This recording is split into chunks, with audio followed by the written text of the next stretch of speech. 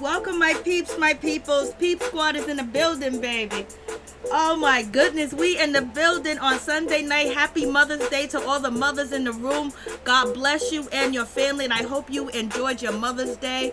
And keep your head up because the job is never done, baby. So what's going on, Peep Squad? What's going on, my peeps, my peoples? What's good with you? What's popping? I hope you really enjoyed your day. I hope you relaxed. I hope you had a good time. I hope, you was just happy just to be happy just to be alive, baby. And we want to say, R.I.P. to all the wonderful, magnificent artists that we lost. Like, OMG, I just can't believe, we lost Betty White. R.I.P. Betty White. For real. Betty White, oh my goodness. I remember just listening to her music and just loving it. Hear my mother play it and then them explain what the song means to me. So R.I.P. Betty White. Little Richard, R.I.P. Rest in peace. Little Richard, the king of soul, the king of rock and roll. I mean, like, he started the rock and roll shit. He started everything, and he should have been a billion on billionaire when he passed away, because everybody stole from his style. Black, white. I mean, they took a little bit of Lil Richard with them when they did their music, whether it was their dressing, the way they talked, the way they moved, if they were feminine, if they wore tight clothes, if they had the perm slick back in their head. Lil Richard. And R.I.P. to Andre Harrell. I don't know that much about him, but all I know is he brought me Jodeci, Usher, Mary J. Blige, and all the kings and queens of R&B, hip-hop, soul. For real. So what's going on, Peep Squad? What's good with ya? Happy Mother's Day to you too. R.I.P. Yes. Hey, what's going on? What's up, J Mac? What's up, Crazy LB? What's up, Happy Days? What's up, Sugar Mama? What's up, Dave? What's up, Miss T? What's up, Carter Eats? What's up, Librick? What's up, Bailey? What's up, Ree? What's up, Nikki? What's going on? What's up, Sky Girl? What's up, Smith? What's up, Robinson? What's up, Mark Lucas? What's up, Monica? What's up, Rasco? What's up, Violet? What's up, Potter? What's up, Joan? What's up, Robin? What's up, Tanya? What's up, grown folks? What's up, Princess? What's up, Sam B? What's up? What's going on with you? What's up? What's going on, baby? Okay, so let's just get into it. Let's talk about the situation. Was you guys satisfied with the Real Housewives of Atlanta? Like, OMG, what's really going on with this situation? I was like, oh shit, they came to play, baby. They didn't come around to play games and do any of that. They didn't come around with none of that. I mean, it was serious. And even myself was like, I'm coming back next season. I don't know what y'all think. I don't know what y'all heard, but I'm coming back. I'm going to do what I need to do. I was like, damn, look at the desperation on Eva Marcel. I was like, you wanted to enjoy the reads, but it came from a place of desperation. But in any event, she did what she did. I couldn't believe that she called Portia Williams an aged hen. I haven't heard that since I was in the country, baby. It was an 8 for me. It was an 8 for you. Hey, what's up, TP? What's going on? What's up, Anderson? Rick James was my favorite. Let me tell you right now, I love me some Rick James. And we was just, celebrating Rick James, yesterday, listening to his music and just, watching old interviews of Rick James and everything else like that. But yeah, I was like, I couldn't believe Eva called Portia at age 10. And then Eva Marcel was talking about NeNeLeakes have foreclosures after foreclosures. Like, what's going on with that situation? I haven't heard that. And Nene said, I ain't never been in a foreclosure because I ain't never bought no house. Eva needs her coins for that mortgage. She was like, I got $1 million house. Portia was like, everybody got a house. And then Eva was like, well, y'all older than me, so she's using them age jokes. Hey, Latanya, what's going on? Happy Mother's Day to you, too. Portia is young and beautiful. I think Portia is getting it, though. I think some people looking at Portia at a whole different way. But I was just like, Now, we're going to see if Miss Portia Williams come through with them receipts, baby. Is she going to come through with some receipts? Does she really got the receipts that's going to be showing that, Kenya Moore was actually coming after Cynthia Bailey. Now, that right there. Hey, Norris, Tony, what's going on? What's good with you? I'm going to be over there to check out your channel. I'm starting to feel a lot better. I'm at 75%. For real. But I'm going to check your channel out, Norris, Tony. I got to catch up on your new videos. Get some new information before I hit these streets and somebody try to give me some counterfeit money. For real. Yeah, happy Mother's Day. So, what do you guys think about that situation? I was just like, damn. Portia was lying on the receipts. We gonna see. Because, that's the situation. Thank you so much. I appreciate that. We're going to see on that situation, because if she really got receipts on Kenya Moore coming after Cynthia Bailey this season, oh no. That is going to be a complete utter mess. That's going to be completely utter mess. Monique, Portia is a follower. Seems like Tanya is too. I don't think they're followers.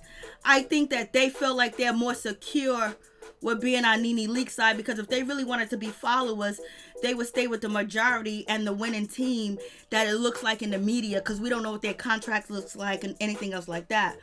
So Portia made that decision, because I don't think Portia, she wasn't in agreement with the ladies that she was in alliance with. I think at the last minute she just felt like, yo, this ain't for me. And Tanya ain't never really been that close to any of them, really, like that. Other than, Portia, and she was cool with Cynthia, but Cynthia, they kind of like, backed away from each other like that, because Cynthia is really here, she's supporting Kenya, and then Kenya and, Tanya are having their situation. So, but if Portia got them receipts, that's gonna be terrible. Real quick, with Cynthia on the reunion, she still exists. She was there for a quick sec. She was there the whole time. She didn't really say nothing.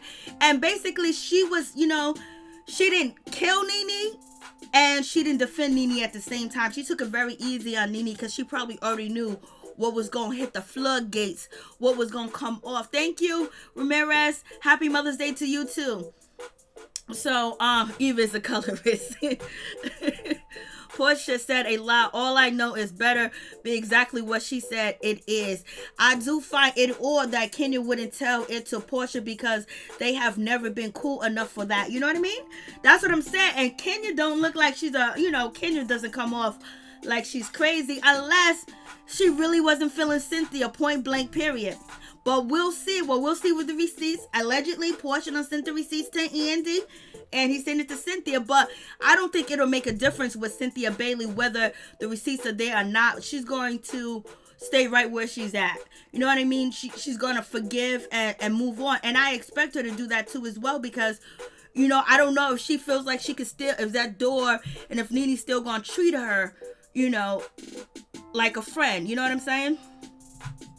So it's gonna be that situation. But Cynthia seems in the first part, but we already know that it's gonna be a second part. It was kind of like alleged that they was really basically trying to, NeNe and and Giovanna was really basically trying to bring the situation up that there's a 50 Cent Cynthia, and Cynthia is like, yeah, there's another side to me. I'll read you when I need you. When I need to, I'll read you or whatever. So there you have it. She says she got another side to it. She can get down and dirty with the best of them. Portia better watch out for NeNe, because she will stab her in the back again. I think Portia's at this state where she trusts the devil that she does know than to trust the devil that she doesn't know. And I don't think that she really, I think whatever her and NeNe had, whether it was a back and forth and they, disappointed each other and talked bad about each other, cease and desist letters, I think she kind of thinks that NeNe is her friend, compared to ladies that she really never really had a friendship with, So she tried to protect herself too as well. But she jumped out the spotlight, and guess who jumped in that spotlight? Eva was there. Eva was there reading for dear life. Eva was screaming. She was yelling. She was cackling. She was like a chihuahua. She was all over NeNeLeakes. I was like, damn, there was no energy like that on any season that you was on, Eva. I know, but sometimes it's just kind of like disappointing to see. It takes away from the fact okay, that she can read and she's reading, but we know it's out of desperation. We know she's trying to keep that peach because she didn't bring us shit this season. She didn't do nothing this season. She said what she said about Porsha and then took it back. And that was basically about it. And then she made these comments that hit the blogs, when it came to the situation with saying nappy heads and stuff like that. And then after that, there was really nothing. And she said Kenya Moore had a late in life baby, and that kind of like hit the blogs. But other than that, Eva didn't bring us anything. So it was just to see her like where's all that energy at? I mean, like, why you got all that energy? What's up with all that animosity? What's all this? When you was just skeeting through and then somebody tried to question about anything or bring up anything, you had nothing to say. But boy, you got up on this reunion and you showed your ass. You said you was classy, you was dignified, you don't get in the mud with the worms or anything else like that, girl. We saw you with shovels, we saw you with picks, we saw you with bags, we saw you with everything, digging for that spot, girl. And hopefully Andy gives it to you, because girl, you was digging. Porsha and NeNe both admitted they straight digged at each other for filth. Yes, they did. But so I'm just like, okay, she did her thing. Eva did her thing. Cynthia was basically quiet, maybe part 2, part 3. But Eva knew that it was very important to get her shit in on the first episode, go in, go ham, and do what she need to do. And that's what she did. And she made sure that she stars on the first part of the reunion and go in. And Porsha was seeing, because Porsha really wasn't that upset. It didn't even seem like it at all. But she seen what Eva was trying to do. And Eva was really taking a whole bunch of shine. So Porsha, she jumped in with here and there. Her reads was like halfway, It wasn't really there at all. But she was trying to do her best. She was fighting for dear life too as well. And some of the stuff was funny. Some of the stuff was not. David, did NeNe Vaseline on her webcam was she way filtered? Well, she got really this bad when Kenya Moore said, I don't know if I'm watching Real Housewives of Atlanta or a scene from, White Chicks. I was like, damn, Kenya, you went there, baby girl. You went there. I was like, what you trying to say? She's bleaching, trying to say her makeup's too white. Like, Lord have mercy. I was like, Lord, what's going on? Like, yo, I just don't even know. Like, they was dissing, and now I can see why NeNeLeakes, probably left the stage, and it was too much because, they was coming at her straight back and forth, and it was a great plan, to do that too as well, because what do you do when you do that? You're wearing her out. Like, she's getting worn out, she's getting fatigued, she's getting agitated, she's getting angry, she's using so much energy to yell back and go back and forth with these girls, and then she's been going back and forth with Eva, back and forth, then a little back and forth with Kenya Moore, and now she's gonna have a back and forth with Cynthia, then a back and forth with Candy, and basically they just tag team, jump in, one jump out, the other one jump in, and it was marvelous. It was fantastic to watch Kenya Moore look at Eva do her dirty work, because Eva, every situation was between NeNeLeakes and Kenya Moore going back and forth at each other, and guess who was stepping right in? Didn't even really let Kenya Moore answer, was on the side. She was waiting to tag team. They was playing double dutch, baby. I mean double dutch. And Kenya was looking back at Eva, and it was just like, Lord have mercy. She don't really got, I know Kenya was like, damn, me and this girl ain't even that cool. We ain't friends like that, but this girl got my back all day, every day. This girl is in the mud. This girl is throwing blows. She's doing everything to get the stamp of approval, to get Porsha Williams spot, because Porsha gave it up. Lord have mercy. Hey, Pamela Carpenter, how you doing? And so I was just like, Lord have mercy. Kenya read NeNe like there was no tomorrow. It was good. I don't know if the reads was that outstanding as they need to be, but Kenya Moore said I need to be pretty to read a bitch. They all threw in some stuff. That was funny. But I just can't get over Eva saying that Portia is an aged hen. And then Portia said, your breasts look like they're socially distancing. I was like, Lord, have mercy. What is going on? She said, you're an aged 10. I haven't heard that in many, many years. And then Portia would respond, your breasts are social distancing. I was like, Lord have mercy. What's really going on? And yes, Andy was looking. And Andy was helping with, this questions was coming at NeNeLeakes. They were coming at her. He was like, Nene, what about what you said 8 years ago? I was like, Lord. He was like, what about what you said 8 years ago? About kids are off limits. I was just like, Lord have mercy. It's just going to be one of them days. It's going to be one of them shows. Nene was aggravated, and then it just already started off. Nene, if she was nice, and basically tried to keep it cute and sweet and didn't start off with the B words and calling Kenya Moore bitch this, bitch that, or whatever the case may be, would have been any different, possibly, but most likely it wasn't, because this was a tag team effort. It was jump in, tag team, get on that NeNeLeakes, baby, all day, smoke that NeNeLeakes power pack, and, and then Kenya Moore was like, oh, I guess we on time. I guess we on scheduled time because, you called me a bitch a lot sooner than I thought you was. So I guess we are ahead of schedule. I was like, oh shit, what's going on with that situation? I was like, And so, basically Cynthia Bailey said she ain't no punk, baby. So don't be calling her no punk, because she ain't no punk and she ain't gonna be no punk, or whatever the case may be. So that's just gonna be the situation.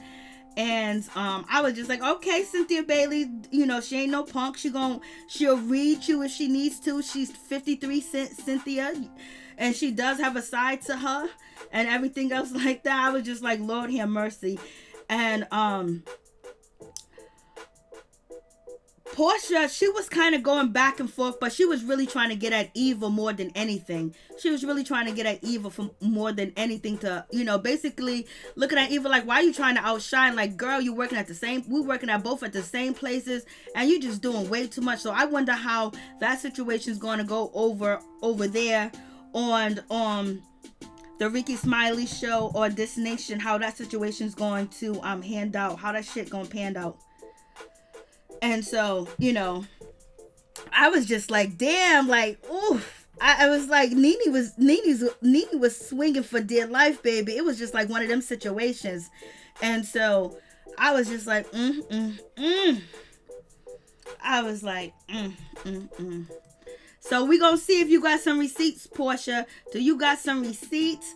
But it didn't seem like they brought any receipts on you yet to show that, you didn't want to be friends with Nene, because, them receipts of saying that Portia Williams didn't want, anybody to, be friends with Nene is already out there, and she probably already told Nene the situation. So it is that. So it's not really that big of a deal or whatever.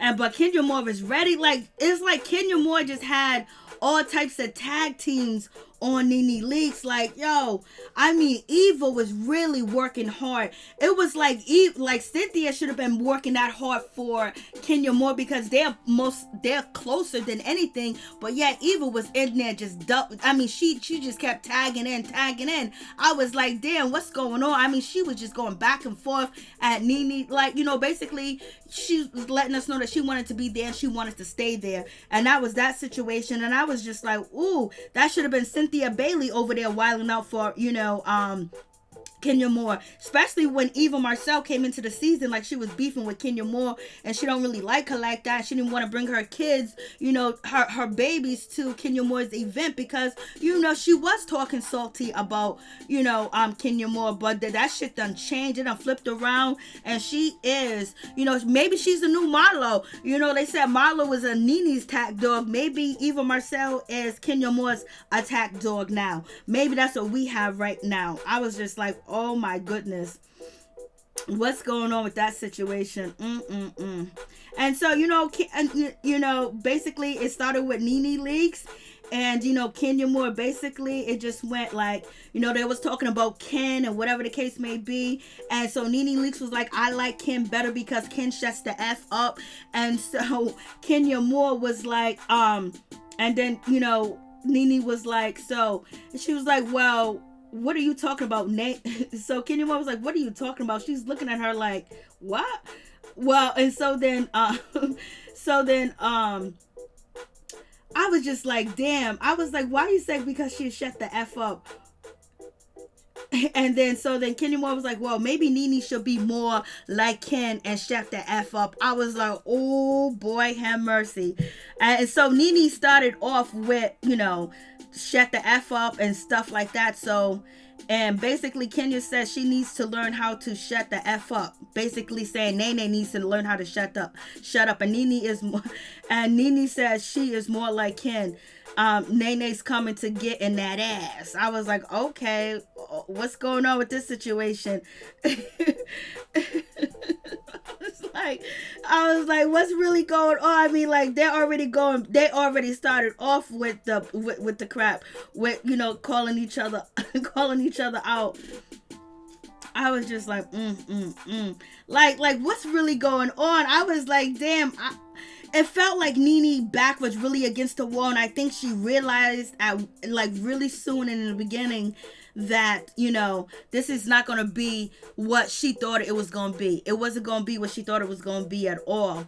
And maybe she thought it was going to be easy or whatever, and it wasn't. And so it just seemed like NeNe should have, prepared a little bit more, got some more salvation, some more, rest, some more, solitude before the show or whatever, because they was coming for her like it was nobody's business, and they wasn't letting up, and they wasn't trying to be nice or good to each other or anything else like that. And so, Kenya was like, basically, I'm talented. I got many talents. And NeNe was like, good for you with your botched body. I was like, botched body? I was like, Lord have mercy. She was like, your botched booty, this and that. And then Kenya said, and then NeNe called her a B word after she said the botch booty bitch or something like that. And Kenya was like, 1 minute into calling me a bitch, I am ahead of schedule. I was like, oh God, here we go. So basically the tone was already set that it was going to be crazy. It was going to be back and forth. It was going to be off the chain. And it was just going to be, it was going to be. And then, we get a little bit of Kenya Moore situation where, no, this is new, where she says that she's actually receiving counseling and everything else like that. So that's cool that her and Mark is actually going to counseling. And then Andy was like, you going to counseling for real? What counseling you going through? What counseling are you going to? Because, we got the corona situation going on. She was like, it's virtual. And so, Andy was basically trying to call out some shit. I was just like, Lord have mercy. What's really going on with this shit? I forgot Cop Out was weak. Okay, let me see. Crazy LB Portia did a lot of screaming. Beauty Magic, hey, what's up? Kenya is a Mark again. That's gonna happen. Well, we'll see. We don't really know, because we need to hear from Mark, and it'll be a sad thing if he's not on this reunion at all. They didn't get no video call from him, because that's really just crazy, because that's really a big part of the season. That was a big part of her story, just the main story. And then also, her story with Mark Daly helped, with Candy and, Cynthia's situation. Libre. NeNe talked a lot of shit in the beginning of Bother while Kenya was sitting there pretty in her reads. Basically, it almost seemed like,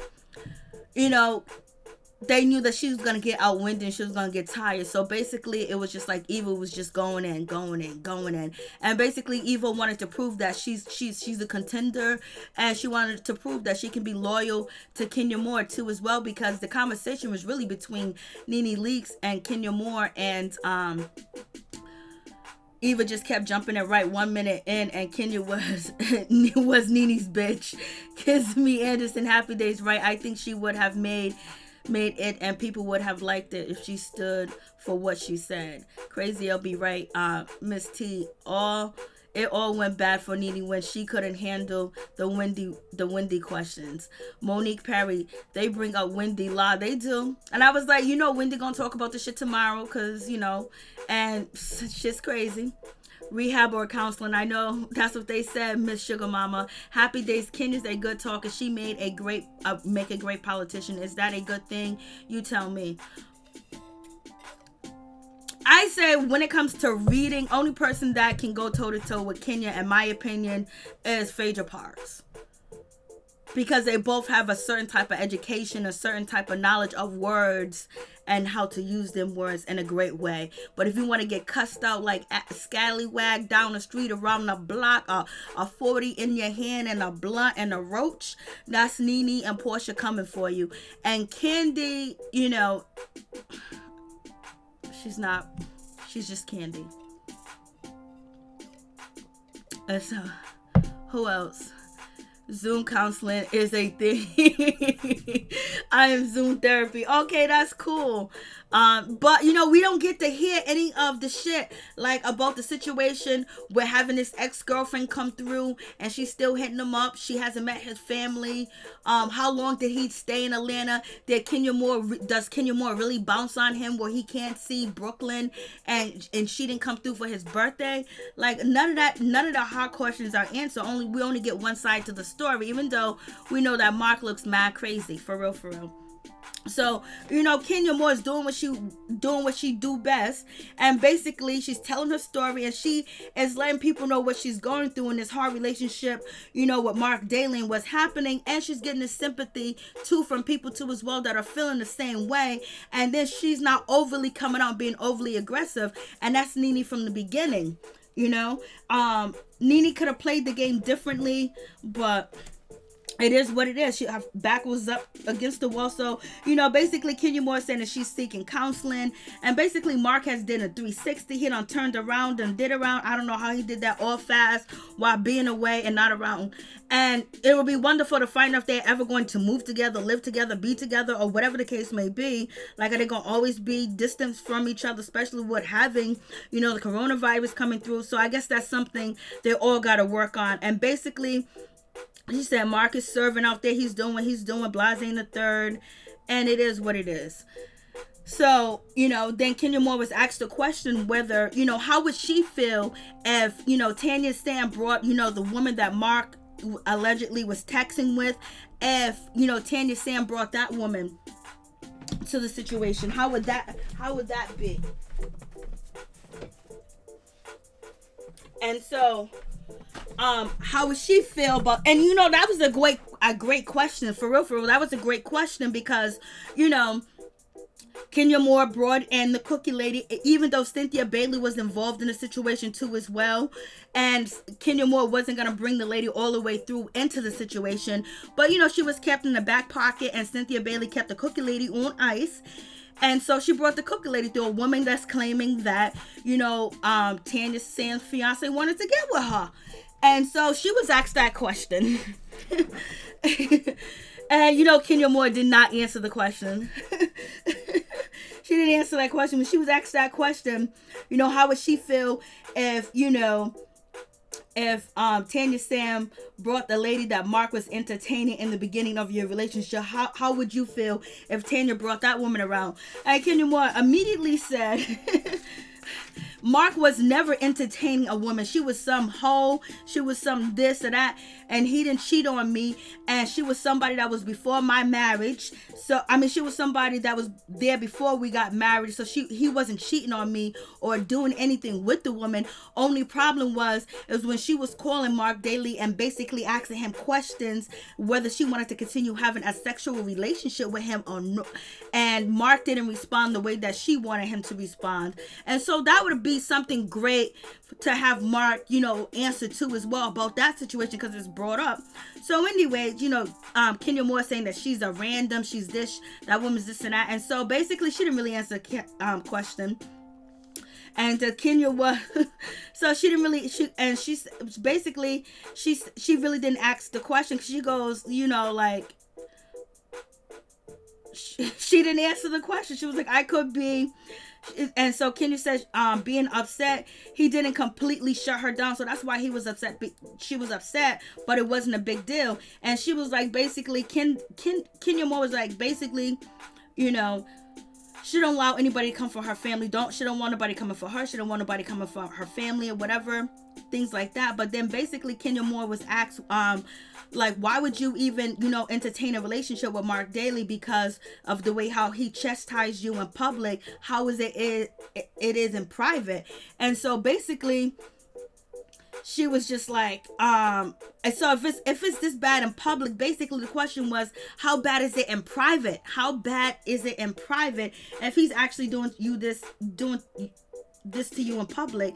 And she said basically she doesn't really defend herself like that. Like, that's not the situation that she is. Like, when she got beef with somebody, or she going toe to toe with them, and she don't care for them and they don't care for her, then they can do it. But basically, Kenya Moore is trying to convey to us that she's kind of weak when it comes to Mark. She's kind of weak when it comes to a man that she loves, especially her husband, her children's father, her daughter's father, and everything else like that. So, you have that situation, and so basically she's telling us that she's kind of weak when it comes to man, and basically standing up for herself and defending herself and her rights. So I was just like, damn. And then the question came back up again, like, what do you feel like it's your karma? Because she didn't answer the first question. Do you feel like it's your karma? She said, he said, do you feel like it's your karma that you're going through the situation with Mark Daly, and because of what you did to Phaedra, what you did to Kim Fields, what you did to the other Kim, and do you feel like it's your... She was like, no, I don't feel like it's my karma. Like, come on, it ain't my karma. This guy's just messed up. Kenya Moore had the most organic storyline. Yes, she did not own up to the cookie lady thing. Nah, she didn't even answer that question. Anderson, she was the girl that the cookie lady before it happened. Okay, right, Monique? Right. Why Portia so upset with Kenya when she was shading Kenya all season? I guess I think that she thought that they had a friendship, but I think she felt like she was cut out that circle. And that's why she kind of like switched sides and was upset. Because it was supposed to be a team, because, Kenya and, Candy are basically saying Portia's the one that came, and Andy was shady. Portia's the one that came to us and said, don't forgive NeNe. And so she probably thought that she had the situation down pat. Good night, Ella Johnson. She probably thought she had the situation down pat and everything was going to be cool, but she realized that, okay, it ain't what it is. Like, I think she felt like she was getting played, and she ended up just was like, I don't want to be a part of this team no more, and that's what happened. Kenya met her match with Mark. She put a lot of negative energy out there. What goes around comes around. Tony. Andy is shady. He was shady as hell. Miss T. Kenya should have owned it and turned the whole cookie lady thing into a moment, but she was too proud. Yeah, she wasn't going to say that she did anything wrong or anything like that, because... And she wasn't going to be saying that Mark, and she basically cleared the situation up where, if you guys got it confused or got it twisted, Mark was not, he wasn't entertaining her like that. He just didn't tell her no the way that I wanted him to tell her no. So basically she's throwing that shit out the window. Like, don't come at me with that. She was like, don't come at me with that Tanya shit. She got what she deserved. That's how Kenya feels, I swear. Lee Brick, I think we all have different relationships with our family than associates and co-workers, so I understand why she would be more forgiving towards her husband, of course. Tony, thanks, Crazy LV. So it is what it is with that situation. Let me see what else did I miss. People need to accept that Mark doesn't like Kenya like that. If it wasn't for the baby, I would think she would not be talking to her. Lord have mercy. Monique Perry, Tanya came for Kenya Moore with the wig. If you cannot take it, don't dish it out. Denise Rose, I think Cynthia was the mastermind behind the cookie lady. That's what is being said. Your girl, what have just turned to the Kenya Moore reunion 12? It was Kenya and NeNeLeakes reunion. That's what it was. But Eva really stepped in, even though, she really stepped in this episode. I mean, compared to what she did for the rest of the whole season, she stepped in. So basically, Kenya addressed that situation, was like, yo, listen, they came for me, so don't think that you're gonna come for me and I'm not gonna come for you and your relationship if you're coming from my relationship. So basically, Kenya Moore said, well, you need to ask that fan, what does she think about when they came for me? So she said, Andy, go, hey Adams, what's going on? Tanya looks so scared tonight. She was nervous as shit. She should have smoked something. She should have drank something. She was scared. She looked like, oh, it looked like her mouth was shaking. So on point, Adams, J Mac, right? They never allowed her to answer.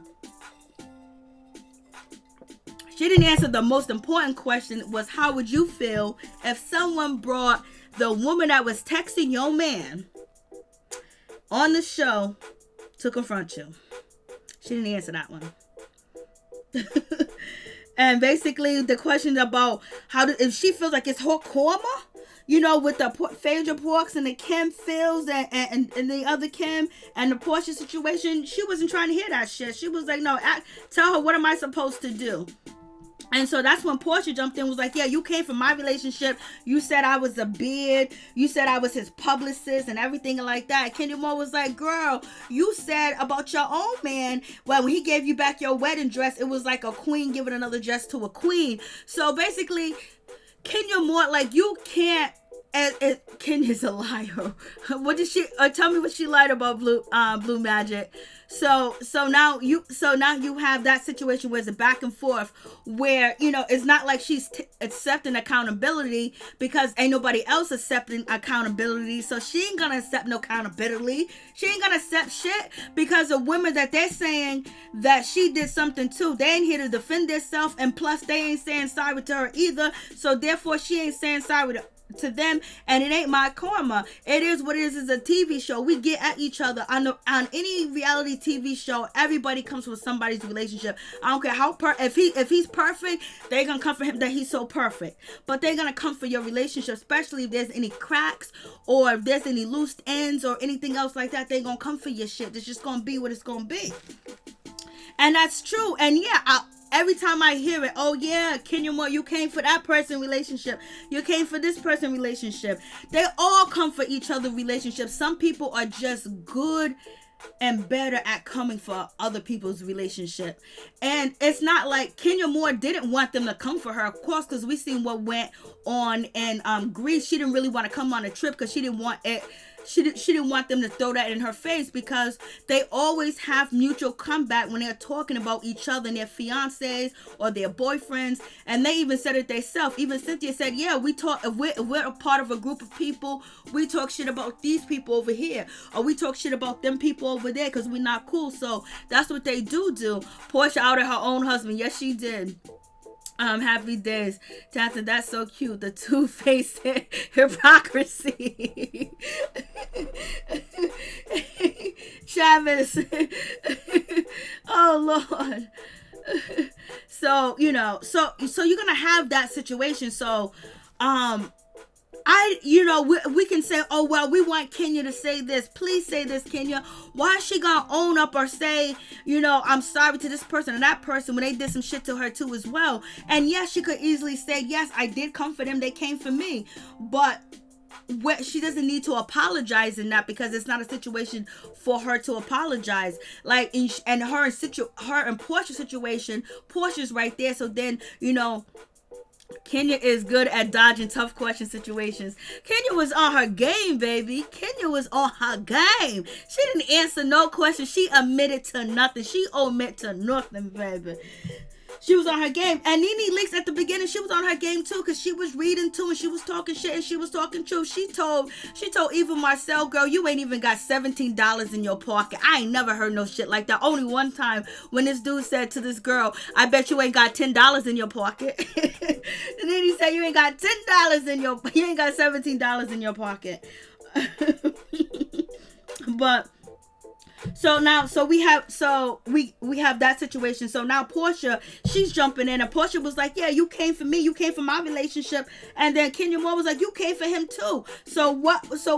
But you said I was his publicist or whatever. So, and Portia, she did get her point across, but I think it was hard to understand what Portia basically was trying to say. So basically, Portia was really just saying that don't play victim. You're playing victim and everything else, and you're acting like a battered wife when it comes to the situation of people talking about your situations and the situation that's going on, with Mark and everything else like that. You came for me. You came for my relationship.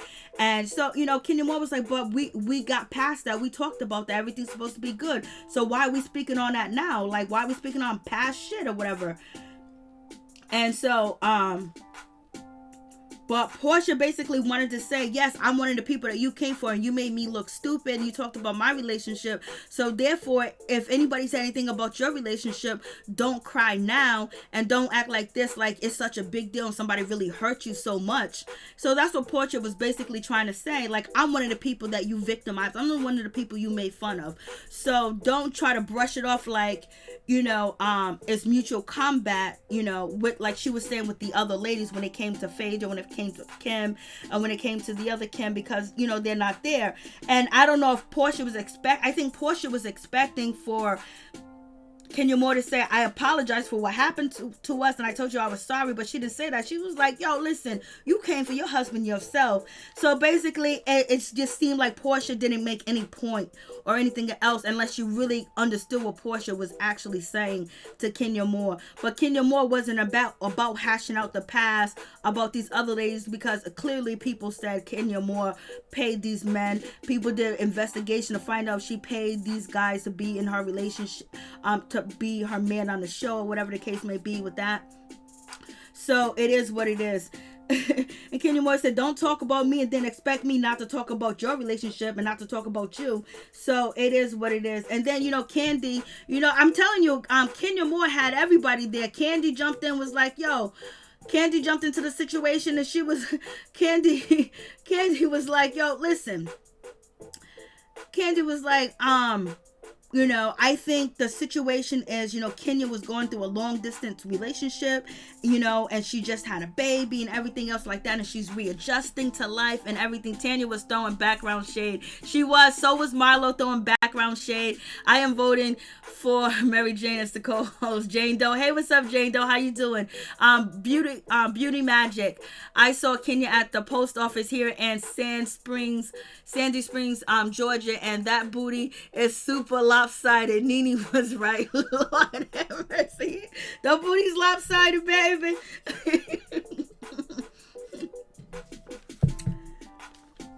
And I was talking about face, and I was like, there was just so much going on with them. And Candy, she jumped in and she did her situation. She said what she needed to say, and then Portia and Kenya was going back and forth, but you can still see that Portia and Kenya still got a little bit of something, that it's not totally broken, it's not totally over. And so basically Nene was like, come on, Kenya Moore, you was coming for Portia. You was talking about Portia. Come on, girl. And it was so messed up that Kenya Moore ended up imitating NeNeLeakes in a country sounding voice, the same way that Wendy Williams did. So that was just total shade. Portia is a bad fiance. Yes, because that Kenya said that, oh, you even told me that he hit you. So allegedly he hit you. What about Nene's nose? I don't know about the nose. I don't even know. I can't even tell what these people have. I just, I don't even know what they look like no more. There's always something emotionally. Yeah. J-Mac. So we have that situation, but I was just like, oh. And so, but people, Candy had her back. She jumped in, but Candy wasn't overly, because it seemed like they were tag teaming and they was going to wait till when they needed to jump in and do their thing. That's what it seemed like to me, because then you got the next part too. Candy's going to be going at Nene, so they're wearing Nene out. They're wearing her out. Travis, the work Portia is about a fiance. Yes, Kenya alone repeated what she said. Dennis Rose, you think Portia did not want to talk about finance due to she felt they may have brought up Dennis? And the Virgin Remy situation, Toya, right? Him taking his ex to court, but the ex getting a large settlement. I don't know if she's getting a large settlement. I'm telling you, right? And that situation with the Virgin Remy hair situation, I don't know. It could be a possibility, but if that's the case, if they was going to talk about that, Denise Rose, I think it's off the table now, because, you know, they said it's off the table, and Portia said it's off the table, because Eva said it's off the table. We're going to talk about finance. We're going to talk about whatever. And then we got Portia Williams talking about she got receipts on Kenya Moore, you know, dogging out Cynthia Bailey. So let's get it popping and see if they, I don't think they're going to talk about it, because then that'll be giving too much life to hearsay. And if they, I wonder if they would have already brought that up, but they didn't bring it up on the show at all, point blank period, because they know what was said on the blogs, because clearly Eva read the blogs, clearly all of them read the blogs, all of them heard the situation about Dennis McKinley out here and, you know, with Sincere and stealing money, women, you know, and all this other stuff, but I don't know.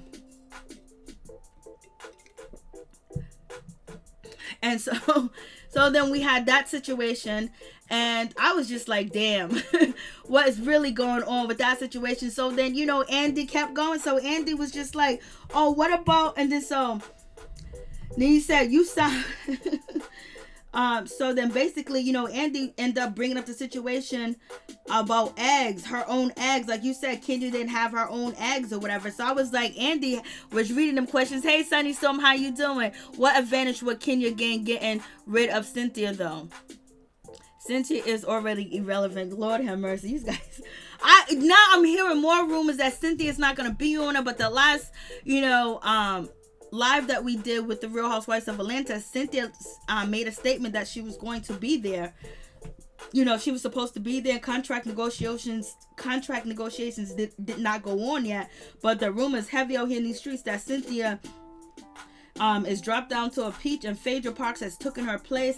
This is hearsay, so I don't know.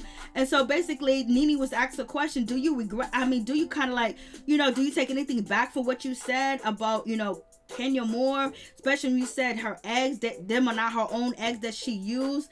And basically, Eva jumped in. Eva was like, that's so disgusting. I mean, like, Eva jumped into everything. Anything NeNe had to answer or say, you know, Eva Mizell jumped in talking about, that's just disgusting. And, you know, it is disgusting or whatever. Social distancing comment, yeah, no heck. When she said, when Portia Williams said, your breasts are social distancing over there, Eva, and then Eva started shaking her breast. I was like, Lord have mercy. I was like, Lord, hey, Paul, what's going on? Please take Eva and Cynthia away. Paul, I might be in agreement with your ass. Denise Rose, she said she would be there, but she didn't say she was going to be holding a peach. I gotta go back to read that. NeNe was not mature making that statement very low. I know it was low. And then that's when hey, Lee Brick, thank you so much. I appreciate the donation so much. Thank you, baby. Thank you. I feel you. And thank you, Lee Brick. I really do appreciate that. And just like, damn, with the Wendy. So now this opens the door to the Wendy Williams. And this is what I was saying last time, that NeNe left the door open for everybody to attack her. You know, she didn't play it as smart as she thought she was playing it. You know, basically being the old NeNe and everything else like that, she needed to reinvent who she was and play it classy, play it cool, throw a little bit of shade, but not so much where everybody can just, you know, focus the whole reunion on her. And that's what we've seen at the first part, because there was so much stuff that was said, you know, on the show, but it was even more things happened outside of the show while everybody else kept their shit on the low. NeNe shit was out here popping, and she was out here just throwing it out there, you know what I mean? And so now they got all this back, and then, okay, it was nice to have Wendy Williams on the show. You shade Kenya Moore, and you talk about situations, but at the end of the day, you at this reunion by yourself. But she probably didn't know that Wendy Williams was going to go around and do the shit that she did. You know, Wendy Williams, you know, basically, you know, did, you know, NeNe in, and they basically brought that shit up like, oh yeah, girl. So she was laughing, and I ain't gonna even lie, when she was talking, thank you so much, Lee Brick. You were great too as well. NeNe, new low NeNe. It was low, but when she said, But she got it from the chicken or a hen or something like that when she's on the phone with Wendy. I'm thinking that she's just joking, like she's coming off with something on top of her head. Now she's saying that, somebody told her this and she heard from here. So basically, it's almost like NeNeLeakes is giving legs to that. We know that Kenya Moore traveled. She went to go see a shaman and this and that, basically to help her with her fertility issues. So now it almost seems like that Kenya Moore, might have used somebody else's eggs and used, Mark's sperm and shit like that. So it seems like it got more legs to it, because I just literally thought that, she was talking about, she was just joking. It was just a joke. It was just a joke. So I just don't even know what the situation is.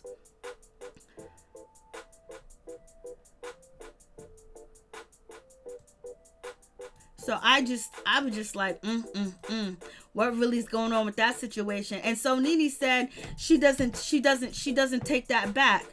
She doesn't take it back at all. She's not gonna take it back, and that's just gonna be the situation. So, what happened, Happy Days? So I don't really know.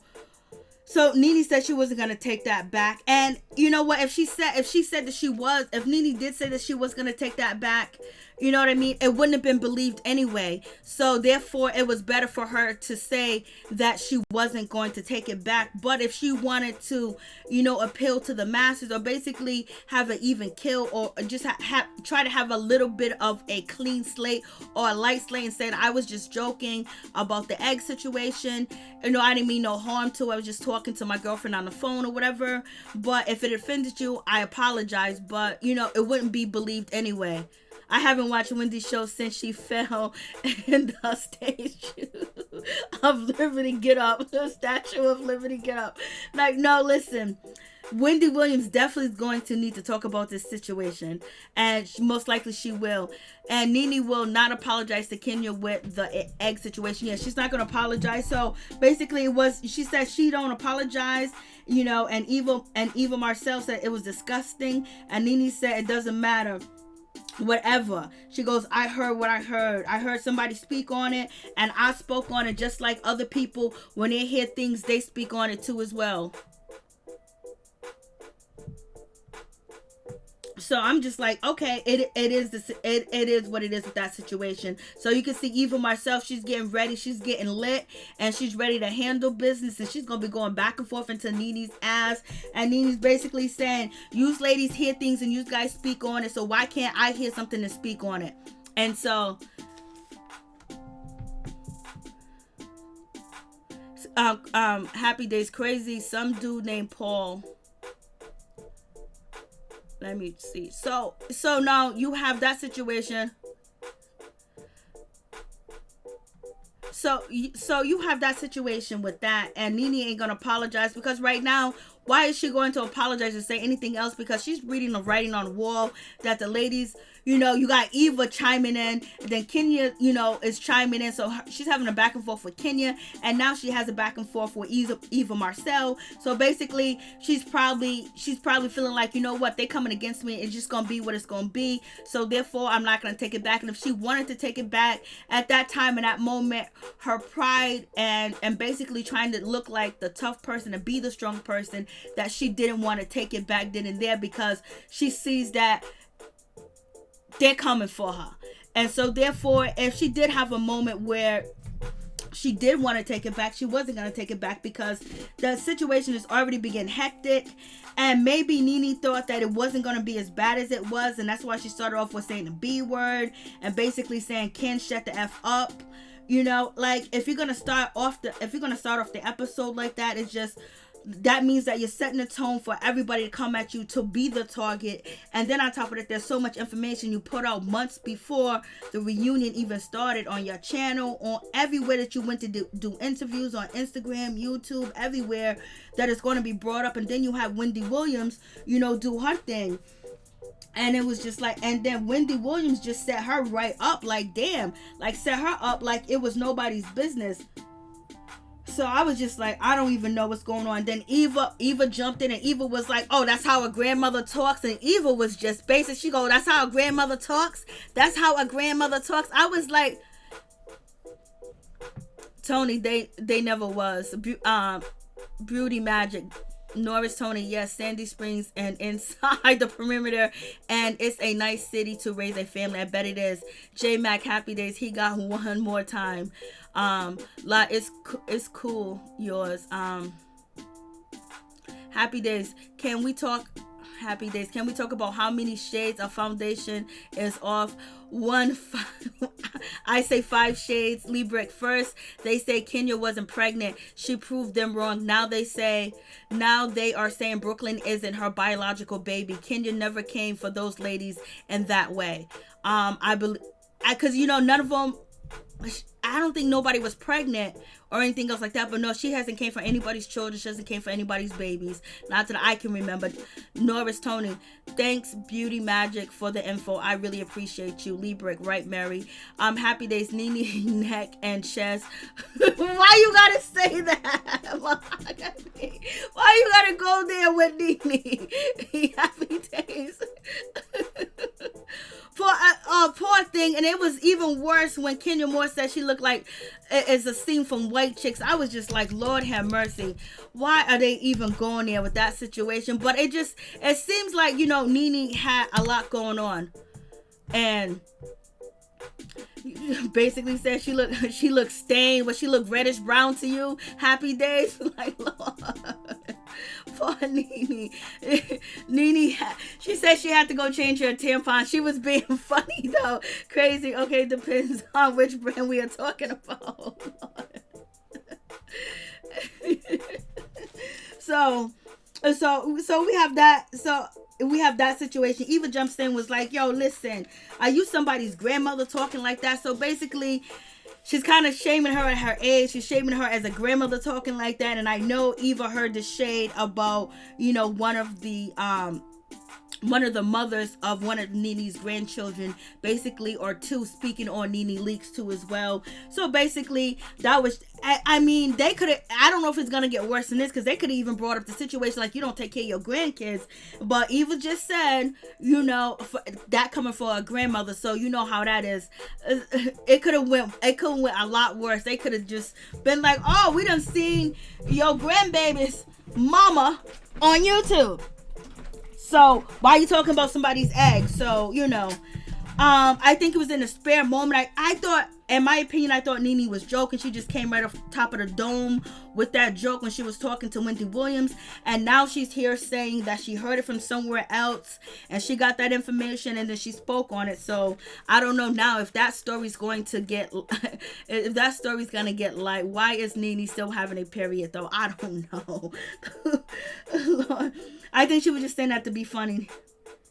And so Nene even turned around and she looked at Eva and she was telling Eva, this ain't your fight, girl. Relax. Like, this ain't your fight. Like, come on. Because Eva wasn't backing down. Eva said, I could do whatever I want to do. It's whatever I want. Basically, she said it's whatever I want it to be. So Eva saying it's whatever I want to be. It might not be my fight, but I can jump in this fight and do whatever I need to do with this situation. So you don't need to tell me what to do, how to do it, when to do it. And so therefore, she's going to still come at Nene. It's just going to be what it's going to be. And she got Kenya Moore's back all the way to the fullest. So it's just a damn shame. I'm just like, Lord have mercy. And yes, they were coming for Nene, and Nene was there, and they had so much ammunition to use against her. And then she already started it off, on the situation of calling Kenya that B word first. So it was what it was with that situation. I was just like, Nene started the reunion off too strong. Yeah, she should have eased on in it and give her a chance to breathe and just figure out how she gonna do this and how she gonna deal with the situation. And on top of that, she should have been thinking about it, because there's no way in her right mind that she would think that these ladies are not going to come for her, because she's been telling her that she's going to read them and come to the reunion. I'm ready for this, blase and the third and all that other good stuff. And like, wait till the reunion. I know she's hyping it up too. So she has to know, especially when she's been calling out, Cynthia Bailey, Candy Burris and also Kenya Moore out as being, in an alliance together. So if she knows that they're in an alliance, and then she's talking to Portia, and I know Portia done gave her some information too. So she knew that from the beginning that they were probably going to come for her anyways, and then she put out so much information for them to use against her. So she should have took it easy and basically dodged the questions like a bullet. Like, oh, let me get a drink. Something. Oh, well, I didn't mean that. I'm sorry. She could have just been saying, I'm sorry. And then they was like, I don't believe you. Well, if you don't believe me, I'm sorry. You don't believe me. I'm sorry. She could have went all the way there, But then she chose to go the aggressive way and argue with them too quick, too fast, because now you got 8 hours that you guys are in this one room going back and forth with these ladies, and they're teaming up. They're probably texting each other, sending each other's messages and everything else like that, and you out teamed, you know what I mean? So I would have had Phaedra sitting next to me, baby. I would like, Phaedra could sit right over there on the bed. Phaedra sit over here, or she could have got Alvin. She could have got somebody. But Eva said, I'll say what I want to say, when I want to say, and how I want to say it. And basically Eva said, I'm going to jump in this battle. It ain't my battle to fight, but the Lord done put it on my back to fight it, because I need to pay for my $1 million house, baby. So we have that situation. And basically, NeNe responds to Eva telling her, oh, you're fighting for that plum. You just want that plum. That's all you want. You want that plum to turn into a peach. I was like, okay, that's good. And Eva said, and Eva was like, I guess Eva was like, she already got her peach. And Eva was like, I was on red carpets before you, baby. I was on red carpets. And Andy is just sitting there watching and looking, and he liking this shit too as well. He's watching them go at it. He done threw in the question about the eggs, and basically a whole nother argument. Even Kenya Moore said bulldog too, but she didn't go into the bulldog situation. She just talked about, the Wendy Williams situation. You said, I have eggs, I got my eggs somewhere. And then basically, Andy was like, you said kids were off limits. Remember with Sheree, you said kids was off limit. Didn't you say that? I was like, oh Lord have mercy. And so NeNe really didn't respond to that. She really didn't respond to that. I was just like, Andy, you ain't right for that. You ain't right for that. You did that shit on purpose, baby. And so, Eva basically saying, I've been on the red carpets before you. I was like, okay, good for you. And then NeNe said the last time that you was the last time you was on top is when you was on a top model. So miss me with that. And you ain't even got $17 in your pocket, and that was 17 years ago. I've been on magazines. Eva was like, I've been on magazine, this and that, blah and the third. So it is what it is. And Eva was like, well, let me tell you, I was starting on red carpets in 2004, 2005. I was doing this. NeNe said, take your ass back to LA and finish eating them bottoms. I was like, Lord have mercy. She said, go get your money and eat them bottoms. I was like, Lord, what are they doing? She said, eat them bottoms, baby. And when she said, you have the last time you was on top was American Top Model, I was like, Lord have mercy. And she goes, she gonna go to California, lick them bottoms. So basically she started to hit even more below the belt, because she really felt attacked and back up against the wall. And I think there was a part of NeNe that really wanted to apologize, but she just don't know how to. So maybe, to apologize, and even if the people don't accept her apology, to actually understand that and can move on with that, knowing that she released that energy and she apologized. But I think it makes her even feel, she feels like a sucker when she apologized and they don't accept her apology, or they brush it off and they act like it's not serious. So if NeNe could just understand, it doesn't matter if they accept your apology, as long as you release that energy that you felt was negative and what you did to somebody and you said sorry, just move on. Because I believe that she wanted to say sorry, to some of the people. Marlo, your girl needs your help. Marlo ain't nowhere around, baby. Marlo's trying to keep her paycheck because she don't know if NeNe's gonna have one over here at the show. We got Eva calling, NeNe broke. Let's be fair. Are we live? Yes, we are, baby. Happy days. Like, we all miss Phaedra. Hell no. I know you was gonna say that.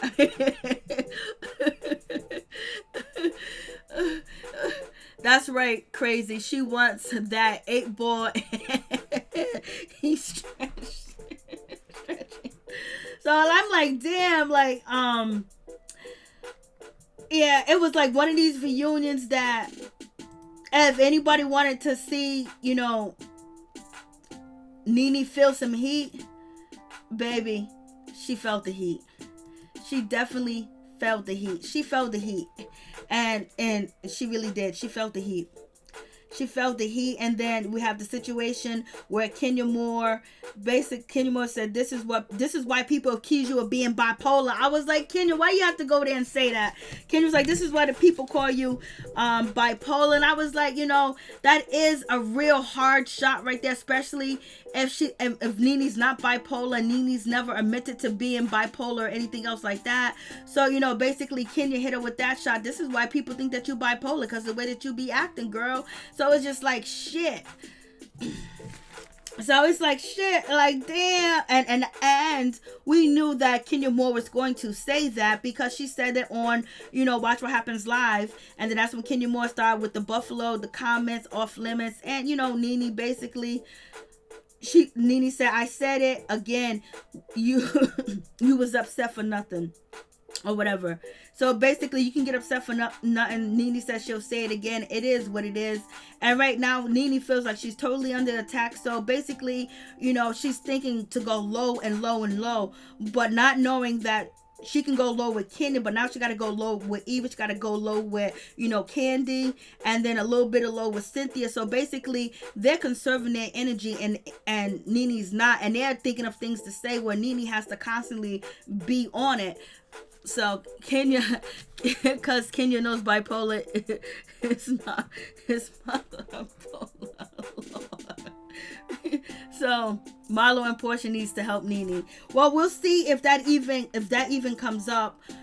At this time, Portia was just sitting there just listening, and she jumps in later, and basically Kenya said kids are off limits. You just not talk about kids, point blank, period. And Eva says, and so then Kenya goes, oh yeah, let's talk about that girl over there. Like, you're gonna talk about my kids, talk about that girl over there. So basically Kenya's talking about that girl over there, which is NeNe, because that's what Wendy Williams said. And then Marcel jumped in and said, yep, that's what Wendy said. She called her that girl over there. So now they're clowning her when it comes to the situation of her friendship, with Wendy Williams. And basically Wendy Williams gave them ammunition to use against her, and she knows that Wendy Williams knows TV.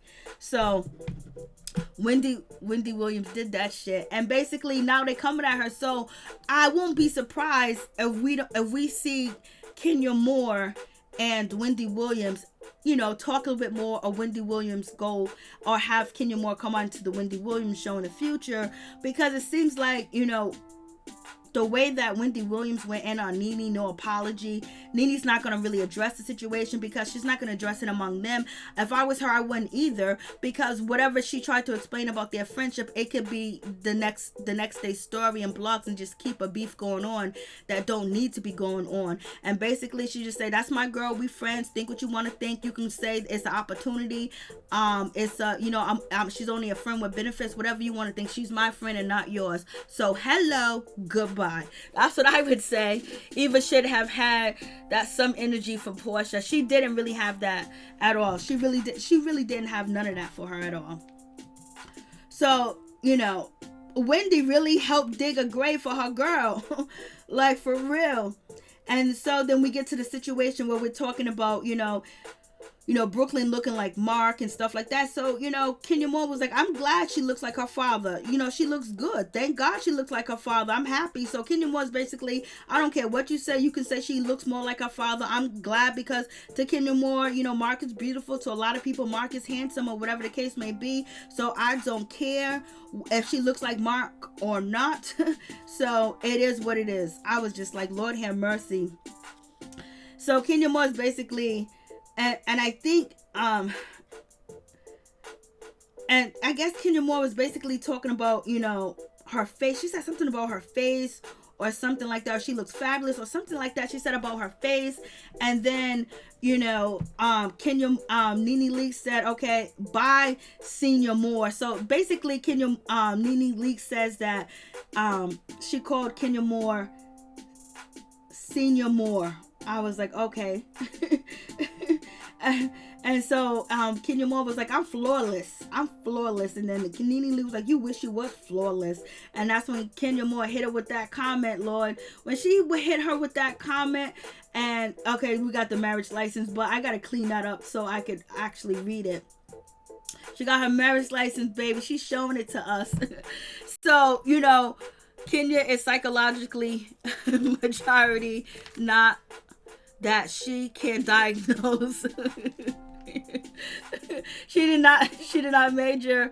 Kenya Moore is not a psychologist major. No, she's not a psychology major. She's not anything like that. But basically, she is basing her opinion off of NeNeLeakes' behavior and how she is acting. And people are quick to diagnose people quickly on something. Beauty, I admit, long ago I would be watching this show all these years without Nene because she makes me laugh. If she's gone, I am not watching, but I hate that she's a bully. Happy days. No, we all gotta admit that, like, some people just started watching the show, but Nene was and still is a fan favorite of so many different people. People love Nene. People like Nene. People like the rags to the riches story. People like, that she was open up about I'm a stripper. And then, basically you saw her come up, you saw her change and things like that. And she was cool and she could read. And then, it just all came to be, it just all like switched to be differently because now, times change, people change, and then you got a new cast. And so you can feel intimidated too as well, that because people like to throw you out quick, fast, in a hurry in Hollywood, and especially if you're a black woman, you get to a certain age, they want to write you off, and this is something that you love, this is something that you're doing, and you feel like people are trying to come in and take from you or want your position. That can cause a lot of serious damage, which, Nene was talking about paranoia, and some people think she has, she's paranoid because, it could be true. Like, we don't really know, you know what I mean? If they're really trying to fire her, she's hiring Lisa Bloom. And so basically, she left the show and then she came back.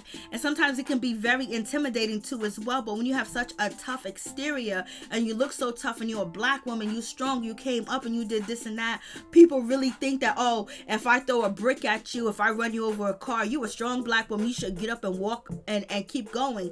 And, and that's the thing that people fail to realize, that we have to be tough because we have to protect ourselves. We got to protect our family. We got to fight the enemies. We got to keep the roof over our head and our family's head. We got to watch over the family, make sure the family's good. Then we got to go out there and make that money. Then people going to try to mistreat us too as well. So it's so much that we have to be tough all the time. And then if you grew up in a bad childhood where, you was abused and things like that, you're even more tough. But you actually have a really really soft, mushy heart, but nobody can see it most of the time because you have this exterior around you because you had to be that way your whole damn life. And especially when you're older, the girls are growing up a lot different now. So you feel like, oh, maybe this person you're always on guard. You're always trying to protect what you have because you think somebody's going to take it. And then sometimes that behavior comes off being mean or being disrespectful towards people because you don't know how to process everything. So maybe therapy will be good for her and therapy will be good for everybody, but you already know. So Portia held her own on part 1 of this reunion. I think Portia was good. I don't think anybody did anything wrong. All right, good night, Beauty Magic. See you later. Monique Perry, replace Nene with Marlo. We'll see, because Marlo has changed up a lot too as well. She's not the same anymore. Candy said it best regarding Nene and Wendy. Basically, she said that about their friendship. And all right, Dr. Mary, you're all right. Lord have mercy. Thank you so much, Libra. I really do appreciate it. And sometimes you have to hold on to. If NeNe would have said anything about the Wendy Williams situation, that would be a top of the blogs. That'll be even more ammunition that would be used against her.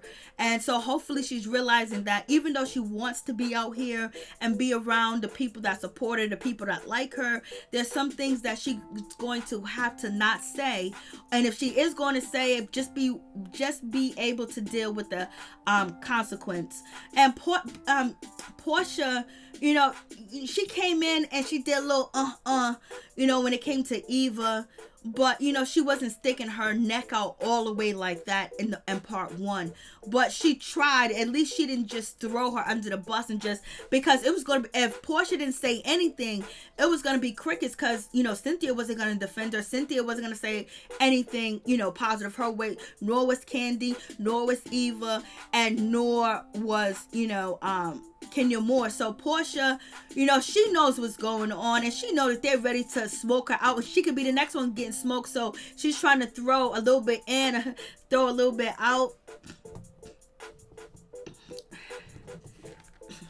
So we have that situation, and then, you know, so we're talking about the flaws, and so basically Miss Kenya Moore was like, I'm flawless, you know, I don't got no flaws or whatever. And you know, NeNeLeakes was like, I'm beautiful. Then this is when Kenya Moore does talk about NeNe's kid. She talks about her kids and like, your kids look just like you. And that's when, you know, NeNe was like, yeah, they're beautiful. And, you know, basically it seems like Kenya Moore is coming. Of course, she's coming for NeNeLeakes kids when she said they look just like you, because they think they call NeNe the moose. They think that she's ugly. And then you have people that have said in the past that the reason why NeNe don't have her kids on a TV show is because she's ashamed of them. I don't believe that, but that was said. But she's also promoting her youngest son, you know, YouTube channel. She's on camera with him, so I don't think she's embarrassed of them. But Kenya Moore did say, your kids look just like you. I was like, Lord have mercy. And then Kenya Moore was like, you know, you look like, you know, you look like a scene from White Chicks, basically talking about NeNeLeakes makeup. And so I was just like, damn. She was talking about her makeup and White Chicks. I don't know how she even got that situation. And Cynthia just sitting there, she just looking, she ain't saying nothing, and she just smiling, saying it ain't me. And which, you know, is a good situation or whatever for her to do that, but it also brings her up to the chopping block where people think that Cynthia is not worthy of being on the show, because, you know, she's been dismissed. So it is what it is. And then basically, you know, you got Eva talking about, you know, talking shit about NeNeLeakes. I'm just like, damn. She said NeNe's like, this is my house, and NeNe's basically trying to remind, you know, Eva, like, this is my house, girl, this is my house. And Eva was like, well, it ain't your house no more. And then you got Kenya Moore's like, yo, you have been evicted from your house. So it's like, damn, who crazy LB you gonna say? And she's like ugly. I'm just like, I was ugly. She said, you have been evicted. So basically, we said you have been evicted and this is your house. Kenya Moore is basically saying, we coming to take that shit, and look at how this is prepared. Look how we coming at you. Oh, thank you, Beauty Magic. You have a good night too as well. I really do appreciate that so much. Thank you so much. I don't know if you have a YouTube channel, but I'll check it out later. Thank you, and God bless, and I hope you had a wonderful Mother's Day, and I hope you celebrated it with your family too as well. And rest in peace to all the mothers that are not here anymore. We love you. We send our love out to all the mothers that are resting in power, because they did what they're supposed to do here on earth for all of us to survive and move forward. And thank you so much, Beauty Magic. I really do appreciate it. And so we have that situation, and basically Eva jumps in, was like, and when Kenya says you just got evicted, basically, because NeNeLeakes was saying that this is my house, like, this is my house, like, I built this, and we know NeNe started this, she built it, she kept it afloat. I ain't gonna take that away from her. I ain't gonna say no bullshit like that, like she didn't matter, because NeNe kept the shit popping. People tuned in for NeNe. People liked the NeNe rolling their eyes. They wanted to see what she was wearing. They wanted to see who she was shading, what she was talking about, who she gonna get into it with, or whatever. But it wasn't so crazy like it is now. And so so much access to NeNe and everything else. But so she's saying like, this is my house, and I ain't gonna take that from her. So she said, this is my house. Yes, you the HBIC, you built this shit, you've been on the show for a long time. Not the longest anymore, because I think you took a break, but anyways, you was from the beginning. But when Kenya Moore said you got evicted, that shit hit home. That had to hit home, that you got evicted. They're telling NeNe, like, you need to go. Like, we coming for you. Eva want her peach and she thirsty. You said that she wanted her plum to turn into a peach, and she's ready to get her peach, and she's ready to do anything and everything to annihilate you and talk about you. It's just gonna be what it's gonna be, baby. And that's what it looked like. And Candy's being quiet, right? She's being meek. She ain't saying nothing because she's gonna take over part 2. So it was like double dutch on NeNe's head. Double dutch. Tag you in. They knew Cynthia was gonna be a lightweight, and so they was like, okay, Cynthia, but if you really want your spot, you need to be doing what this one's doing. Because if you think about it, Cynthia did have a good, Cynthia and Mike Hill's relationship. I do like it. I do like Mike Hill. I like his personality. I like his background. They seem cool. Blase and a third. And her getting engaged, she had some things going on, but the most like outlandish part was like her meeting up with NeNe, her being there when Kenya Moore was explaining her relationship with Mark Daly. She had, and then basically keep talking to Eva, and that's when Eva in the beginning was reading NeNe and talking about NeNe or whatever, but she really didn't have nothing going on. But Cynthia, she wasn't that pivotal this season. What really made her important is when, Kenya Moore was opening up to her about her relationship with Mark Daly, things that were new to us that we did not know. And Cynthia was there to get, first-hand information, to sit there, act like she was going to cut up his clothes. And, Kenya Moore come at her relationship. She was like, Mike Hill's such a good man. Kenya Moore was like, oh, he's a liar. He's a cheater. Does that make him a good man? I was like, Lord. So, she played important parts in that situation, and but she didn't bring a whole lot. So she's letting Eva outdo her, unless she's very confident that she's going to get another peach, and and she's not going to be off the show. But if she's playing by Eva's playbook, Eva was boring all season, no word of a lie. But she came at the beginning of the reunion. Who is the enemy? NeNe's the enemy. That's who I need to attack. That's who I need to keep getting my peach. That's who I need to stay relevant and get at. That's what I'm going to do. So that's what she did. And Cynthia basically didn't do it the first part. So that's probably why there's a lot of questions about her peach. So it is what it is with that situation. So I'm just like, damn. When Kenya Moore said you have been evicted, that shit hit my heart. That hit my chest. Because I know what she meant about that. So if NeNe is paranoid, it seems like she has a reason to be paranoid. Do you guys agree that NeNe has a reason to be paranoid? If she was nice and friendly, would they still want her off the show? Because it don't seem like they want her on the show. They'd rather film with somebody else that basically they could be cool with, or somebody that's not going to be a big of a problem as NeNe is, because the writing's on the wall. They don't want NeNe there. They don't want her there.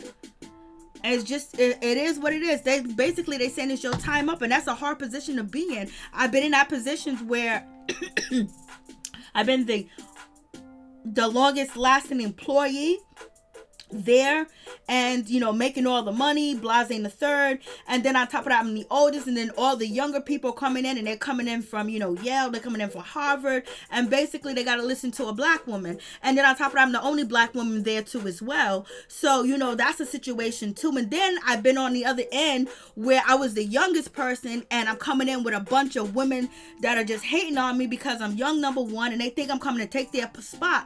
And no, I'm just coming to get my money. But we clearly know that NeNe's personality has become toxic. So that's what it is. Kenya and Portia need to show the receipts on each other. So we're gonna see if they're going to show the receipts. I like Eva. She knows how to read. She just needs to stand up for what she says. Yes, she does. And like, I don't want to do another season where Eva tells us that she didn't say what she said. I don't want to do another season with that. I don't want to do another season when she's got confronted. No, I didn't say anything. I don't remember anything. You know, or are we going to? You know, I just don't want to. I don't want to do it. I ain't gonna even lie to you. I don't want to do that. And so, you know, we have that. So Eva said, what happened to your multiple floor closures? So basically Eva's coming for, you know, NeNeLeakes and her floor closures of her house or whatever. NeNe said that ain't never happened. Portia said, I thought we wasn't going to talk about finances, and I guess we are, so it's all on the table. And Eva's talking about, I moved into a multi-million-dollar home, baby. And Portia was like, we all got houses, baby. And then Eva said, and you guys are all older than me. I was like, Lord. So Eva came to play. Eva came Eva didn't come to be nice to people. She didn't come to do none of that. She didn't come for none of that. Eva came to play. Eva came to win. Okay, I might have sucked all season, and that's not fair. When you suck all season, that you get a chance at the reunion to read and act a fool, and basically you are guaranteed a peach, which is not fair to somebody that's participating and at least doing something. Because, you know, I don't even remember Eva anywhere other than, you know, the 2 episodes and then 1 episode in Toronto, and then Cynthia sitting in her house talking to her. Other than that, I don't remember Eva. And then other than, you know, her talking about Portia Williams and, you know, her blog situation and everything else like that, and calling people nappy heads. Other than that, I don't remember Eva for anything that was outstanding or, you know, will make you say, oh my goodness, I can't wait to see what she's gonna do next season. Eva showed up tag team ready. She sure did. Miss Nina Bug, I was proud of tag team Eva and Kenya. No, and she did her thing. Eva did her thing. That's what you're supposed to do when you fighting for your bag, you fighting for your paycheck, you fighting to stay relevant, because you got to understand, once you on this show, you got a machine behind you where people can watch you on TV, where anything that you say or do, people are going to follow it. They're going to try to buy, you know, things that you promote and things like that. They want to be a part of you because you're a celebrity. I see you on TV, blasting the third. So this is going to push you even more. And then if you have the right mindset, you can just brand. Look at, you know, Candy done grew all types of businesses since doing this shit, even NeNeLeakes, you know. So we have that situation. So she gonna do what she, I like, you know, I can't fault nobody for wanting their bag and doing what they need to do with their bag, but shit, I gotta call it out too, though. I can just say, I know your reason was desperation. I know your reason was fighting for your life. I know your reason counted on it. I know your husband said, baby, you gonna have to show him who you are tonight. You gonna have to do it. We believe in you. So, you know, I ain't gonna fault her for none of that, but we know out here in Cali, in Cali, you know, the $1 million house in Georgia is like a $2,000 house somewhere in Cali. Cali's expensive, and you know, especially in Cali, you know how to survive. I mean, you know how to survive because everything is expensive. Ain't no joke out there in Cali. You know, one part of my family lives in, you know, California. On the other side or whatever, and it's expensive. It's expensive. We probably all can pitch in together and get some money and buy a house in Georgia. Shit. We can pitch in here, pitch in there. We'll have a house in Georgia. And Cali, we're going to have to start a pyramid in Cali, you know, to get a house. You know what I mean? Because it's very expensive unless you want to live in the worst area. And listen, I ain't trying to live near no gangbanging. I ain't trying to live near none of that. My nerves can't do that no more. You know, my nerves can't do it. So we get to, you know, Eva's $1 million house in Atlanta, baby.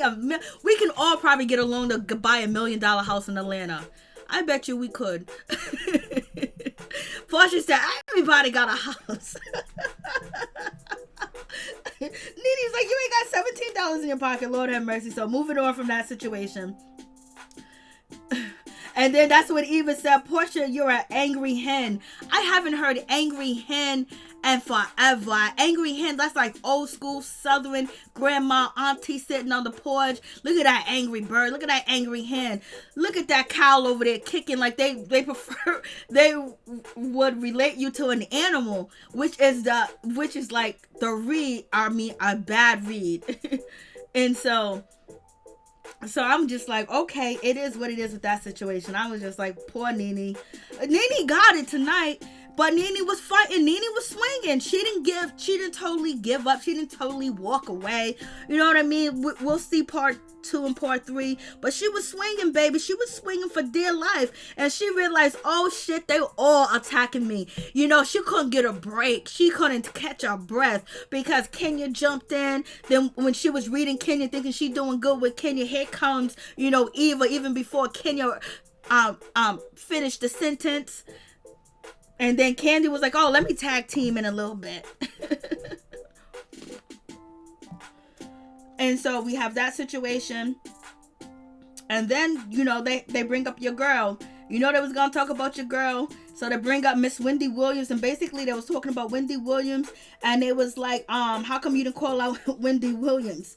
You know, basically they're just getting at her. And they're like, you know, they want the marriage license. They want the receipts, baby. They want to know if Kenya Moore is actually married and everything else like that. So I was just like, Lord have mercy. And I was just wondering why out of all times did, you know, this is the first time that Kenya Moore, you know, basically, you know, showed her receipts, you know, basically showed her marriage license, because Andy was like, you said she wasn't married. Kenya Moore said, you know what, Andy, I'll show you some receipts, and she showed her marriage license. I'll have to go back and look at it and clean it up and see, but she showed her marriage license. Some people saying that the marriage license is fake, it's not real. At this point, I really don't care if it's real or if it's not. It don't really make me happy or sad or whatever the case may be. She got a marriage license, she got a paper, you know, she got a baby by this man. That's something that she always wanted. Do I believe that she's married? I'm gonna say yes, I do believe that she's married. And I don't know if Bravo justified, you know, they looked at the receipts or they verified the receipts even before Kenya Moore, if they never seen it at all and they just letting it be. Are they gonna ask to see it? I don't know, we'll see. But anyway it goes, she showed a marriage license. Whether it's real or fake, Mark is not denouncing Kenya Moore, saying that that's not his wife, because he can have ample opportunity to do that too as well, because he can feel like that he's being disrespected on the show and he's being used and he's being talked about and people just hating on him, and he can just say, you know what, F this Kenya, we ain't even married, and he didn't do that. And some people say that she's paying him, and then some people say he already got money, some people say he don't got money, some people say Kenya Moore got money, some people say she don't got money. I don't know what's in their bank accounts or anything else like that. Everything else, unless, you know, they come and show you their own receipts, is all hearsay or what somebody else has said or what somebody else's know and this and that. And then if a person is running around telling somebody's private business, they can't be trusted anyway, because they ain't no good. So she got her, so she shows her receipts or whatever, and and so then we bring up the situation with Cynthia, and then Cynthia basically, she chimes in a little bit too as well, and she said, Nene, you said my relationship was fake with Mike. Nene kind of said, no, I didn't say that. It seemed like on some interviews that Nene insinuated that it could be fake, but she said she liked Mike Hill, so I'm not really sure. I know Nene was on the show she was on one of them talk shows, and it almost could seem like you can assume that she's saying that, but she didn't come out right and say that. I don't remember. So if you guys remember, let me know if she did come out and right and say that Cynthia and Mike Hill relationship is fake. Cynthia believes it or whatever. And so Cynthia basically said, you said something about my relationship, and Nene was like, oh, this is at the moment that Nene was like, I can't take this shit no more. This is going back and forth. Now Cynthia jumps in because Andy said, well, Nene, didn't you say this? It's like, Nene, didn't you say that? Nene, didn't you say this? Nene, you said this and this and this and this and this and this. Half the shit they said Nene said, she didn't even say it on a damn show. So Nene, you need to watch what you're doing out here in the streets. You didn't think they was gonna calculate and get everything that you said and what you did and basically bring it at you? Like, you should have had somebody there with you. You should have had some more shots or whatever. You could have plead the fifth and said, I'm sorry, and they could say, I don't believe you. Well, only thing I can do is say I'm sorry. Or you could have went even below the belt and just kept that energy, but she would have to keep that energy for like what, they was taping for like 8 hours, so she would have to keep that same anger and madness and going below the belt and going back and forth where her back is up against the wall, and she did feel like she was attacked. And yes, she was being attacked, as far as being attacked where people was calling her out on what she did, and there was multiple people calling her out. They didn't let it go. So, and it is what it is.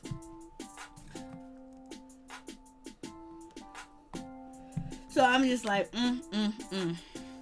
like for real. So Cynthia really didn't get at NeNe. I think Cynthia felt sorry for NeNe.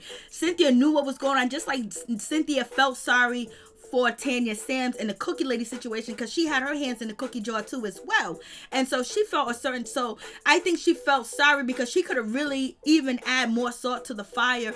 Hey, what's going on, Reggie? What's good with you? Hey, baby, so good to see you. Let me tell you, Reggie was one of my first subscribers when I first started making videos on YouTube. I had 2 speakers behind me, and Reggie would be the only one in my comment section. He'll be the only one in the comments. He was the only one asking me questions. He will be my one view. This is when I first started YouTube. Reggie, it's good to see you. And so, we have that situation, and it felt like Cynthia felt sorry for NeNe, so that's why she didn't go in, but she might end up going in later. And she's gonna be looked at like, why didn't you go in? Because Candy got her shots in too as well. Eva got all the shots in. So it seems like she still have some love for NeNe. But I don't think that she feels like she can trust her if she wanted, to basically build that relationship. Because I think Cynthia is open to the relationship with NeNe. But NeNe wants Cynthia to, fight for her and dog out Kenya. And Cynthia don't want to do that. If NeNe would let Cynthia just have her friendship and talk to Cynthia and just keep being friends with her and have conversations on whatever. And then if Kenya Moore does negative stuff towards Cynthia Bailey, then, NeNe could talk to her and they could be friends. But I don't think that Cynthia trusts NeNe, but I think Cynthia wants to reach out and help NeNe, because this is my opinion. I believe NeNe reached out and helped Cynthia a long time. She's been carrying Cynthia for a long time. Even though she dogged her out or this and that, she really felt like NeNe was her girl, and they really had a relationship where she'd take Greg to his appointments and do all that other stuff. They was like real friends. With Kenya, they're real friends too as well, but they're not that bond close like NeNe and Cynthia was. They're getting there because Kenya Moore didn't invite Cynthia Bailey to the wedding and all this other good stuff. They get into that situation because Kenya Moore is not gonna really trust anybody and open up to them like that. But she is with Cynthia more and more. But it just felt like Cynthia felt sorry for NeNe. She felt sorry for her. Cynthia has a soft spot for all the ladies. She's like the big mama of the show. You're probably right, sugar mama. Tony, Reggie is the bomb.com. Oh, thank you, Tony. Happy days. Denise, yeah, I agree. I think it's up to Candy to press some charges.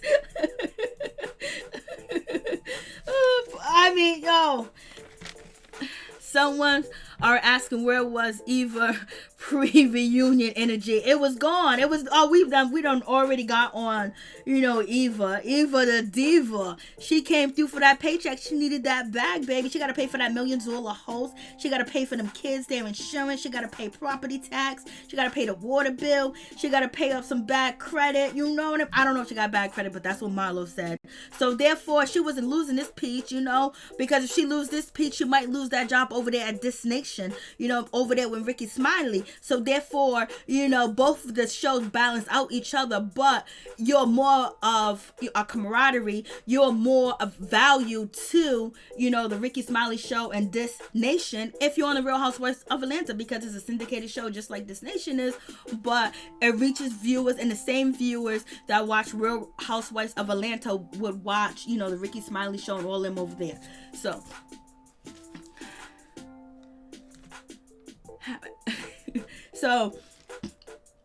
moving on from that situation, I was just like, So we just gonna do it like that, baby. I was like, yo, and so then basically there was like they confronted Eva about what she said about the hair comment and everything else like that, about nappy hair. And Eva said, I'm queen of the nappy heads, or whatever the case may be, and she didn't mean nothing by it. But basically this is when Kenya Moore stepped in, was like, you know what, Eva, for real, like, people can take offense to what you said and how you said it because you're light skinned, you got light eyes, you got straight hair, so they can find what you're saying offensive. You have to be a little bit more sensitive about the situation. So she kind of gave Eva like, come on, girl. And she looked at Eva like, Eva, you out here, you banging for me, Eva, you out here banging for me, but you doing a little bit too much. And then we get Nene, she takes a little disappearing act. I don't know where she at. She takes a why you call her kleptomaniac? What's going on? What's going on? She is just too normal to be on reality TV. Who? Cincinnati's in the building, baby. Candy just made Nene mention something that's public record about her OLG restaurant being shut out.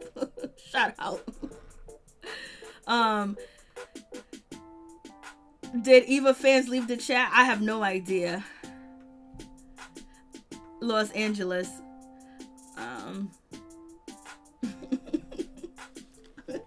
Eva the diva, baby. She was paid. She needs to pay them bills, baby. So, moving on from that situation.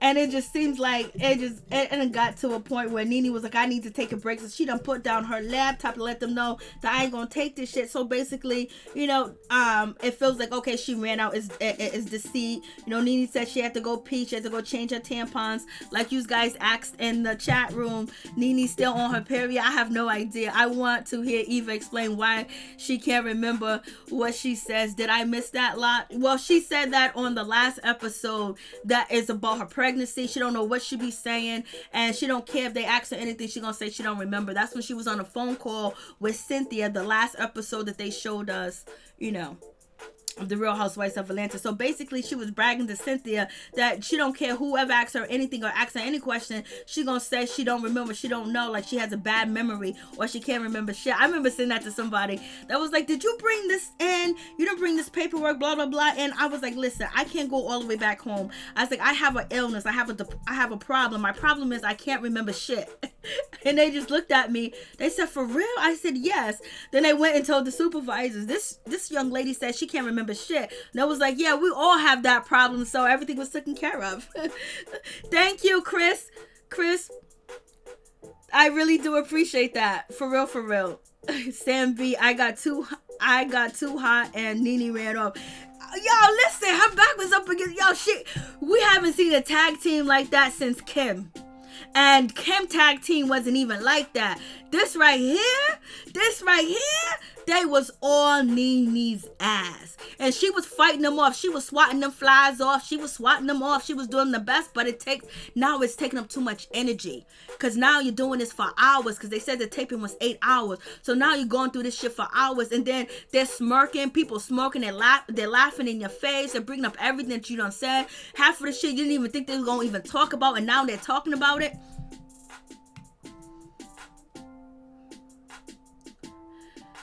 Too bad the Beverly Hills housewives can't take each other like this. They would cry and just call lawyers and stuff. They would have to call lawyers, even though some of them Real Housewives of Atlanta ladies storms off sometimes. And Nene was like, shit, this is too much. And then Andy was grinning and laughing and pointing at her. You already got Nene saying the whole year that she feels like she's being ganged up on. They're trying to take her spot. They're trying to push her out. The production, the producers, they don't see things her way. They don't help her. It's like, she don't get good information from them. And the last thing that she said about the producers is like she was gonna wear white. Hey, thank you. I appreciate that so much, Miss Nina Bug. Thank you so much. Thank you. I appreciate that. Oh. So So, NeNe was just like before the reunion started. So we also got to mention that she was already kind of shooken too. And that's probably why she came out with calling Kenya a bitch first. And like, I like Kim because Ken shuts the F up, is because, she's talking to producers and everything. And she was like, I want to wear white, because they're asking like, what is your costume? What are you going to wear tonight? And she said she was thinking about white, and they told her, no, don't wear white, because, two other ladies are already wearing white. So NeNe changed her outfit to black, and she put her outfit on, and then she realized that all the cast has on white, and she feels like, oh, okay, they're gonna tell me I can't wear white, but everybody else is wearing white. And then Greg is telling her she's gonna look like she's the outcast, or like she's the devil on the show because she got on black. And what's his name, Alvin was telling her, no, you need to change. So right there and then, she was already shooken. She was already shaken. She was already shook. She was already shaken up and everything with that situation. And so, so it already started off. That's probably why they had the negativity, already start off with NeNe feeling that way, because, production is lying to her, and the producers are lying to her about what she needs to wear. And she's about to wear black and look, way different from the cast. And then now she knows that they're coming for her. Now she's probably thinking, oh, they're going to try to really embarrass me. So maybe I'm just going to go with the fire and the heat immediately, but not thinking that she needs to, spread that heat out. She needs, oh, thank you so much, Norris Tony. She needs to spread it out. You know what I mean? Because she needs that energy. You can't, when you on that shit, like when you on that bullshit, that's when you can cuss all day and just wild out and just say whatever to hurt somebody when you really on that bullshit. But how long you gonna be on that bullshit? You gotta have a little tweak going on. You gotta have a tweak in your head. It gotta be off. And for you to logically, seriously, just go toe to toe. And then on top of that, it's not even done. They're gonna bring Giovanna. And so it's just like, and Kenya Moore sitting there like, ooh, look at Eva doing my work. Look at these ladies jumping in. And I know they're gonna side eye Miss, Cynthia Bailey, because we'll see. So we get to that situation. So NeNe basically, she done closed the computer, asking where she's at, and they kind of like laughing, and it's like funny because, oh, she walked off, but a minute ago she was saying this was her house and everything else like that. So.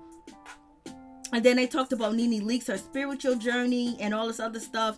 And NeNe said at one point in time she did want to apologize, and she did apologize, and it was sincere. The lady was like, foul on that. You didn't want your apology was not sincere at all. None of that was. So, miss me with that bullshit. They ain't even trying to hear it from her. They don't want to hear no sorry. And it is what it is. And so, and I believe with the pride and the ego that NeNe has, I believe that when she said sorry to these ladies, she was sincere. And that moment she was sincere. Doesn't mean the next moment she's going to be, she's going to be sweet like a teddy bear, because it takes a lot for her to apologize. Therefore, and then, when she said she was sorry to Kenya Moore, I think she should have just left it at sorry. And if Kenya Moore didn't want to talk to her when they was out there in Greece, she should have left it. But then she started just going off and yelling. She was so upset because she felt so disrespected. And she probably felt disrespected because, it's on camera. I'm being a bigger person, but she should have just let it be the bigger person. And this is where I get back to the behaviors of, it doesn't matter how they receive the apology, if they believe you or not, but you're clearing your chest, you're clearing your heart to say sorry and move on. Whether they say it or not, you did the right thing, and that's all you can do. In time, maybe they will change, maybe in time they'll see it differently, but since they don't react right away to your apology, you can't go back and start cussing them out and dissing them and think that now it's easy to say that your apology is not sincere and then nobody believes you. So it's like a NeNe needs, more of a coach or a manager to help her with certain behaviors so things won't be thrown back in her face and used against her when she's going up against people and she's and they're her enemies. You can't give, my mother always told me, never give your enemies ammunition to use against you. They can get ammunition all they want, but as long as they don't get it from you. So basically, no one thinks that her apology is sincere. Kenya Moore doesn't believe it, and then, this is when Portia, she jumps in and she's feeling a way about, Portia jumps in and she's feeling like a way about the situation.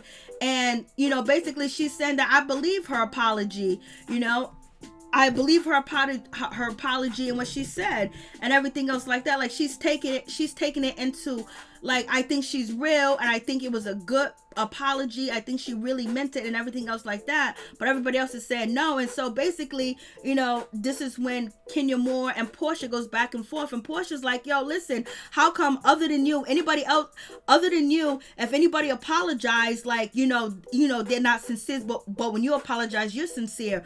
And basically, this is when Kenya and, Candy feel like, you're the one that didn't want none of us to forgive her or anything else like that. You're the one didn't want us, to have a friendship or a relationship with her or anything else like that. So what's the deal? And like, girl, you don't want to say that she's not genuine. All she's gonna do is apologize to you, and then on top of that, beat you down again. And so, and people believe that, and people believe that that is true, and then people will calculate things that NeNe has done too as well.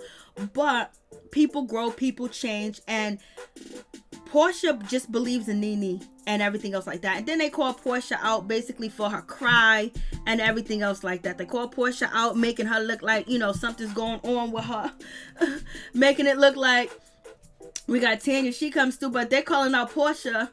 And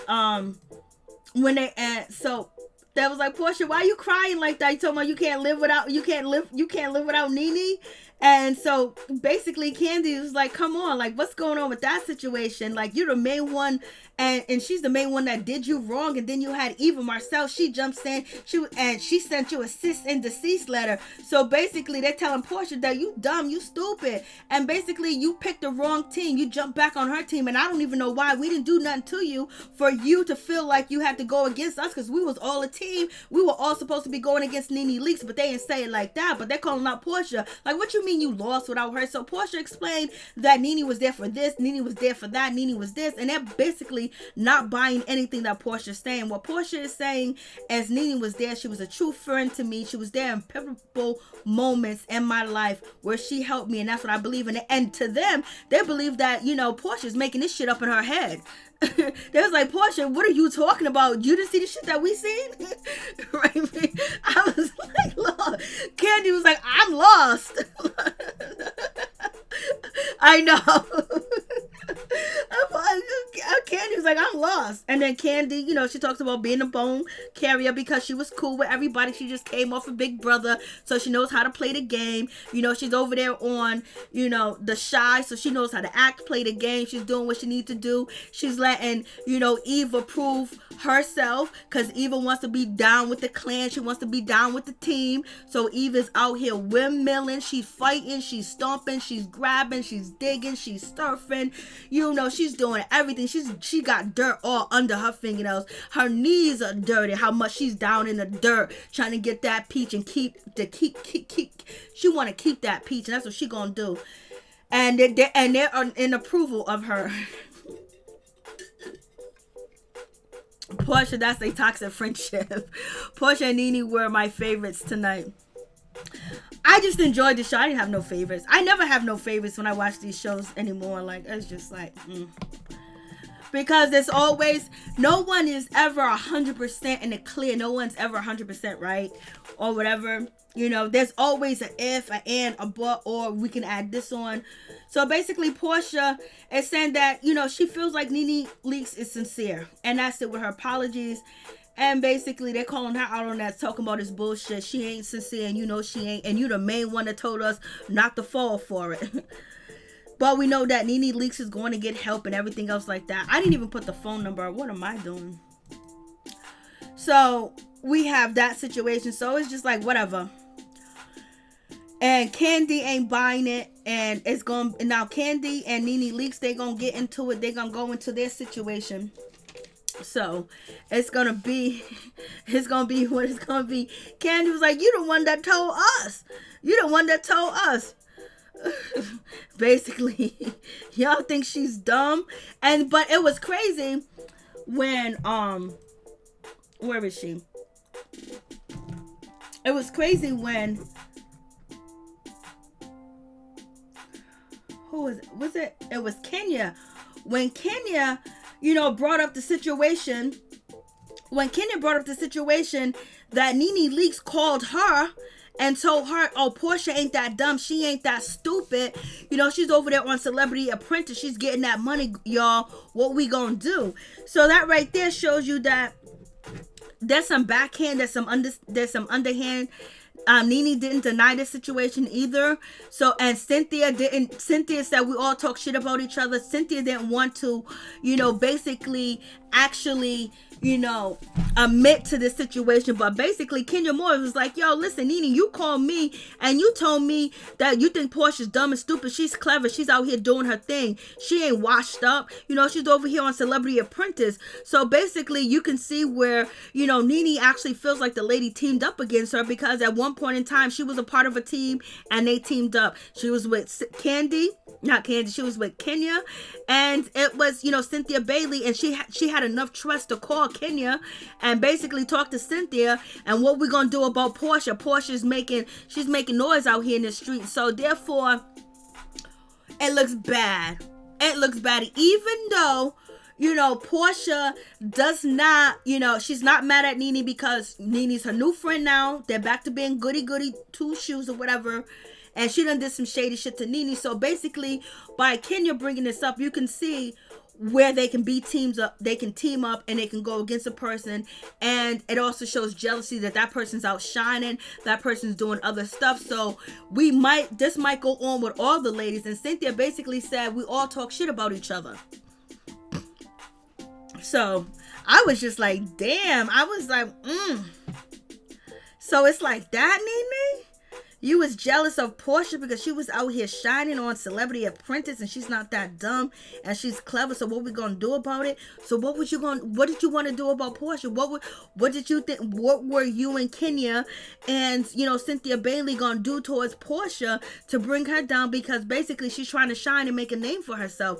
So it seems like there is some jealousy going on, and people be doing this shit behind the scenes.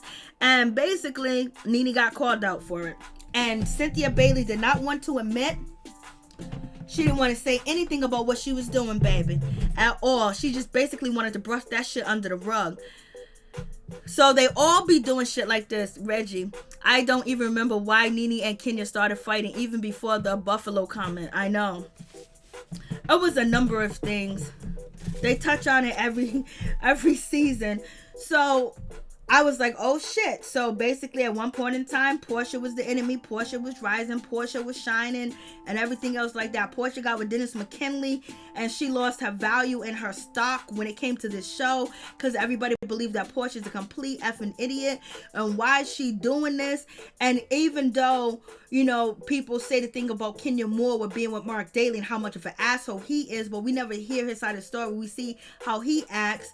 And, I don't know if Kenya Moore is going to have Mark Daly back on the show, if Mark Daly's even going to come back on the show or whatever. But people really got sick of the Portia and the Dennis McKinley situation. Really turned a lot of people against her, because at first people was just feeling sorry for her that after a year, then after another time, and then he just keeps on doing this and that. Basically, you see Mark be an asshole and a jerk and basically be very dominant and things like that. And some men are very dominant and very vocal and they want, you to be yes and be quiet. And that's what it seems like with Mark. But there's so much more to Mark that we don't know. But with the Portia and the Dennis situation, it just really played itself out because it was just every second Portia, Dennis doing this, Dennis doing that. And so that kind of,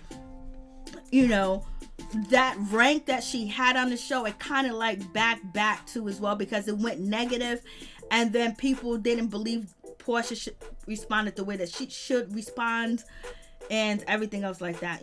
She's gonna respond the way to Dennis McKinley the way she wants to respond to him. That's her man. That's who just she don't had a baby with, but the man that snatched the ring from you, talking about he don't want a wedding. He's been caught out in the streets at 4 a.m. at 4 in the morning on February 4th. He done cheated on you while you was pregnant, your vulnerable moment.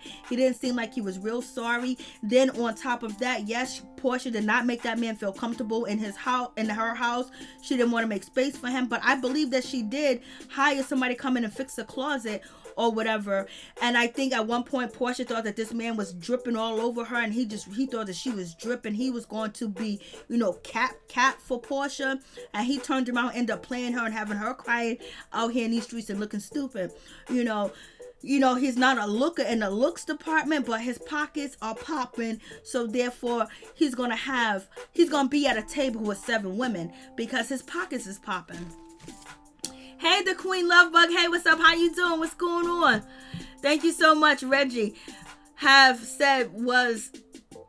Said NeNe was threatened by Kenya at a certain point because she was becoming the star of the show. I didn't even like Kenya during this period. She was the most in the beginning, but for me, she was the most for you in the beginning.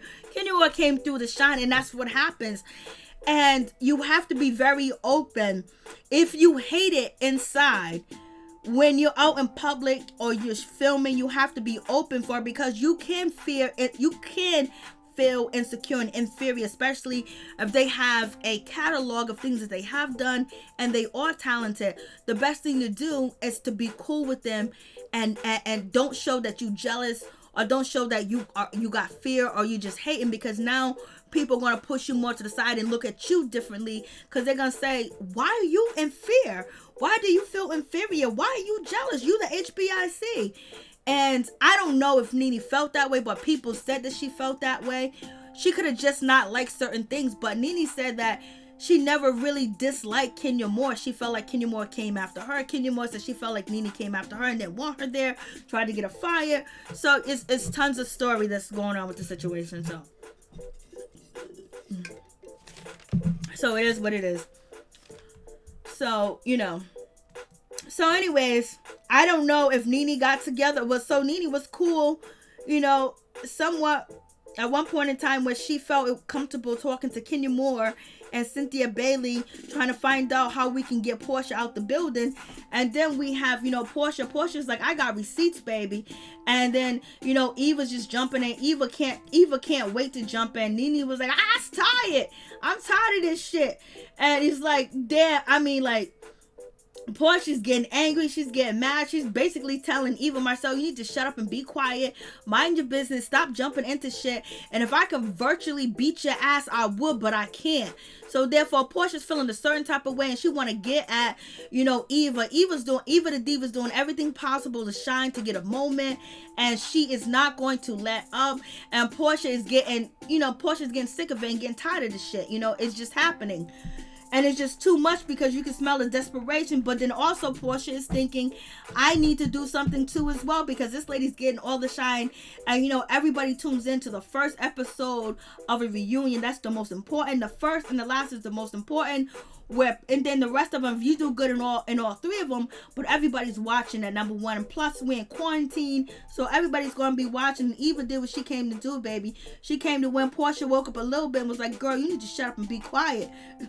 If I could virtually beat your ass, I would. And then Portia said, I got receipts on you, Kenya. You ain't a good friend like you say you is a good friend. You trying to throw NeNe under the bus and all this other stuff, but I got receipts that you was talking about Cynthia Bailey, and basically you was trying to get her up out of here.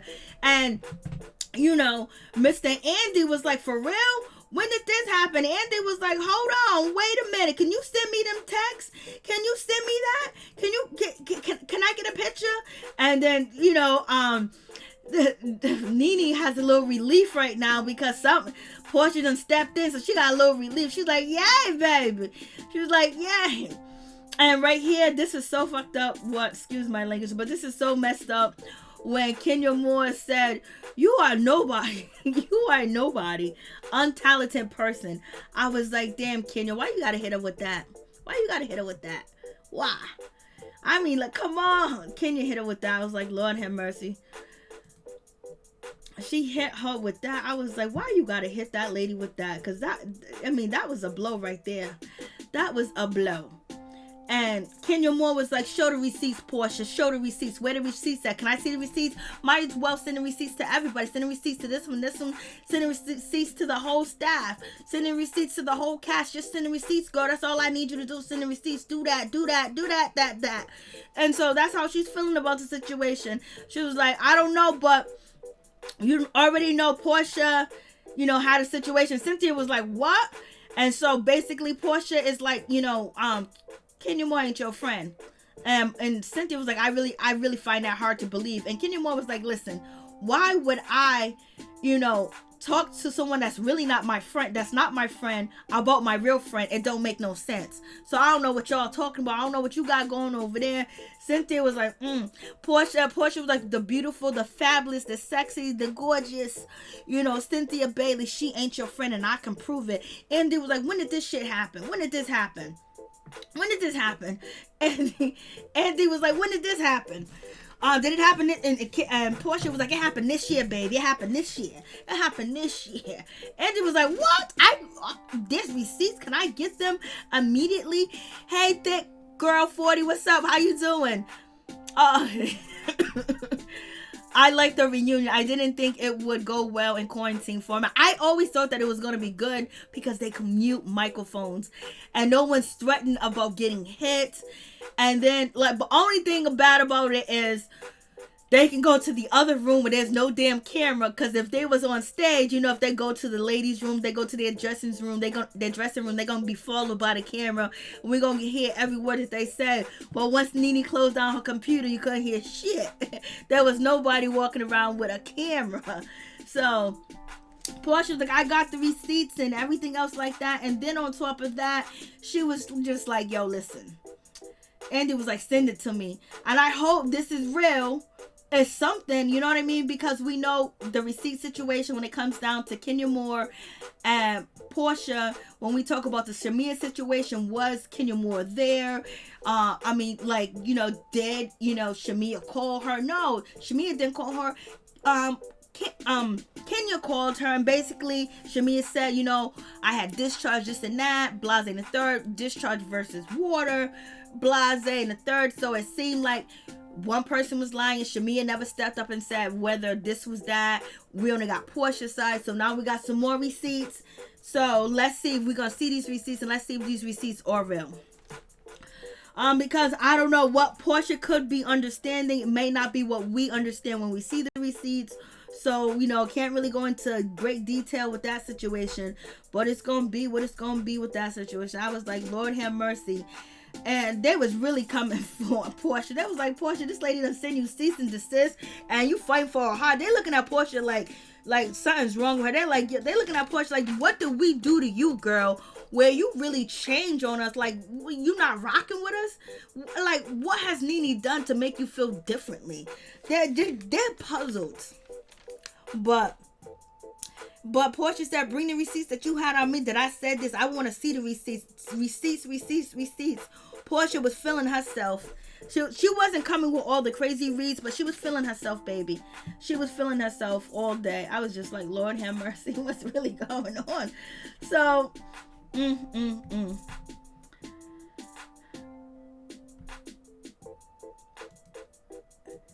Okay, so there we go. So, are you guys pleasantly surprised with the reunion? Did you enjoy the reunion? I think it was good. I think it's going to get better because we're fighting for a peach now. We're fighting for a peach. We're fighting for peaches. Because it seems like this season, everything is up for grabs when it comes to you can be replaced.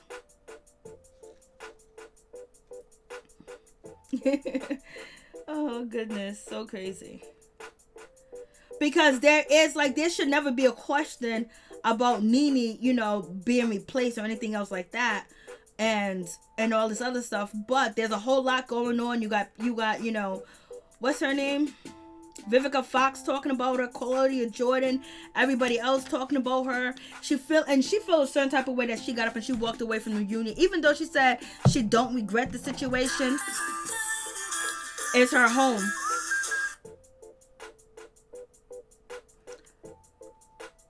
Okay, I answered. Okay. I did answer. I don't know why I hung up. Answer. Please please let me know your name and where you're calling from, and turn me down in the background, please. Crazy LB. Hey, Crazy LB, what's going on with you? Hey, what's going on? Miss Mary, how are you doing tonight? I'm good. Happy Mother's Day. Yes, ma'am. Yes, ma'am. Hold on 1 second. Let me answer this and put them on hold. Or did they hang up? Hold on. Awesome. Goodbye. Oh, it hung up. Okay, let me just...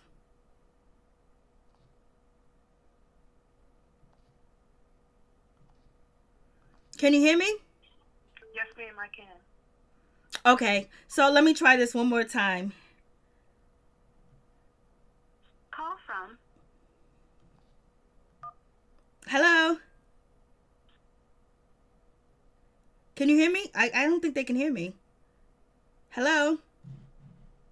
Hello, baby. Okay, let me just click over. All right, tell me what you think about the show tonight. Let me know, Crazy LB. For me, Miss Mary, I think it was probably like an 8, maybe a 9. Or I guess because it was the whole online concept.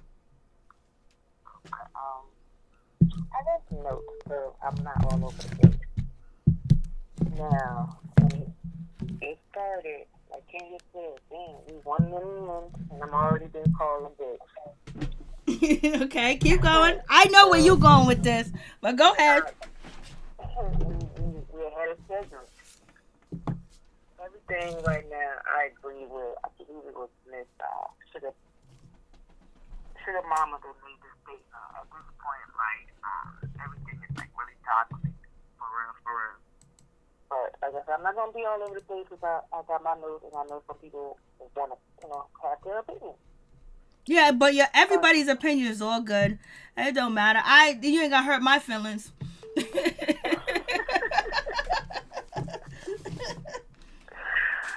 you gotta get red in your chat. I am not gonna get red in your chat. But check this out. The egg comment. I remember we had talked about that, but I didn't really put one and one together. You know what I'm saying? Because we was laughing so much that I didn't even realize that was what you had said about Kenya Moore and her egg. The statement that Nene made about Kenya egg being not hers. Oh, the part that was funny when she said she got it from a chicken. That's what I'm saying. You know what I'm saying? It was funny. Don't get me wrong. Because like I said, when you said that the last time I called in, we was laughing so damn hard, I didn't even put the 1 and 1 together, to come up with 2 until, everything came out. And I'm just like, oh, shit, me and Miss Mary had talked about that, but we was laughing so damn hard. That shit went over my head. That right there, that was just too much for me. When Nene said that, toxic and all, I'm washing my hands off of that. You know what I'm saying? Even like before we had the conversation, I told you, I'm like, look, man, that statement right there, even like we have rules and regulations when it comes to the whole reality franchise, especially with the Real Housewives. Now they're saying that no kids is the kids are off limits. Don't talk about nobody's kids. But it's like every time they turn around, they talking about other people's kids. And for Nene to make that statement, girl, have you seen your fucking kids? Well, that's what Kenya Moore mentioned. That's what she said. Your kids are just like you. Girl, and that's fucked up because your voice is. You better not. No, you just said kids are off limits. You better not stop. See, you already talking about. They're kings. They're kings. They're fucking kings. Okay, they're some black kings. I can't say no more about that. And you are exactly right. We can't go. When they go. What is it? Michelle said when they go low, you go high. Yeah, I'm gonna go high. They some kings. They some black truly kings. Period. But Nene, that statement, you're gonna have to sleep with that at night, every night. Like Candy said, I'm embedded in your brain. So, like, at this point, Kenya and Candy are embedded in Nene's brain. She eats, sleep, wake up, shit, Kenya and Candy. Period. Now, I'm gonna move on from there.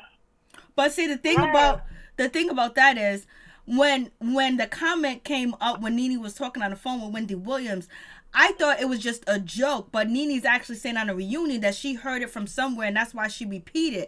Like, I don't know if there's any validity to it or anything else like that. And then, I thought she came off with a joke. She's trying to, not to cut you off, Miss Mary. That's a bad fucking behavior. She's not trying to take responsibility for that. Now all of a sudden it's word on the street. Bitch, you ain't Mama Joyce. You can't be out here on the street listening to some bullshit like that. You know what I'm saying? And then Kenya Moore, she came back and she said, your sons look just like you. And some people find her kids unattractive. I think her boys are fine. I love big, dark black men. Bigger they are, the tougher they are, the stronger they are, and the more present they have or whatever. But it was a shot at NeNe's kids if you find them unattractive, and but it was a shot where you can't say, oh, you directly said it. It was a shot, but it's just like, oh, she just said, well, your kids look like you, and you can take that as a shot, Right. And apparently a lot of, excuse me, I don't got the CV. I'm smoking weed. I don't want them talking shit about me. But, that's what I'm saying. Like, it's just ridiculous, Miss MJ. It's really toxic. You can't even put no kind of sugar on that to even sweeten it. You know what I'm saying? It's just unnecessary at this point. You done tried spitting on this young lady. You done tried beating this young lady up. I mean, like, goddamn. Because now it's like, you saying this lady got her eggs from the chicken. Okay, now, when she say something to you or don't accept your apology for next season when you're on the apology tour, I don't need your fans, your fans. The Queen Love Bug, sorry, Queen Love Bug, you better stop. The Queen Love Bug, you better stop. That's what I'm saying. They going in on me right now. But like, it's just ridiculous right now. You can't, that statement in no way you can come back from that statement. That's why she's saying that's what the streets I heard. I thought it was a joke. She should have just said she came up with a joke. Now it's like, okay, so now you already know the blogs are gonna be like, oh, NeNe heard from somebody. Oh, did she hear from Wendy Williams? But even Wendy Williams didn't even want to be part of that. Wendy was like, girl, no, now that's going too low. I don't know about that. You know what I'm saying? A joke is a hee-hee-ha-ha, but even like she had the opportunity when the question was presented to her. The question was presented to, do you even regret saying some bullshit? She said no. I said what I said. Take what you said and shove it up your motherfucking ass with a fucking look. You know damn well she wasn't gonna say I'm sorry at that moment because she felt under attack and she felt like they was coming for her. So if she wanted to say sorry, she couldn't say sorry. You already know. She already saw the writing on the wall that this was going to be double Dutch team tag NeNeLeakes. Well, you should have been on the damn tour. Like, you was on all type of tours, girl. Like, I'm surprised you ain't come up with some. Well, I guess she came out with the CD or the singer or whatever the hell music she came out with. Because she was definitely on all types of tours this season. First of all, you was on the apology tour, then you went on the world tour, then you went on the Instagram tour, then you hit YouTube up and you was all kind of blazing. I've got all kind of rockets. I'm the heavyweight, call me NeNe Mayweather. Well, then, what the fuck if your head is getting bopped in Mayweather, bob and weave, bitch. Bob and weave, duck and cover. I don't give a fuck. Like, do something, girl. You was on all types of tour. You waited till the end of the damn season to fucking spark some damn flame and fire under your ass. And I don't know if that's the case, but I just tell you this. I just felt like NeNe was like quarantine. I got my YouTube channel, people coming through, Blase the third. Oh, I want to do this talk show thing. And she didn't know that every word and inch and ounce that she said was going to be evidence used against her on the reunion. And she wasn't ready for that. Ready. She wasn't ready. since you weren't ready, can you borrow her motherfucking library card and charge each bitches with a book? Here, a book for you. Here's a book for you. Because I'm going to read you how you come for me. Period. Bad behavior. I'm cool with the bad behavior. Right is right, wrong is wrong. A lot of people have toxic mentality. I'm good with that too. That's why I'm like, girl, how you going to therapy and this ain't working for you? You need to come talk to my therapist. Well, she just started therapy. Girl, she was doing a spiritual advisory thing. Well, we already know the spiritual advisor was, I don't know, she was somebody down the street and around the corner. That was Auntie. That was Auntie TT.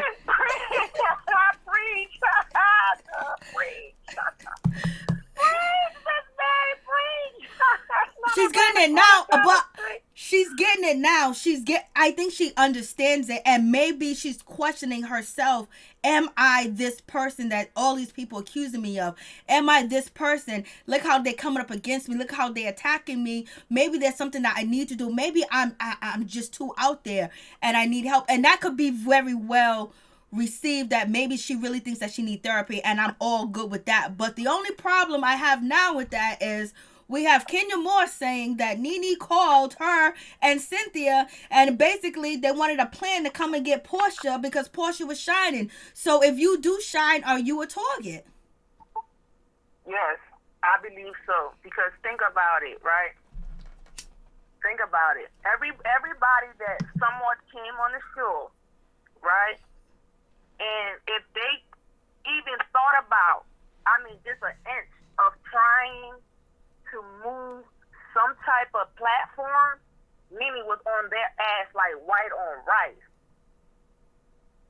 But she didn't deny it. She didn't deny it, so we gotta wait for part 2 to see if she denies that. Cynthia didn't deny it either. Cynthia was like, we just be, we talk shit about each other and stuff like that. They didn't deny it, but Portia wasn't upset. But it's just, that's a behavior where you can be target, and maybe NeNeLeakes feels like now she is that target that she may have once put on somebody's back. Well, then, will that be considered NeNe's karma? Since this is another form of karma? Since we're speaking with that type of, we're going with that logic or that concept? Since she's doing bad behavior, or was doing bad behavior, right? So now that the tables have turned, would that be now your comment that all the ladies are coming after you? And I think that right there, if you put out shit and you try to get at people and make their lives difficult and hard while you're working, eventually it's going to come back on you. But okay, that could be a part of her karma with the ladies. That's fine, because she dished it out and whatever. It's just that I don't think that she was ready for this with all the other she got going on. But the other part with her karma is she is saying that production and producers and network people are against her. So now that's different if there's just the ladies against you. Now if you got people that have high power positions against you and probably and setting you up to fail and trying to get everybody and also enforcing like get her, do this, do that, because each of the ladies have somebody that is one of their producers. Each lady have their own producers, and then the producers, they talk to each other. And then if you have the people that the execs, the people that do the number crunching don't want you there, then it's a whole big old thing now, because then it's really fucked up, in my opinion. Because it's one thing when the ladies is beefing, but now when you got corporate helping the beef and trying to push you out, if that's the case, now that's dirty. And then if I know that as a person, and even though I got beef for her, she's still black, she's still my sister, I'm gonna have to talk to her like we gotta back. I don't know if she'll do the same for me, but I know what I would do. I'll be like, yo, listen, we got Rick, Tom, David, and Bob Shazuski trying to get you out of here. I don't want to do that, but we got problems, but we need to work around this, because I'm not gonna serve you up to the masters to get annihilated, even if I can't stand you, because I can't do that as a black woman, and as a proud black woman, I can't do that. So, with that being said, NeNe is digging her own grave with the production and producers. It's bad enough that yeah, you got to come to work and you got to deal with the bullshit and you got to turn around and then deal with corporate. That's a double-edged sword, period. Because, you know what I mean? But, like, from my point of view with this, like, Nene is digging her own grave. Oh, she's digging it. Like, She's digging it, boy. She is digging her own grave. Like, right now, you feeling, like my mama used to tell me when I was younger, you're smelling yourself. You're smelling yourself. Because now you think you're grown. So you're smelling yourself. You know what I'm saying? With that being said, like, when she did the closet thing, right? Instead of her even owning up to that, I said what I said, and like, girl, you can't act like that. Then they trying with you. But then it's like, okay, you went ahead and got the deal, and I believe that's why they eliminated, well, not so much eliminated or cut her out the scene, but this pretty much didn't air her, I'm going to say that. Because her contract was for, what, $2 million? Now, from what I'm understanding as well with the contract, it depends on how you are aired to be able to get that $2 million. Now, technically, she was only in maybe 4 episodes. So technically, she only made $40,000. Or, okay, let's say her contract is like $40,000 for each episode. So maybe she made like $200,000.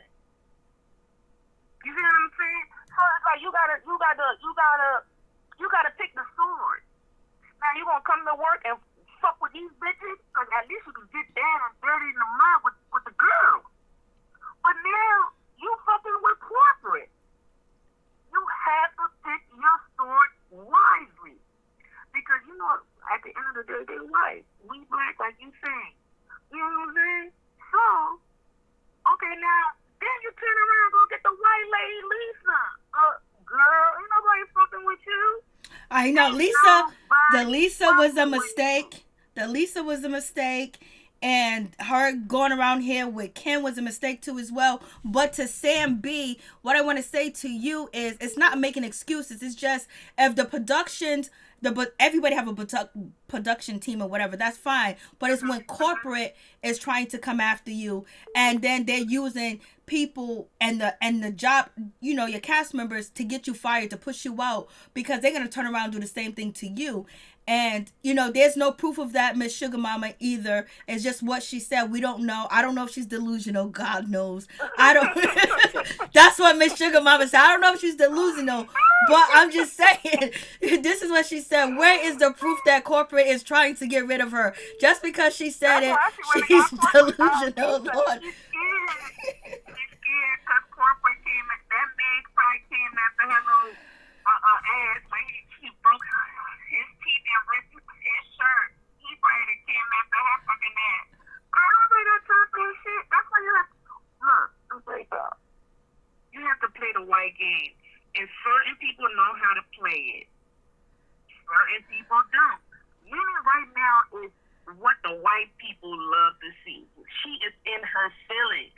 And once a black woman is in her feelings, it's like she is born. Anything passing her fucking wind, knocking at her motherfucking door, she coming out, front place, no give a fuck. And then it's like, girl, calm down.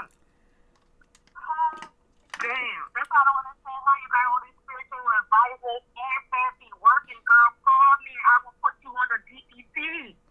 But at the end of the day, if the person that the corporate people trying to get rid of, if they're a coon and there's nothing that you can really do with them, then you just got to close your eyes and just keep moving. But with the Phaedra situation, they said it was Phaedra that came up with the situation. And so I don't know, but I'm just saying in general, I wouldn't be able to do that at all. Angel can never come back to the Real Housewives of Atlanta. They keep saying she's coming back. They keep saying she's coming back. They keep saying that shit because that's what the viewers want to hear. Angel is a liability. That's why I don't understand how these bad behavior, toxic mentality people is a girl. Would you want somebody to and you at the job. Because I've experienced sexual harassment 2 times at different job sites. So would you want somebody to literally, on national TV, to say you damn near raped them? Really? I mean, really? This is what we're promoting right now. Like, let's just be real. Let's just take out the whole TV platform shit. Let's just be real people out here in the fucking street. Let's just do that. You want me to go to work with somebody who told everybody on the job site that we went out to a party. I and my husband robbed her, took her in our fucking basement, and tried to rape her? Really? This is what we're promoting right now. This is what I'm saying with the whole bad behavior and the toxic mentality as far as black people. Like, fuck. Seriously? This is what the fuck we're promoting right now? Take the fucking TV out the shit, dog. Let's be real people right now. Let's be real people right now. This is what we're promoting. I'm going to work. Miss Mary Jane told everybody on the fucking job site. Hold on. Don't use my name. Don't use my name. Somebody would hear just that part and then be like, oh, she really did that? I agree. But let's be real. I'm going to work. Of course, nobody would, if it happened to any one of us individually, and nobody would want that person back, of course. But it's TV, number one, and people want to see the drama. If there's no drama, people are not gonna. If there's no drama, people are not gonna tune in. If there's no drama, if everybody was quiet and meek, nobody would tune in. Nobody would tune in. Nobody would have tuned in if it wasn't drama tonight on the show. Nobody would have tuned in. But nobody would want somebody working next to them that basically could have put them in jail and then basically destroyed their reputation. But what do people want to see? People want to see drama. And they want to see Candy and they want to see Phaedra go back and forth. And they want to see how Phaedra's going to explain herself, how she's going to do that. They want to see Phaedra, come and Kenya go back and forth because Kenya's having problems with her marriage. So they want to see Phaedra jump in and say what she want to say, and basically, and people forget about what this person done. So that's so many reasons why when a celebrity do something so bad, they'll go away, they'll disappear for a while, then they'll come back like nothing ever happened, and that's what people want to see. And if people can get, if they can get basically the support, they'll try their best to be there.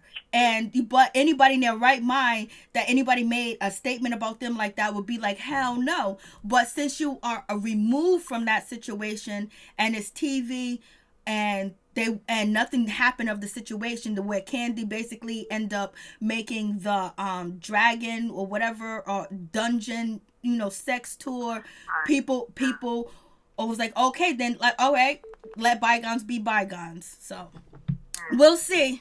We'll see what happens, though. Let me tell you something. Them white people ain't going for it. I'm telling you right now.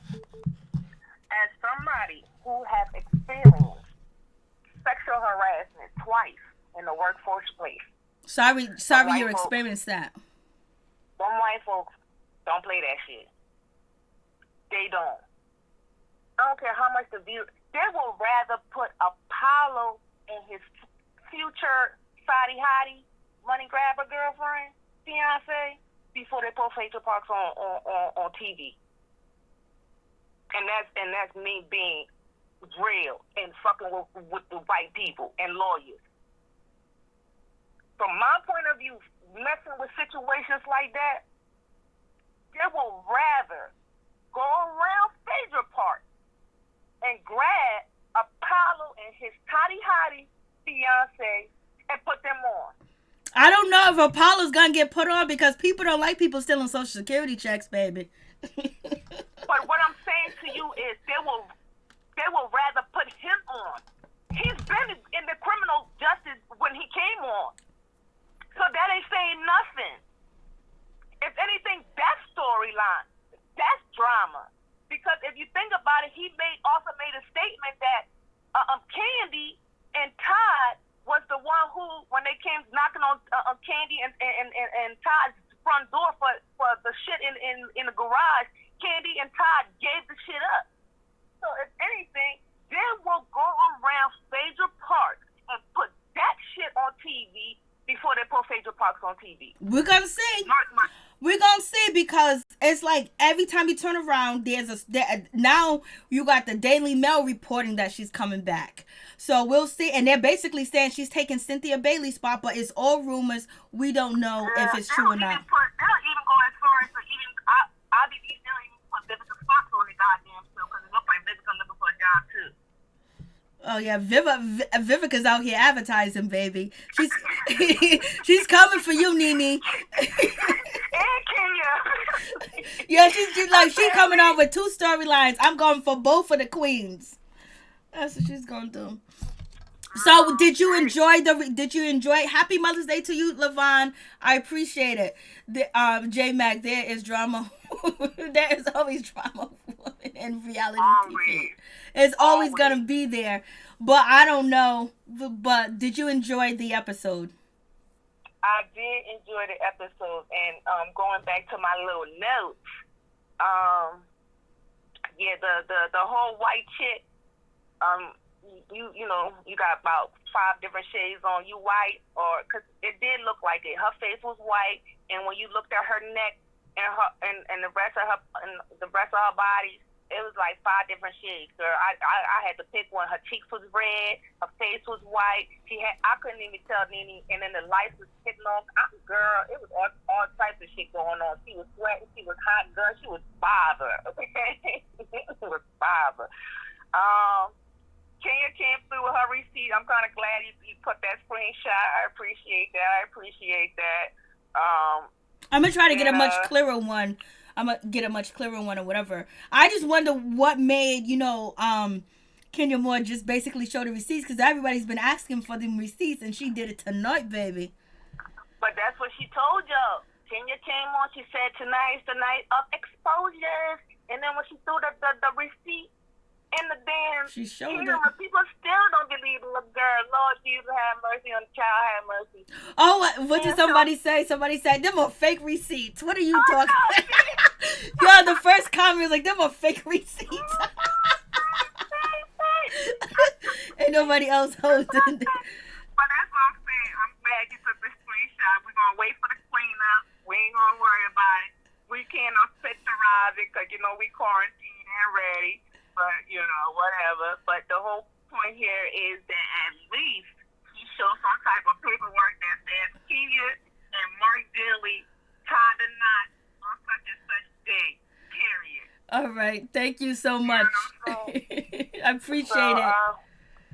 Let me see what else. If I go real quick.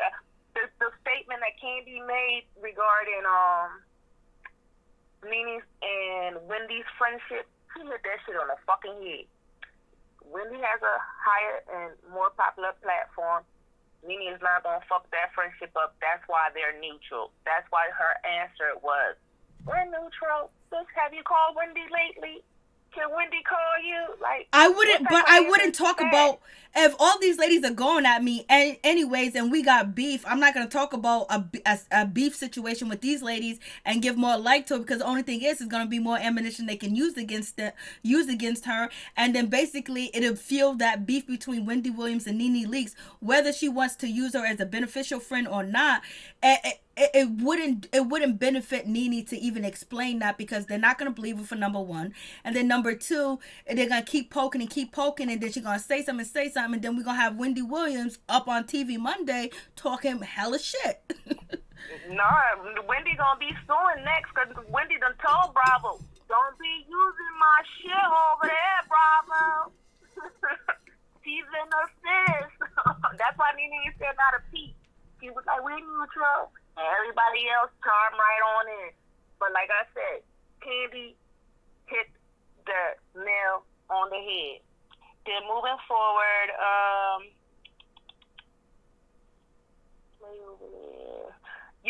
Yeah. Wendy don't play over there. She don't play with them people over there. Portia never let Kenya answer the question when they was asking Kenya something about I think either Mark or I don't forgot what I wrote down, but she never let Kenya answer the question. And when Portia made the statement as far as Kenya texted her to say that she gonna come and get Cynthia, girl, when Kenya first started the damn show, you and her would never click. So what year, month, date, and time did Kenya text you all these nasty things regarding Cynthia? Show the receipt. Why? Even Portia, who you shared the text with, she was like, show the receipt. Don't be, privacy act. Fuck that. Show the receipt. I'm the one who texts you. Show the fucking receipt. But yet she want to screenshot what she and NeNe talked about Cynthia about. But that's another story for another day. All right, Queen Lovebug. Good night to Queen Lovebug. Please go check out Queen Lovebug's YouTube channel and show her some love. Happy Mother's Day to all the mothers in the chat. Happy Mother's Day to everybody. Thank you to Queen Lovebug. #1. Check out her YouTube channel. Please show her some love. Yes. Good night, Queen. Good night. Happy Mother's Day again, beloved. But, that was pretty much everything I had to say. Like I said, I think for me, my review of the overall reunion is probably like an 8, 9-ish. Because the whole concept of them being at the online, I think that's where they lost a point and a half for me at. All right. We got to let you go, Queen Lovebug. It's 31 minutes.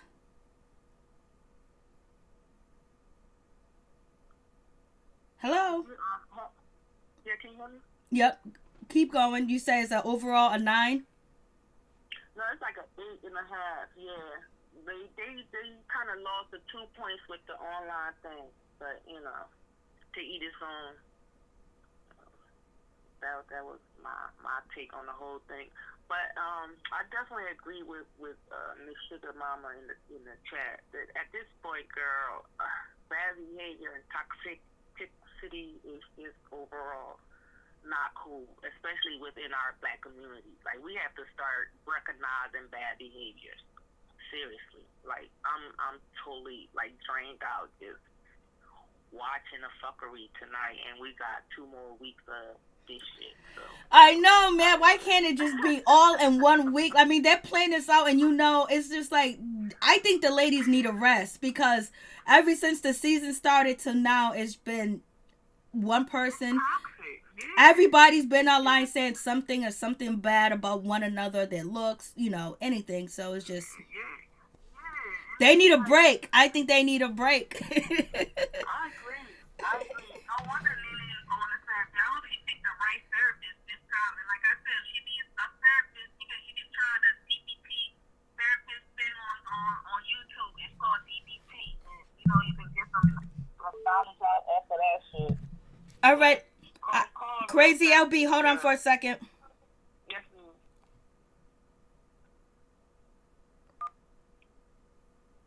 How come when I'm clicking over?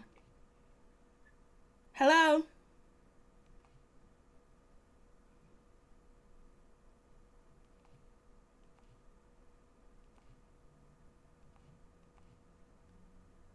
Okay, when I click over, I'm not able to click over.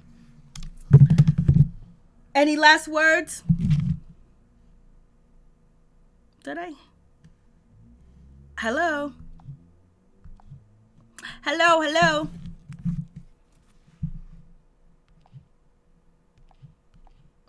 Can you hear me? Okay. So any last words? No, ma'am. Thank you so much for allowing me to voice my opinion on your platform. I really appreciate it, and I do apologize for my foul words of As long as you cuss at the end of the video, it's all good. If you cuss at the beginning, that's when the algorithm says, "Oh, you are demonetized." Yeah, I do apologize. I believe it was like the worst. No problem. I would definitely choose better vocabulary. I need to go to senior school and start reading a little better. Don't worry about it. It's all good. Thank you for calling in tonight. Happy Mother's Day, and we appreciate your opinion and your thoughts. Yes, ma'am. Happy Mother's Day to you as well. God bless you, Miss Mary Jane. God bless you too, Crazy LB. That's Crazy LB in the chat, baby. I tried to click over. Let me see.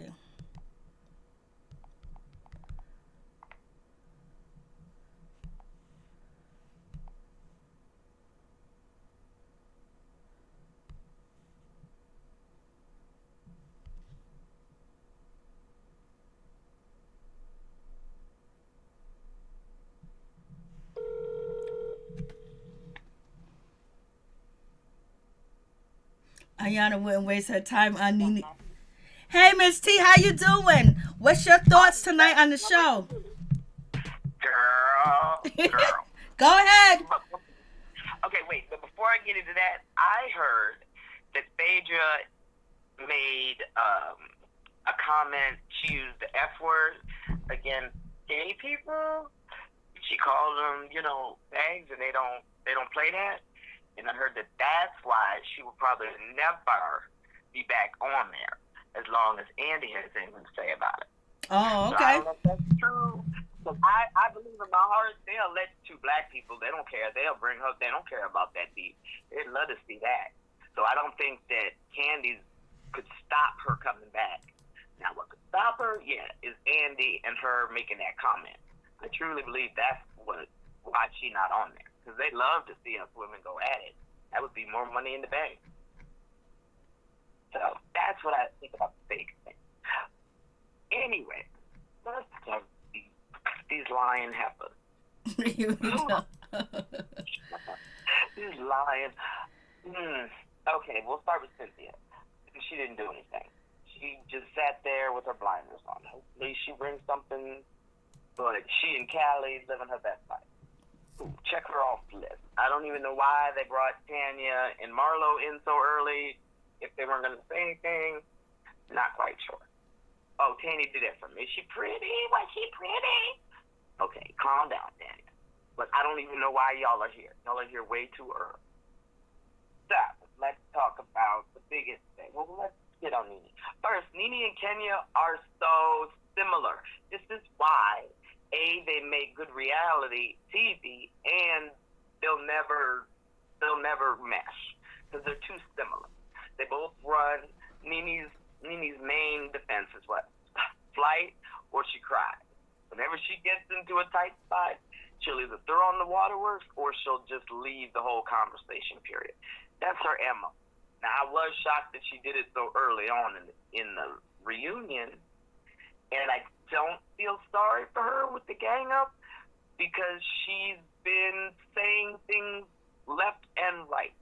And I think she bit her hand off without to spite her face because she was doing all of this free publicity for this show, bragging not bragging, but mentioning how she wasn't on there, who was saying this, that she had buku comments.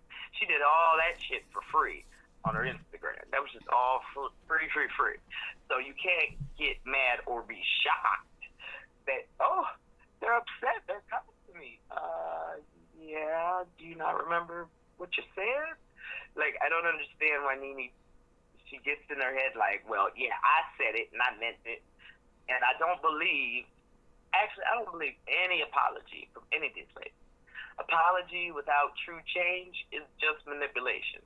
And that is clearly what they're all doing. They're not. Nobody's really sorry. Because if you were really sorry, half of this shit wouldn't come up.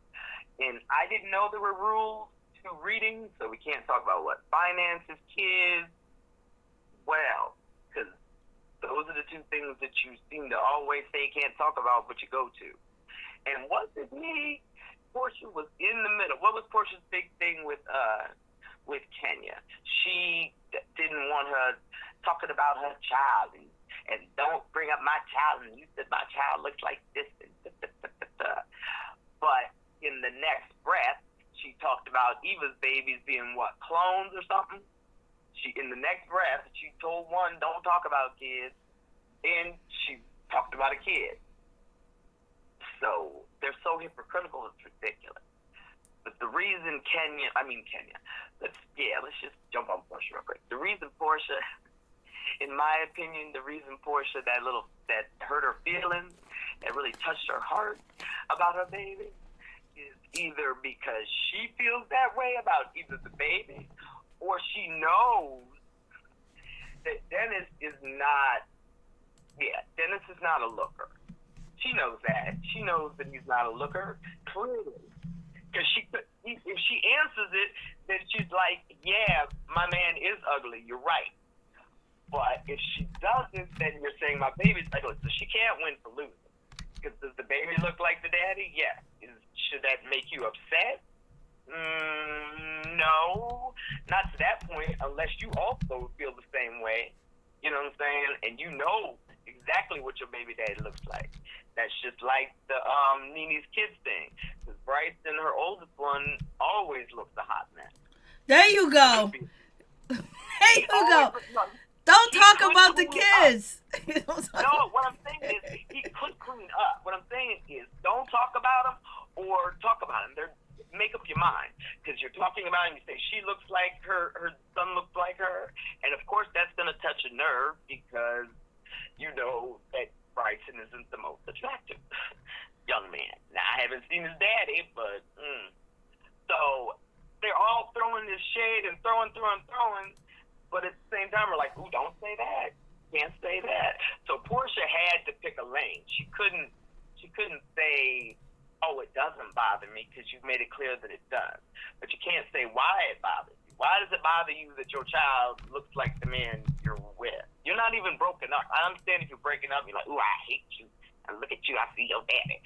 But y'all are engaged and about to be married. So just like Kenya said, I'm proud that my baby looks like her daddy. I'm proud of that. She did say that. Mm-hmm. Mm-hmm. And you need to be proud of it too. So that to me, just like Portia was deer caught in headlights. I could either be mad about anything and keep going on it and not answer the question because they asked, well, what exactly is it? What's the problem with him, with her looking like him? If she wouldn't answer that question, damn, so found it. Because she know what it is with that man. And I think she kind of, before we get out of Portia, she was just a little extra. I definitely think Portia knows the end game and knows that she's going to have to definitely bring it. What they told her, what they told her, the key to what? Knowing if you're going to be on the next season is your performance at the reunion. I could have sworn Andy said that that's what made him like pick her and let her come back was, the statement that she made at the reunion. It really triggered him, and he was like, ooh. So I think that everybody at this point is trying to get noticed and trying to be seen, and that's all that extra. That's what Eva's doing. She's just trying to keep up. Whew. She's trying to keep up. She's trying to keep that peach. She started the game too late. You should have been doing what NeNe was doing. That you wasn't in all the episodes. You could have been doing a whole lot of other stuff besides. And then if you're not going to claim it, here's my thing. If you're not going to claim what you said, then why do you say it? Because they're recording, they're taping. You do realize they can pull this back up. Like, I don't understand why you're like, I can't remember. Well, let me help you remember. Here you go. And then you're like, yeah, but is that really me in there? I don't know. Like, come on. You're all over the place. You clearly want to make me. So that Kenya thing didn't go as well as planned with that whole baby thing. So that's kind of fizzled out. So the only thing you really can do, the easiest target, is to jump on me. Of course. It's perfect. She's always the easy go-to. And we all know that. However, I blame me because she says too much. She says too much. You gave them way too much ammunition. You just wouldn't shut up, and you wouldn't take the high road. And then they got you flustered this early in round one. You're showing your slip. What are you doing? You know what the routine is. So you said these things. Either own them or not. But pick a lane. But the white chick thing was hilarious. Because I really do think that, the light, I don't know, something was off. But one thing I gotta ask you, why would you think Portia will put herself in a hard knock position by going with NeNe and not staying with the original team? Because, quiet as it gets, I think that NeNe is the juggernaut, so it's smarter to be with her than be against her, especially if the people that I'm trying to be with aren't really with me. I think they just took me along, but as it went on, I think that she realized, they ain't got my back like that. They're not my friends either. They're not my friends. So I trust the devil that I do know and the devil that I don't know. Right, Okay. right. Yeah. And I'll accept this quick little apology. I won't explain it to you. Again, apology without real change is just manipulation. So NeNe was on a manipulation tour because she didn't prove anything. She didn't show anybody that she could be a good friend. She just apologized for being a bad one. Okay. Okay, is there anyone, hold on one second, is there anybody that like NeNeLeakes that's in here? I do. No, I like her. I just think that she can't, it says all this shit. And then she's like, oh, I can't take it. Why are they all coming to me from the left, from the right? Oh, so much. I know I talked shit before I came on here and said I was going to, this is so much. I'm like, damn, like NeNe, you gave him everything. I mean, like, everything. Like, she was on that YouTube channel everywhere just talking buku.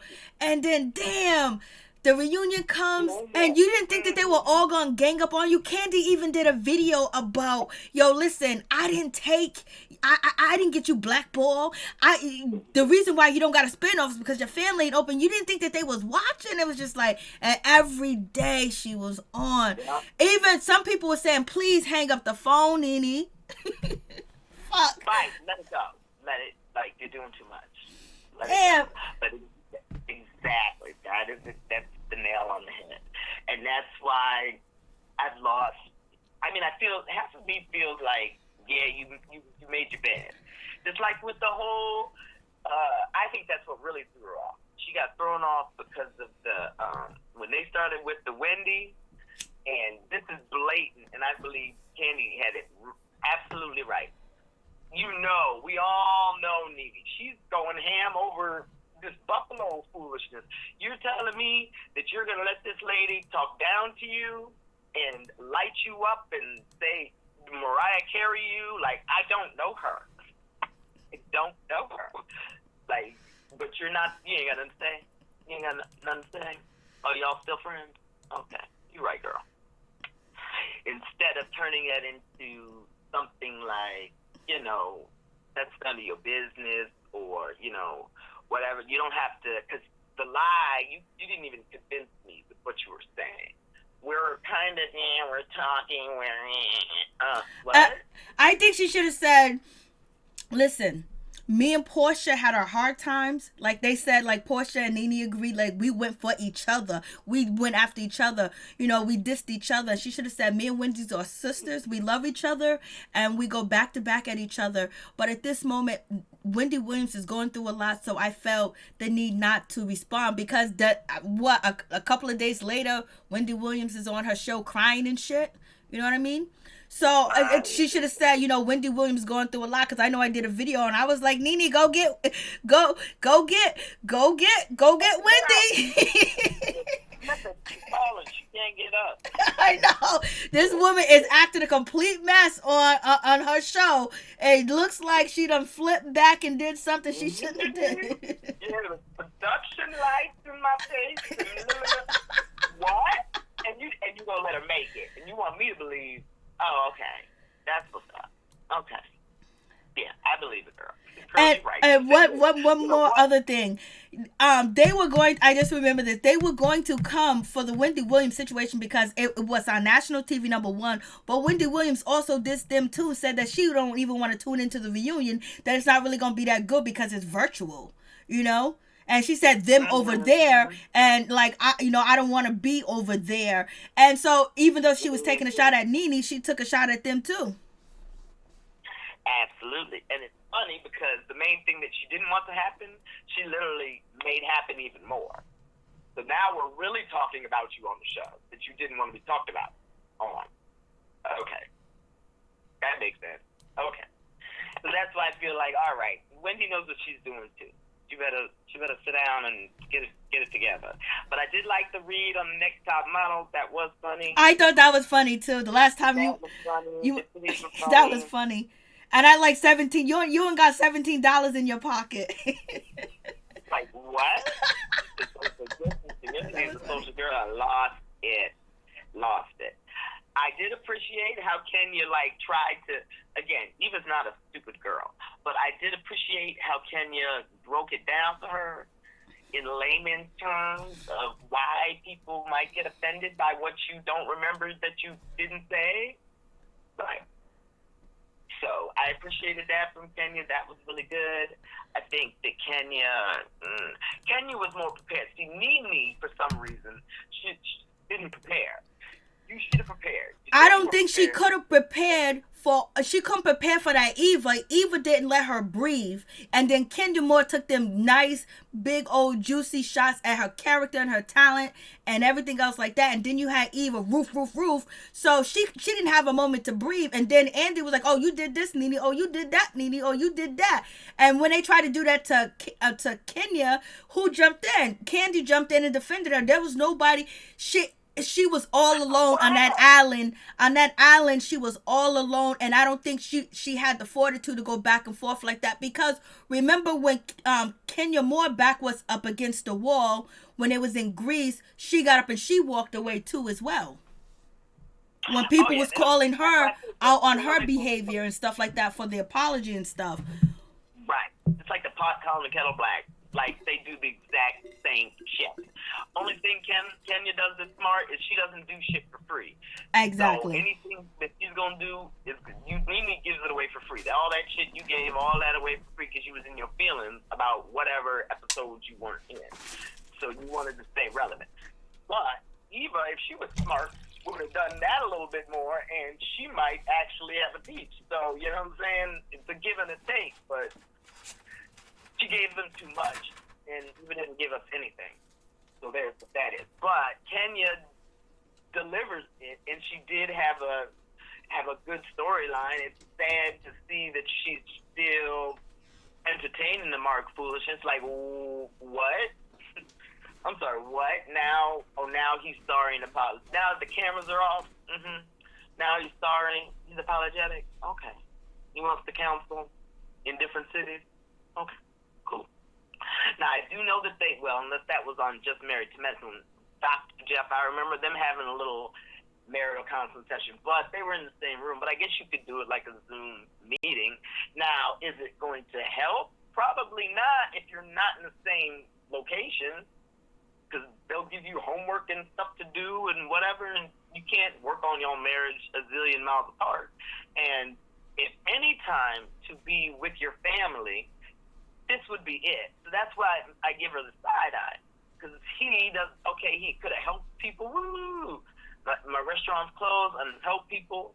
I'm about to go quarantine with my wife and my child. That's what I'm about to do. But he didn't do that. But now you're saying that he wants to be with you, but he's not even with you right now. Okay. That makes sense. And you're okay with all of that. Okay.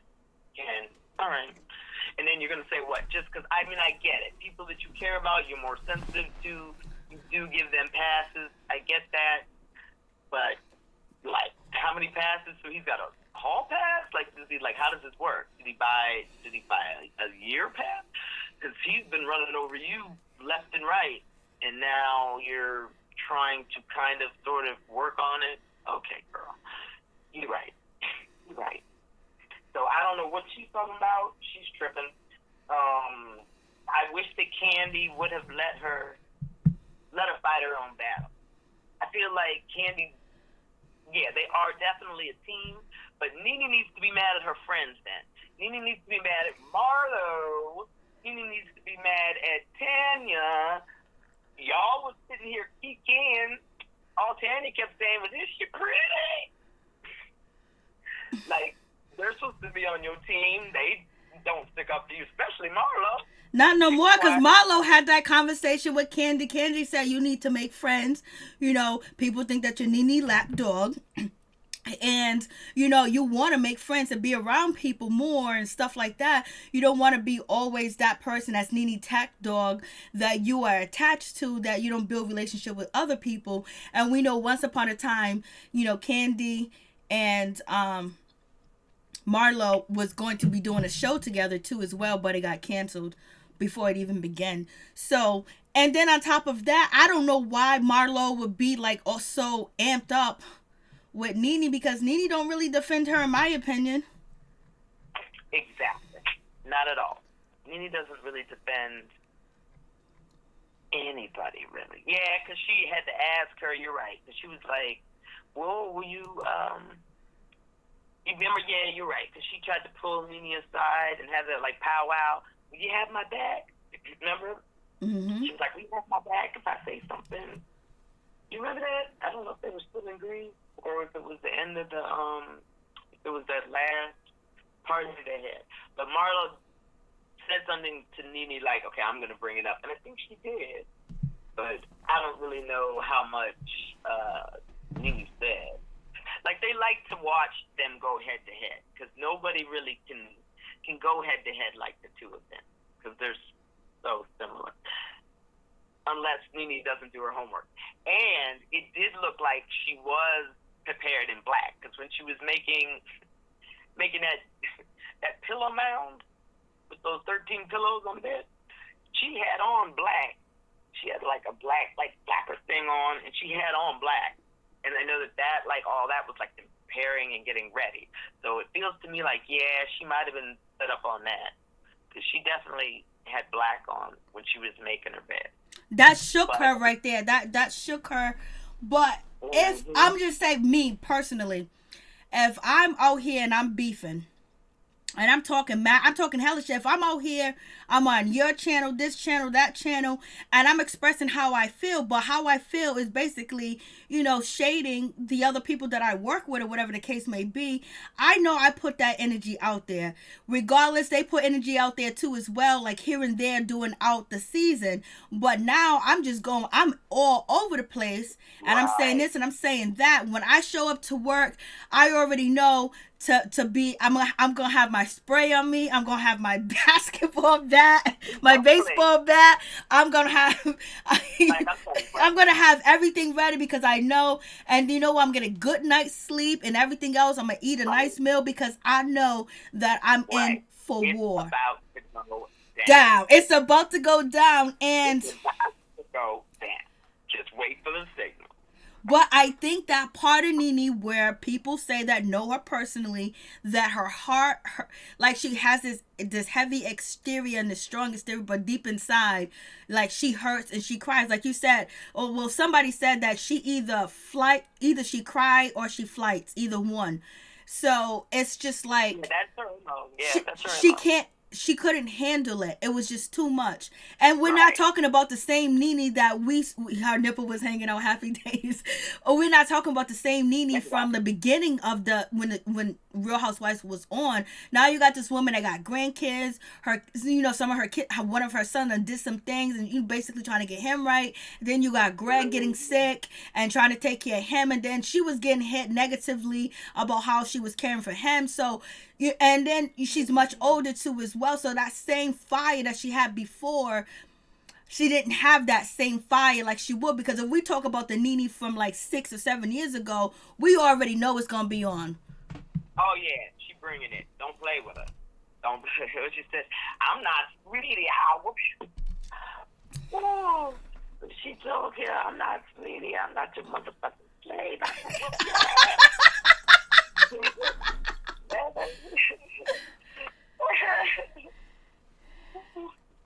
what? The one in the her and Sheree? Yeah. Mhm. Yeah, she was on point back then. She really was. She's come a long way. And so maybe it's time, you know what I'm saying, to bow out.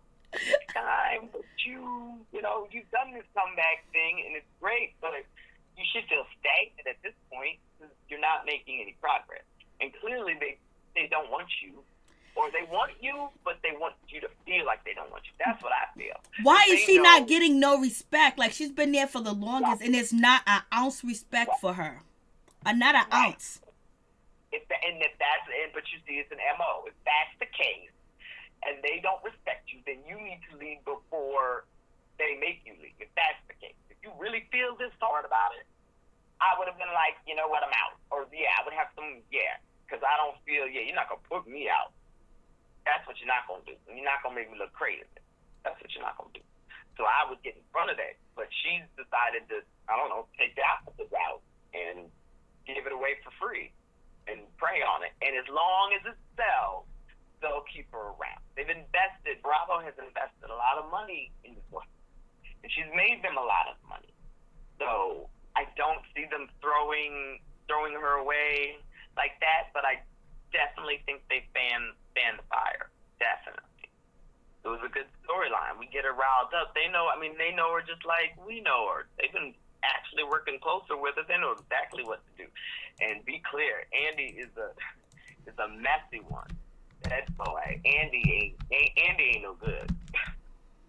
Andy ain't no good. He look like a bobblehead. He said he was going back and forth, up and down. Poor Andy, he didn't know where to look. I'm glad he finally used that mute button, though. That was good. I was like, that should come in handy if nobody walks away. But, I guess everybody could walk away if you want to be dramatic, because it looks like Eva's going to throw on the tears next week and walk away because she can't have him talking about her ex.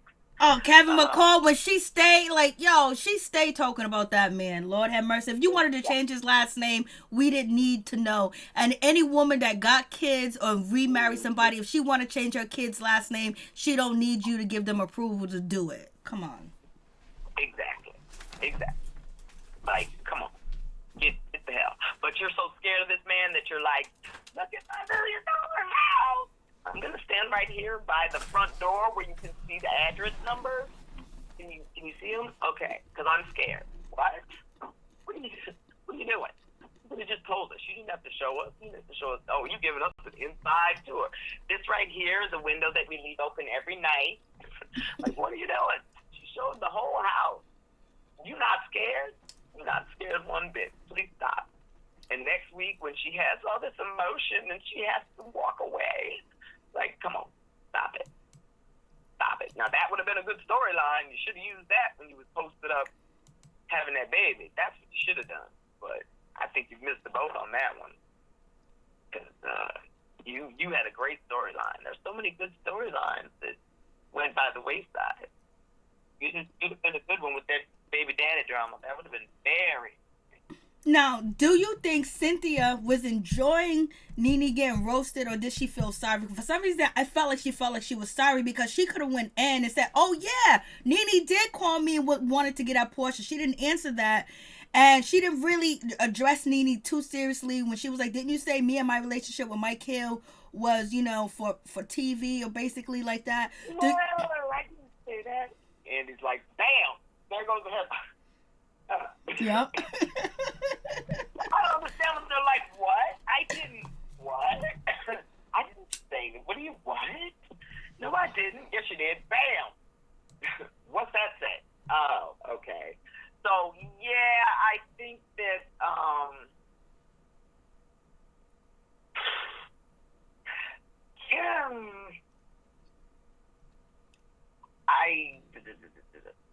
ask me that question again. I lost the train of thought. Do you think that did Cynthia was she in her glory when NeNe was getting red, or do you think that she felt, sorry for her? No, I generally think Cynthia felt sorry for her. However, Cynthia is nowhere near strong enough to go, A, against the alliance that she's made to stick up for, and B, she just, herself, she doesn't even really worry about the alliance. She's so worried. I feel like Cynthia's one of the people that, like, she wants everybody to be okay with her. She wants to be okay with everybody. She's a people pleaser. So she's not going to bring the smoke to NeNe. They've already supposed to wash that up. So I don't think, she brought as much as she's going to bring. I think she does feel sorry for her. I think she's kind of like, but she does, a piece of her does feel sorry for her, most definitely. But I don't think that's why she's not going in on her.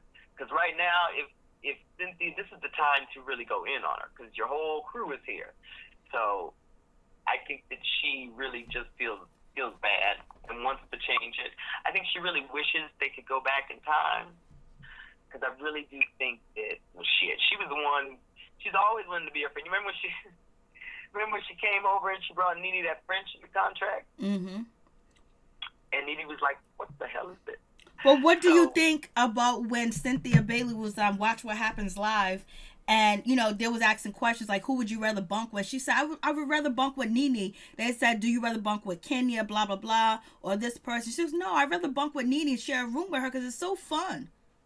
Mm-hmm. So is it not fun being Kenya Moore's friend and sharing a room with her? What is it about Kenya that makes you feel like you would rather share a room with NeNe? Kenya's not really emotionally there. Kenya looks like the type of friend that she's the needier one in the friendship. That's what she looks like.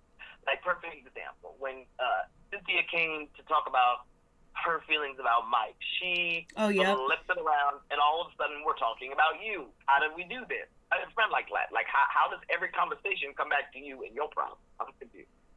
So she's not a really good friend. So I don't know how much. I think their friendship blossomed because of hate, because they both were mad at NeNe. But since Cynthia's not mad at NeNe anymore, that friendship isn't as favorable for her. You know what I'm saying? It's a decent friendship, but she's used it for all she can use it for, unless she wants to continue to be. If she wants to continue to be, then by all means go ahead. But I think she's ready to just chill and just stay chill. But what she needs to do is just let Candy. She needs to let Kenya know, you know what I'm saying? I'm her friend and I'm your friend. I can be friends with two different people that don't get along. But what I can't do is kiki about her with you and then run and kiki with you about her. Other than that, y'all can miss me. I can be whoever's friend, because that's why NeNe was mad at her, because she didn't tell me that she was coming. Okay. And so, like, it's always, she gets these needy friends who seem to put their stuff before her stuff all the time. And it's just I think she's kind of used to it, unfortunately. She knows what her role is, and I think that all you have to do is, have her back a little bit. And she definitely had her back when she was in the heat of the moment. Kenya definitely had her back for her NeNe situation. But once Cynthia let down them walls, that was a wrap. So she's just trying to play it cool, because she can't help her, because then her friends are going to get upset. But she can't really talk about her because they've already supposedly made up. So all she can do is sit there and bring up that light thing she said about it. And I guess now the new rule is, well, we were both mad, so you said things, I said things. We were both mad. Oh, okay. Cool. So if that's the case, then why are we still arguing about stuff that you guys said when you were both mad that happened like 3 years ago? Like, what are we doing? Make up your mind. Make up your mind. If we can talk about kids, then we're going to all talk about kids. Oh, we can't? Okay, fine. If we're going to talk about finances, oh, wait, everybody got a house. Oh, okay. Because they always coming before even her little pocket. I don't know why everybody is so insistent on what she got going on. I'm not sure. Why did NeNe say that, I don't mean not like why, like the answer, but what she said to, Eva, she said, Eva, go eat would she say eat carpet or eat butt? What did she say? Go eat that over there, go back to LA and eat that and get your money. So basically she said Eva was out there, eating, box out there basically to pay her bills. Like, shit. Hey, Kiki D. Yeah, she sure did. Last time you was on top, when you were on Top Model. I was like, ooh, that hurt. I felt that one. Ooh. Then what? You wanted to be on the red carpet that I was on. Well, maybe. Because at that point, NeNe was still coming up. That's possible. Maybe.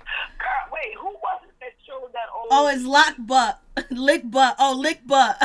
So it's Lick Butt. So NeNe was telling her to lick butt. Go out there and lick butt in California. Lord.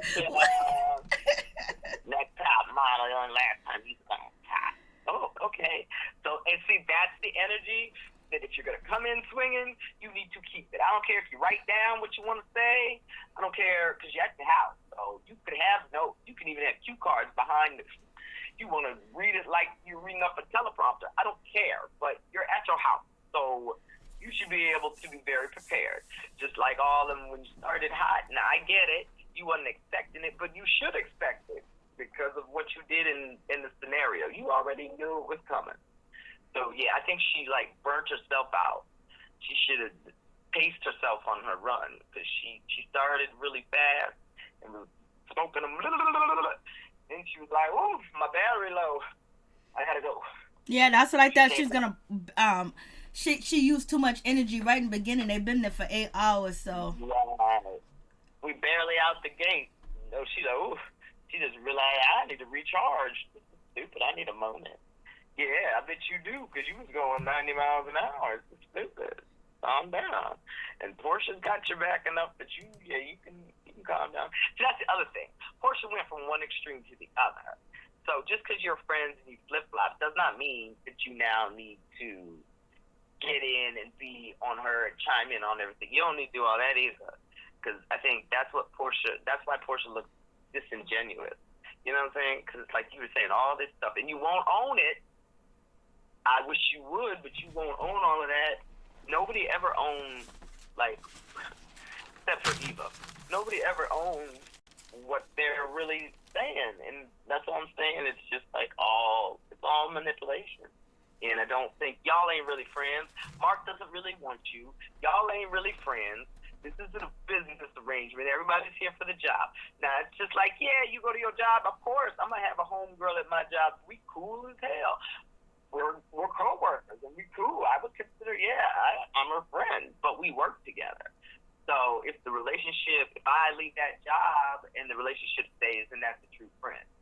So I don't know that their friendship would do that. I don't think that Kenya and her are going to be meeting in L.A. and, making plans for her to come visit her bestie. I don't think that at all. I don't think they're going to have any communication, or it's going to be very, very, very limited since the season's over. I really don't think that they were as close as they portrayed it to be. And again, it was a convenient friendship, because Cynthia needed somebody with a backbone, because she always needs that, and she knew what she was about to go against. And Kenya was the odd man out, and she had issues with her man, so okay, let's do it. But then once you stop getting upset, then you need to inform everybody. That's my thing. Okay, if things change, and that's why I understand what Candy was saying with that apology. If things change, especially if you've been saying one thing for the last year, and now all of a sudden I think that I deserve to know, because I deserve to get all the bad. If I get all the bad, I deserve to know the good too. You know what I'm saying? You told me all the bad, so tell me when things change. I mean, if you want to give me details, like you gave me details on the bad, then that's fine. But don't act like, oh, it's none of your business now. What the? You've been telling me all this bad shit. Now it's not my business? Okay. It was my business when you wanted to talk about it, but now it's not my business. Okay. That makes sense. So I think that Cynthia just kind of checked out, and she doesn't want that smoke. She don't want it. She needs it, but she don't want it. I think she's this is her swan song, and she's good with it. And she's trying to go hug up under her man. Go do that. And I definitely think they need some new energy. I actually, quiet as kept, I would like to see Vivica on the Housewives. I think she would make a wonderful addition. She needs to be married. We got a bunch of people that are not married. Everybody's saying you got to be married to medicine, so you got to have a husband. Well, that show's different because that show, and the reason I like that show and it's different is because the husbands are really involved. You They know, are. They they are. are actually cast members. You know, they sit in the confessionals as a couple and have conversations. All of them do that. So yeah, you kind of need, and that's a precedent, like you're married to medicine. So once you're not married to medicine, and your beef is that beef brisket that you and what's the name have going is overcooked and don't nobody care. So yeah, technically you don't need to be on the show, but on the Real Housewives, the men are just like kind of secondary. On some of the other franchises, they're a little bit more into it, but the men are really secondary. Especially for Atlanta, they're kind of just like the accessory pieces we see once in a while. So they don't really. That's for Mark. They don't really say too much outside of the situation. So I mean, you don't have to be married. Portia was on there. She got married and divorced. So you don't have to be married to be a housewife. That's never been the case. So for me, I wouldn't see that as a problem if she hired them. No, not at all. What do you think about Eva? What do you think about Eva saying that Portia was using her for a storyline when it was talking about the C-section? So basically, Eva is calling out Portia, saying, Portia, you used that as a storyline, basically, when Eva was in the shop talking about, Portia. And about, like, she need to get these blogs and she need to get, that C-section and all that other shit. And Eva said she was using her for a storyline. How was she using you for a storyline, Eva? That's what I'm saying. What storyline? I mean, that's what NeNe said. What storyline? Like, child, what are you doing? Like, come on. You do. Your girl left the heart. Eva was like, not today, Jesus. Shit, Eva was not playing. Today I'm gonna make all my money back from the house. Yes. Not today. I haven't worked for 6 months. She talk about she hasn't seen NeNe. NeNe was quiet for 6 months. Shit, you didn't do shit for 6 months. You just laid up there and ate and went to dinner. Make some thank you. You could have went to dinner. You could have went to some of these events. You could have. Yeah. Oh wait. Oh, you're about to go into labor. You can't film now either. Okay, cool. Okay, all right. Oh, you can't film because your stomach and you. Okay. So you came on this trip to what exactly? I'm confused.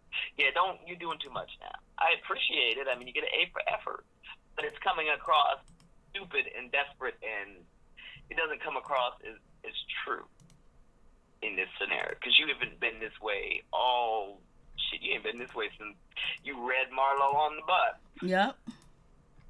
That's the last time you was actually involved in anything. So I think she's just the storyline. No, not at all. Now, if anything, it was the opposite. It should have been the opposite. Like, that was your storyline right there. You had a couple of them. That's why I'm, like, trying to figure out why Eva she had a couple of good feuds going. She should have kept them things burning, and she would have been more relevant. That's all she had to do. Keep up the small beef that she did have with that doll. Yeah. She could have kept up the beef with that. She could have kept up the beef with Portia. They could have been going back and forth like this all the time about Dennis and the baby. We could have been doing this. That would have helped. And the both. blogs got her business. They could have been talking about the blogs. I guess they didn't want to do that because the blogs would bring up Eva's situation. She mentioned it though. She threw it out there. But she said Portia using her for a storyline. And Eva, and then on top of that, let's be real, Eva told like 5 different stories of the reason why she didn't want to attend Kenya Moore's party. She went on to 3 different shows. I don't see this. Oh, I know the drama. My kids had to go to school. I had a doctor's appointment. Everything. My baby's getting glasses. My other baby's having speech therapy. And the baby inside my womb, she's needing some time. I don't know. It's hectic. And then I'm running from my ex. Wait, let's take a picture of the house with the address. Okay, good.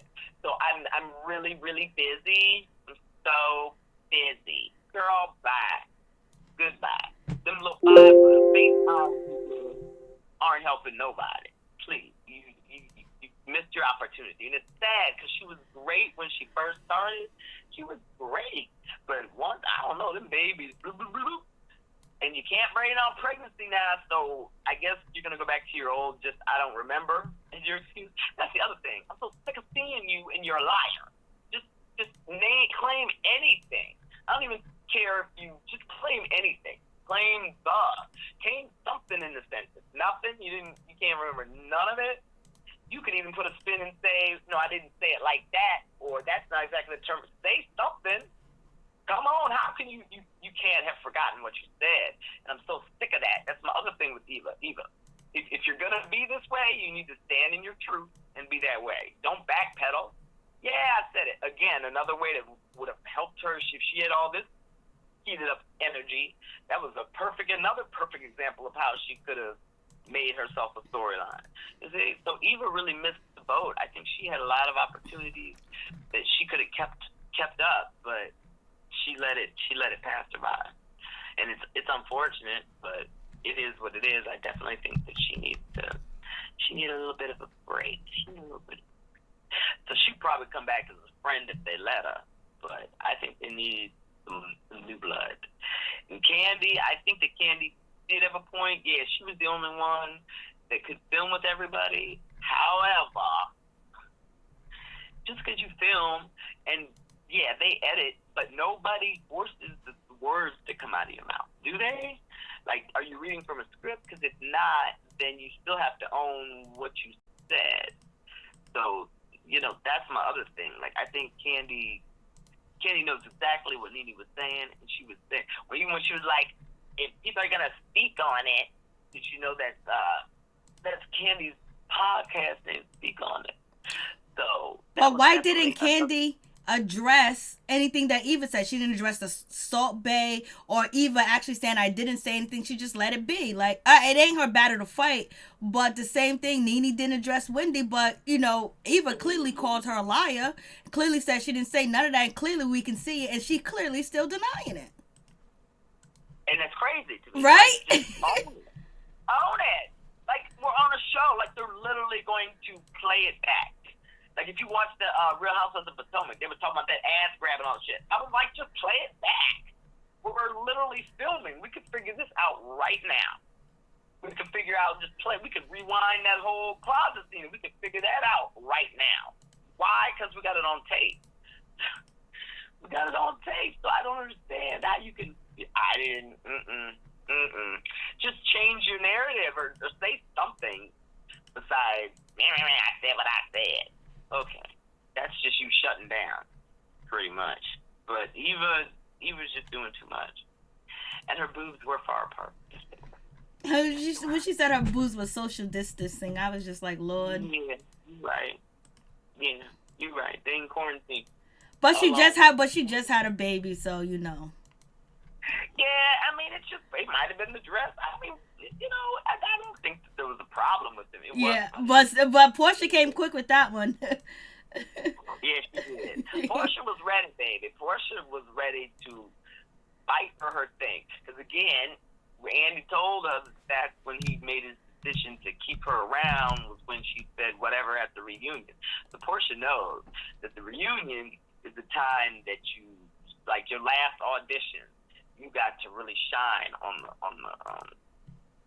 the reunion, because that can make or break you. Because literally, that's what Andy said. He was gonna chunk her, but then what she said at that reunion about trying and owning up and trying to rebuild her life and blah blah blah blah blah made him change his mind, because they were gonna ask her before or let her come back or something. So I definitely think that she needs to spice it up.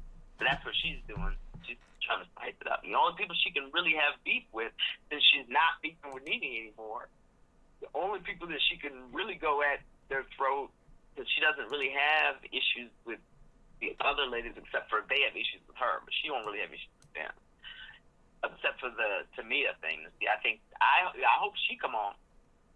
I hope she comes on and clears up this situation with these text messages. I hope that they let her have her piece, because Portia needs that. That was another great story thing.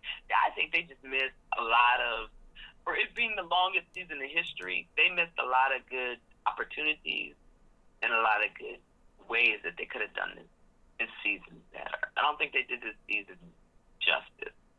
Just what they focused on, and they never resolved a lot of stuff, and we were arguing about the same old stuff.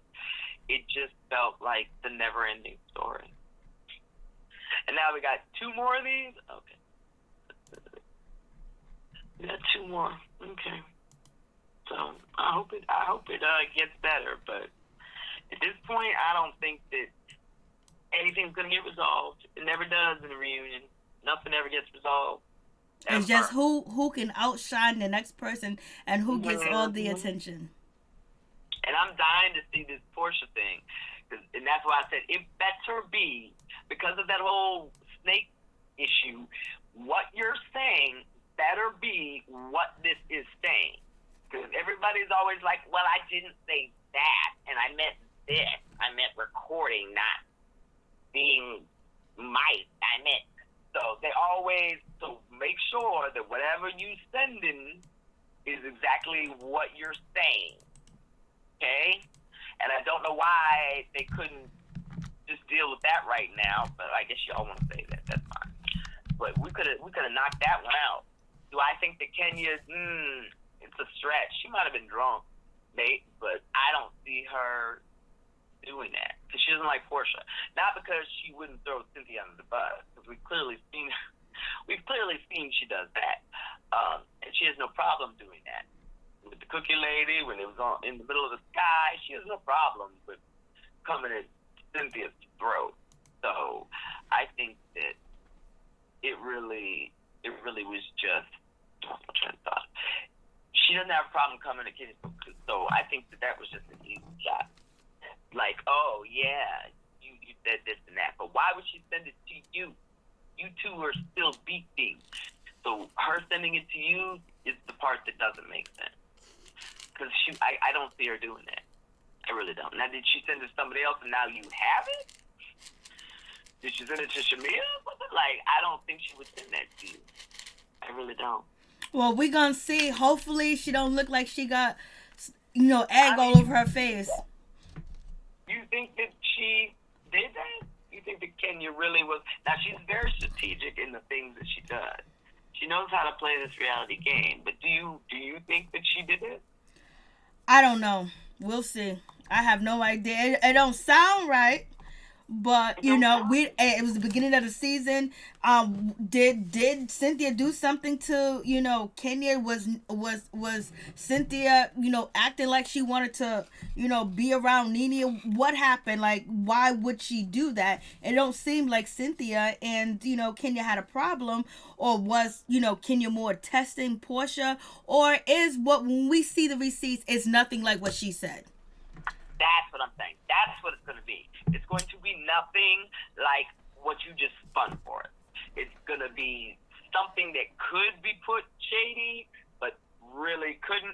Again, that's why I hate having important or conversations on text, because text, you can read it in whatever tone you want when you read it. And your message may not come through like you wanted to. Just like the whole, or it's going to be something minuscule like the whole Kenya, I called her and all of this stuff. Well, no, that's not really how it happened. Now, you did say those things, but the way you told the story, that's not how that happened. So I think that that's what's going to be, or they're going to be old. Who was that brought up a receipt from 10 years ago? Who did that tonight? Who did that? One of them, which one of them? She was pulling out receipts and she sent something and it was from 2005 show is moving to Texas. So I don't even know if is she still going to be on the show, the morning show? I don't know, because Ricky Smiley is moving to Texas. Didn't Eva say she was moving to Texas? Yeah, the show is about to be going on from Texas. Yeah, since I guess Tom Joyner she's pretty much taken over that spot. So they're moving the show to, I want to say Dallas, but they're moving the show to Texas. And that's why I'm I wonder if she's going to go with the show. Okay, Miss Woodson said that Kenya was mad because of Bailey Q taking up for Eva. I don't know. Oh, when they were talking about the at the BLQ, when they were talking about what did they call her? The shadiest. Yeah, the shadiest one in the room. Yeah. She was like, what? Yeah, Kenya did those stuff. That's what I'm saying. Eva had some really good storylines that she could have kept with. She really did. She could have kept that. All she needed to do was latch on to one good one. I would have ridden that baby and that child shit. We gonna ride that fake beef. I'd have been bringing that up or something, so I can go toe to toe with you. I can have something. That's what I'm saying. Even you had so many storylines. So now you saying all this? Okay, girl. You're right, girl. But I don't think Portia has anything. I think she's just talking because I ain't seen Portia do all this talking all God. Oh, you found your voice too. Well, look at that. I hope you found it with Dennis like that. Probably not. Probably. But we shall see. Because I definitely know that Cynthia's going to pull that Eva's going to pull a crying. It looks like Eva's going to cry and walk away for a minute. So it's all about pulling at those heartstrings. They just trying to keep that plum, peach, prune, whatever. I think so, Denise Rose. I don't know. We'll see what happens. We'll see if I'm just like, I don't even want to say nothing about Portia receipts because I just got a feeling that if it doesn't say what she said it says, Lord have mercy, that's gonna look so bad. It's gonna look so bad. And she's like, send it? Okay. Right. It's either gonna be out of context or it's gonna be super old or it's gonna be something that she got from somebody else. Like, it's not gonna be what we think it is. Just like this whole Ivana thing. Is she coming out? She better. She better come out and explain. Yeah, she's coming out, and that's when NeNe completely leaves. Hold on. Denise Rose says, I think Kenya was pissed off in Greece because she had to take the fall for the cookie lady on her own when Cynthia played a part in that. But she threw Cynthia under the bus as quick as she could. They made it back to the mainland, and she was like, oh, no. Matter of fact, I'm going to bust you in front of all these people. Now catch that. Yeah, and again, that to me is, that's not your friend. Friends don't do that. So yeah, she was in her feelings right from there. That's what I'm saying. Kenya be coming at her. Kenya comes at her throat. Because it's easy for her. Yeah, Kenya be mad at the wrong thing. But she know who to play with. All Cynthia needs to do is get her together one good time on camera. Get her together one good time. Or sit her down and tell her, like Portia did, I respect that with NeNe. This is what I need in a friendship. This is what I will tolerate. This is what I won't tolerate. But until y'all do that, she's just going to keep doing what all your other friends do to you, I guess, which is just kind of use you as a stepping stone. Because other than that, what else are you bringing? What else is she bringing to the table? Nothing. She didn't even play up. She could have played up her NeNe shit, but I think she was just ready in real life to get that over with. That was too much for her. Cynthia's tired. I don't think she's not built for this anymore. She still wants to be on the show, but she don't want to be beefing. She don't want to beef anymore. She wants to be like Tanya. That's what she. I wonder if they're going to keep Tanya around another season. It depends. She better have more to say than is she pretty. But they said that Tanya wanted to just keep it cute because she's got a whole bunch going on. So if anybody deserves it, would y'all please give Marlo a peach? Sweet Jesus. I have been praying that Marlo would get a peach since I think season 3 when she started tap dancing. Remember when they went on that trip and she went off? Who she was fighting with? I think it was Kenya. She toned down a whole lot. I think it was Candy. Oh no, it was Sheree. That's who it was. It was Sheree. Her and Sheree went back and forth. So she definitely deserves a peach. I think Marlo's worked hard. I think she's proved that she can bring it. She's got her own storyline. I think it's time they gave her a peach. Denise Rose, child, woo child. I don't know how much longer I can watch Tanya jump up and down. I'm telling you, it's ridiculous. Like, what are you doing? The lies. She's about to be animated as a mug. I swear to God, I was looking at her eyebrows like they look like the Joker. You know, because her face is in this, and her eyebrows are up, baby. She is ready. She's ready to bring it. She's bringing it, and it's not even open yet. She's ready. And then one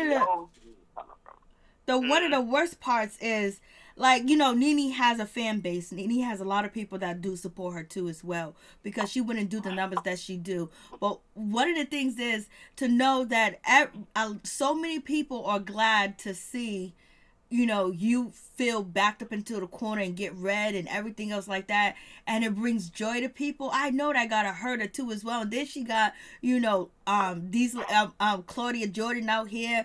She got Claudia was coming for her. Yeah, Claudia was coming for her. She got Claudia. Oh, baby. That was the best read of life. What she told her at that table. What did she tell her about her? And then Marlo was over there fixing the girl a wig. Oh, it was a mess. And Claudia was lighting her up at that table. Claudia put her in her place. She don't want no Claudia. And then you have Vivica Fox, which is a name out here saying that, insinuating that she's using, the white stuff. So it's just a crazy situation. Allegedly, I heard that's what her and Miss Wendy bonded over. I heard a little rumor like that's kind of one of the things, after she got her divorce and stuff, that's kind of one of the things that kind of bonded them. But I don't know. I don't know if it's true. It's just what I ain't one to gossip from me. But I definitely think that they're just creating beef. So I hope that Candy can get what she wants to say out, but it looks like she's already so frustrated that she's just ready to go ham. She just everybody had their break. It was just like NeNe. Everybody had a break. Kenya caressed, and Eva jumped in, and then Eva caressed. Kenya jumped in, and now it is time for Candy to jump in. So it's gonna get wicked. In the next corner, we have, but again, a message. So if your boss is allowing people to make your work environment hostile, why do you not take it up with the boss? Like, they can only do so much. Yeah. So at the end of the day, I got to look at Andy and production. You see how Andy defended, Kim? Andy was defending Kim. He went in the bathroom and talked to her and comforted her. It's like, I know it's not easy. I was proud of him. He did tell Kim, though. He did say all you did was talk about him all season. He was like, I don't understand. I mean, that's all you did was that. I'm not going to be attacked. And he was like, but all you did was talk shit about every single one of them. Like, what did you expect? But in this case, I guess he's like, ooh, NeNe's a pro. She got this.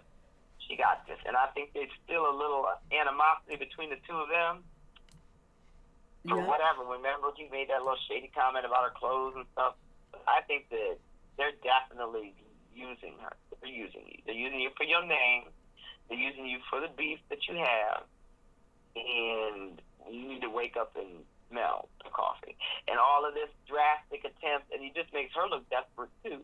Because you did all of this. You was on your Instagram, like, you just desperate for some attention.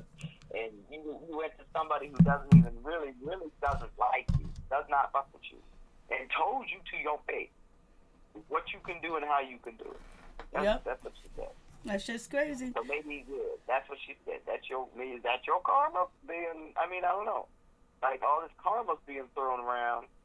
Well, in that case, I think everybody's getting a little piece of karma. We could put a whole bunch of things on karma. Amen to that. All right, then. It was nice talking to you. Thank you for calling in. I appreciate it. No worries. I'll talk to you soon. Well, I'll talk to you Sunday. I'm telling you. Thank you so much. I appreciate it. All right, honey. Bye-bye. Bye-bye. Anybody else want to call in, or do you guys want to go to bed? I got everything together before I came live, so if you guys want to call in, call in. If you guys want to call in tonight, we can call it a night, baby. But yeah, 2020 has been hell of a year for a lot of us. NeNe's taking it this 2020, and then on top of that, you know what I mean. You know, R.I.P. to Betty White. We miss you. We love you. And you know, I loved her music. I used to dance around and listen to them lyrics. I had them lyrics explained to me to understand it. And then you know, Little Richard. I'm just like, damn. It's like it's going ham. All right, we got a call.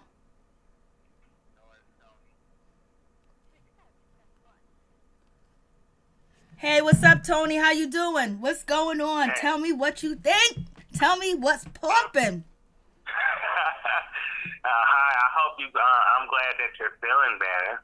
Yes, thank God. I'm at 74%. I'm getting there. Thank you. Yeah. I think that Tanya and Marlo was throwing background shade. You know, Yup. so they didn't make an impact. You know, this episode. Maybe they will in the next two. But yeah, they was throwing that background shade. That's all that they did. And you know that Candy, you know, I like how she stepped in and, you know, helped, you know, Kenya, you know, defended her. And you know, she somewhat, I think Candy still, you know, somewhat cares about Portia too, because she was like, you know, Portia, I love you, but you being foolish. Yep. You know, in the way for trusting NeNe so quick, you know, the way that you are. So it's like, I think she do care about Portia still, you know, because her and Portia shouldn't really have no major problems with each other since they made up. But Portia and Kenya, they need to bring the receipts on each other. I mean, we need to see this stuff. You know, don't say I got evidence and got receipts on you and then you don't show it.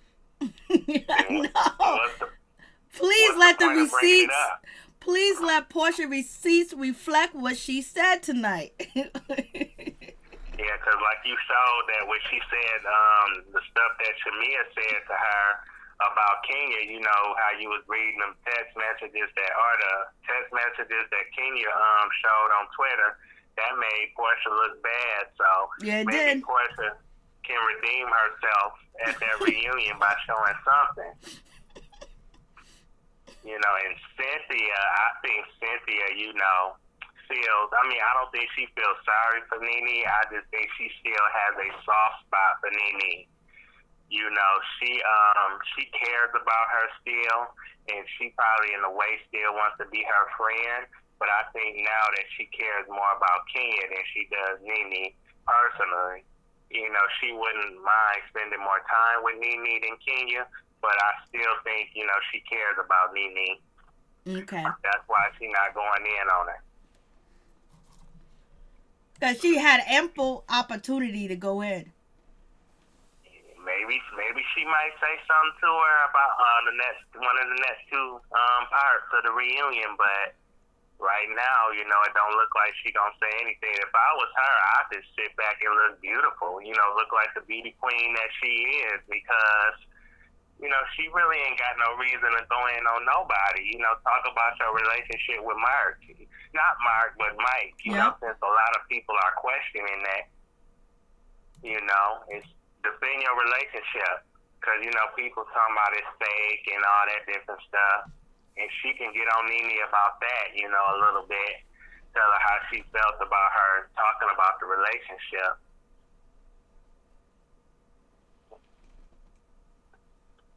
That's true. Are you still there? Yeah, I'm here. Okay. I was Candy. Oh, I want to see her and NeNe go at it the next episode. You know, she really didn't have nothing to say this episode. So, but I know she gonna step up to the plate the next episode. But Eva need to stop. She was doing too much. You know, I mean, jumping in and all that stuff. But you didn't have on NeNe trying to tag team NeNe, but you did not have that same energy for Portia. Portia was coming at her way harder than NeNe was. You know, NeNe got her with the slick reads, but she wasn't as aggressive as Portia was. You know, That's Portia true. talking about I'll beat your butt. You know, yeah, she said virtually something else beat to your her. ass. Yeah, and Eva just sat there. I'm like, okay, you gaining up on NeNe, but you ain't got this energy for Portia. The way she coming at you, you ain't got no energy for her.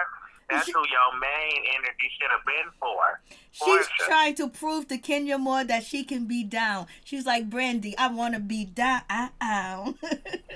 But she could have did that and handled Portia. That's what she could have did and showed Kenya Moore that she can handle her own. Because Kenya Moore, I think, also like people that can hold their own, because I don't think she really likes to carry people. She can carry you for so long, and then she'll toss you to the side if you can't stand up for your own. You know, so it's like she should have came at Portia. So Eva, you know, she should have waited until Andy asked her questions about NeNe, like about the apology thing or what NeNe was saying about her. You know, Andy didn't get a chance to ask Eva, you know, how do you feel about NeNe coming at you online? You know, coming at you in interviews and coming at you through social media. Then that's when I think Eva should have did what she had to do. You know, wait your turn, baby girl. I mean, you got an opportunity. You got an opportunity coming if you would have been patient. She was playing double dutch. She was playing double dutch for the tournament. As soon as Kenya would just stop, immediately she came. She was like, I'm going to get my bag. I'm going to pay for this $1 million house. I'm going to eat. And plus, I never liked you anyway, NeNe. That's why I was on the red carpet and you wasn't. I was like, oh, tell her how you really feel, baby. Yeah, she was weak for that, though. She should have waited her turn, because trust me, Andy, we know how shady that Andy is. We know. Looking like a hot mess. He should have shaved. At least he should know how to shave that face. Oh my goodness, you look like a hot mess with that beard, looking like an 80-year-old. Like, come on now, you supposed to be on TV, and that's the way you look, looking like a hillbilly Santa Claus. Come on now. You on Bravo, a big TV network, looking like that, and you couldn't groom yourself up?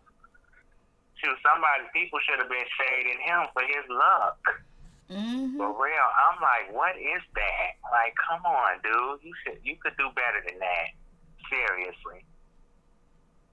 But yeah, I felt like and then Kenya, and we all knew that Kenya and NeNe was gonna go at it. We all knew that. Mm-hmm. I expected that. But I felt like NeNe came out the gate too strong. She should have just sat back and waited for them to come at her. You know, just answer your questions when you got asked the questions.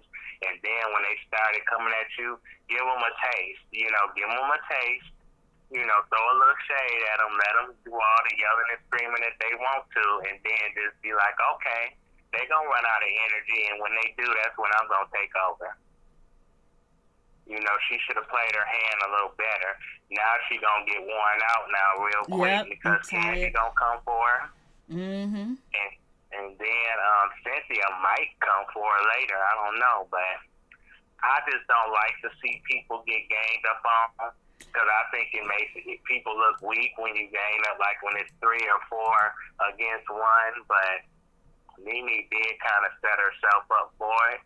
But still, I'm not. You know, I'm not feeling too sorry for her, but I just feel like that's wrong for all them to be coming at her at once. I feel like they should, you know, do it one-on-one. Do it one-on-one. Don't cut in. Don't be saying nothing. Just let Candy do her thing one-on-one. Eva should have let Kenya did her thing one-on-one. Then Eva goes toe-to-toe with her one-on-one. And then Cynthia, if she does. So it's like, but I don't think any of them, maybe except for Candy, can really handle her one-on-one. So that's why they want to gain up and take turns, you know, gaining up on her. And if anybody was in a position that NeNe was in, like if it was Candy, if it was Kenya, if it was Cynthia, if it was even Eva, if it was Eva, And, you know, I got to play the devil's advocate and be like, oh, come on, man, nah, this and that. Come on, you don't think this? Because, like, you be like, you know, NeNe kind of set herself up for it, but we didn't know that they were going to come at her like this.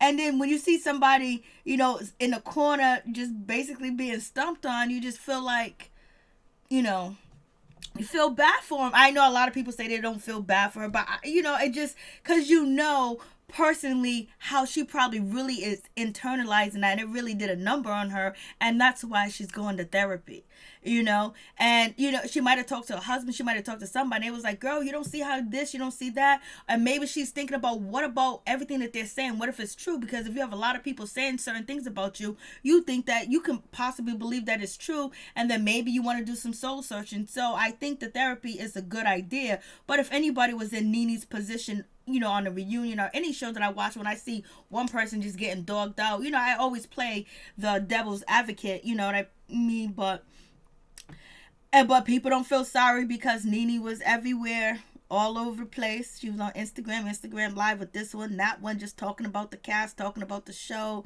everything, which is her right to, and she has a right to express herself and say what she want to say, because maybe she felt like she couldn't get it out because, you know, she talked about what happened to her, like, you know, she wasn't really getting a lot of scenes too as well. And, you know, but I don't think she thought that everything that she was doing was going to backfire, and it did backfire, you know. And it backfired where everybody was ready to come at her. They wasn't even going to come at each other, because you see, if that, you know, Kenya, Portia and Eva came at each other, but the rest of the ladies wasn't going to come at each other, you know what I mean? The purpose was NeNe is the target, you know. Yeah, I like how Portia, you know, stepped in and defended her against Eva, though. I like that. Yeah. And then she dog walked Eva, you know, verbally.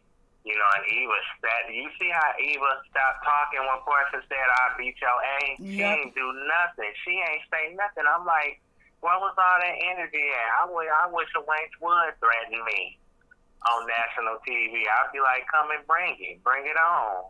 You want to beat me up? Prove it. I want you to do it. When you know, when we not on the camera. Do what you got to do. I want to see what you can do.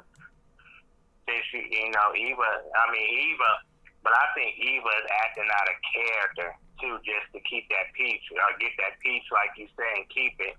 And I feel like this show not probably for her, because it's like, if you say, I'm classy, and I'm a respectable lady, I'm a mother, and I'm a wife, you know, and then you coming at the reunion like you coming into the reunion, it's like, why you deep down inside, personally, if that's not what you want to be, what you want to do, and who you really are as a person, you shouldn't be coming at this reunion the way that you are.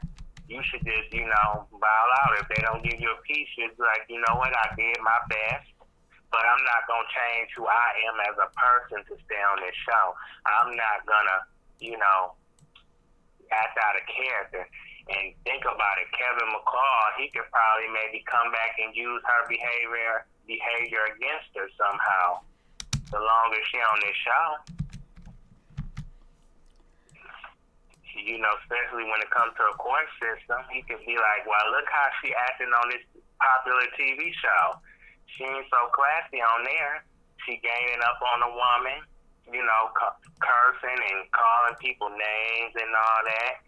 It's like she contradicted herself just for money.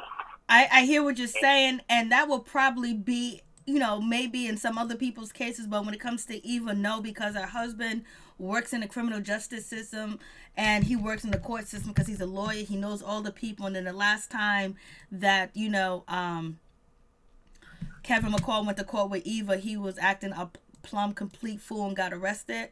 So that's the only thing, but I understand what you're saying. And she also spoke on this, on the Ricky Smiley show and over there, that basically, you know, people want you to be all ghetto and hood rat and act all crazy and talk out your neck, and that's not me. I'm classy, this and that. You know, I'm trying to give a different look on the show because, you know, I got my husband, he's this, you know, and I have this career, and I don't want to be like, you know, basically saying like NeNe or whatever, but, you know, she got down and dirty because that paycheck means the most. And then she brags about how, you know, last reunion that she made $75,000 for each post that she posts on Instagram and stuff like that, she said. And believe me, she probably wouldn't be getting that money to post on Instagram if she wasn't really on the show, because people will forget about her. But she did say she's going to go back and forth to Texas with Ricky Smiley, so we'll see how that works out. Yeah, but what I was gonna say about her? Something else I was gonna say. Oh yeah, I was like, she's beautiful. You know, if this show for some reason don't work out for her, she could do other things. You know, she's been popping since Top Model. You know, she's been on other reality TV That's shows. true. Plus, That's she true. has acted in movies and TV shows. So she's very marketable. She in her 30s. She got talent. This show, you know what I'm saying? This show, don't let this show hurt your brand. And I feel like the longer she's on there and she starts misbehaving, she can lose herself and her value can go down. Because she ain't like Candy. You know, I don't think she is as business savvy as Candy. You know, yet Candy is the queen of Atlanta and she's very respected. And she, you know, has toned it down, but can turn it up when she needs to. Yep. She know how to play her cards right. That's why her brand ain't hurt. Her value is still good. You know, and a lot of other reality people can learn from her. You know, so Exactly. that's what I respect about Candy. I love me some Candy. But Eva, you know, how long is she gonna stay in this house before she has to move out? I have no idea. Oh, Sam, it's because I personally don't like Kim. I don't like Kim personally.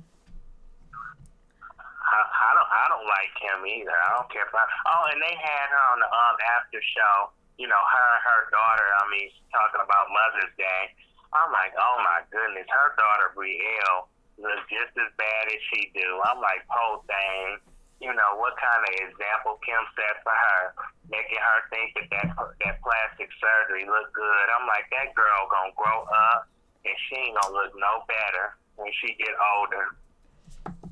She started off wrong with that plastic surgery. I'm like, she was a beautiful little young girl, and Kim just, you know, instead of talking her out of plastic surgery, Kim just supported it and wanted her to be so much like her. I will hold on 1 second. Sam B, I will hold anybody's hand other than Kim Z hand. That's for real, for real. I don't like Kim Z. I think she's a racist. Don't like her. I don't like what she stands for. I don't like nothing about her. So therefore, it's all good when I see that happen. There's always an exception to the rule, and she's an exception to the rule. All right, you can go, Tom. I don't like her either. And then, my last couple of videos I made was about counterfeit money, and then I made a video just about Mother's Day yesterday, and then last night, and then I made a COVID-19 video, like a short video. So then my last 3 videos I made within the last week or two, so you haven't missed a lot. All right, so I'll check them out. I appreciate that. Anything else you got to say? Anything else that you think?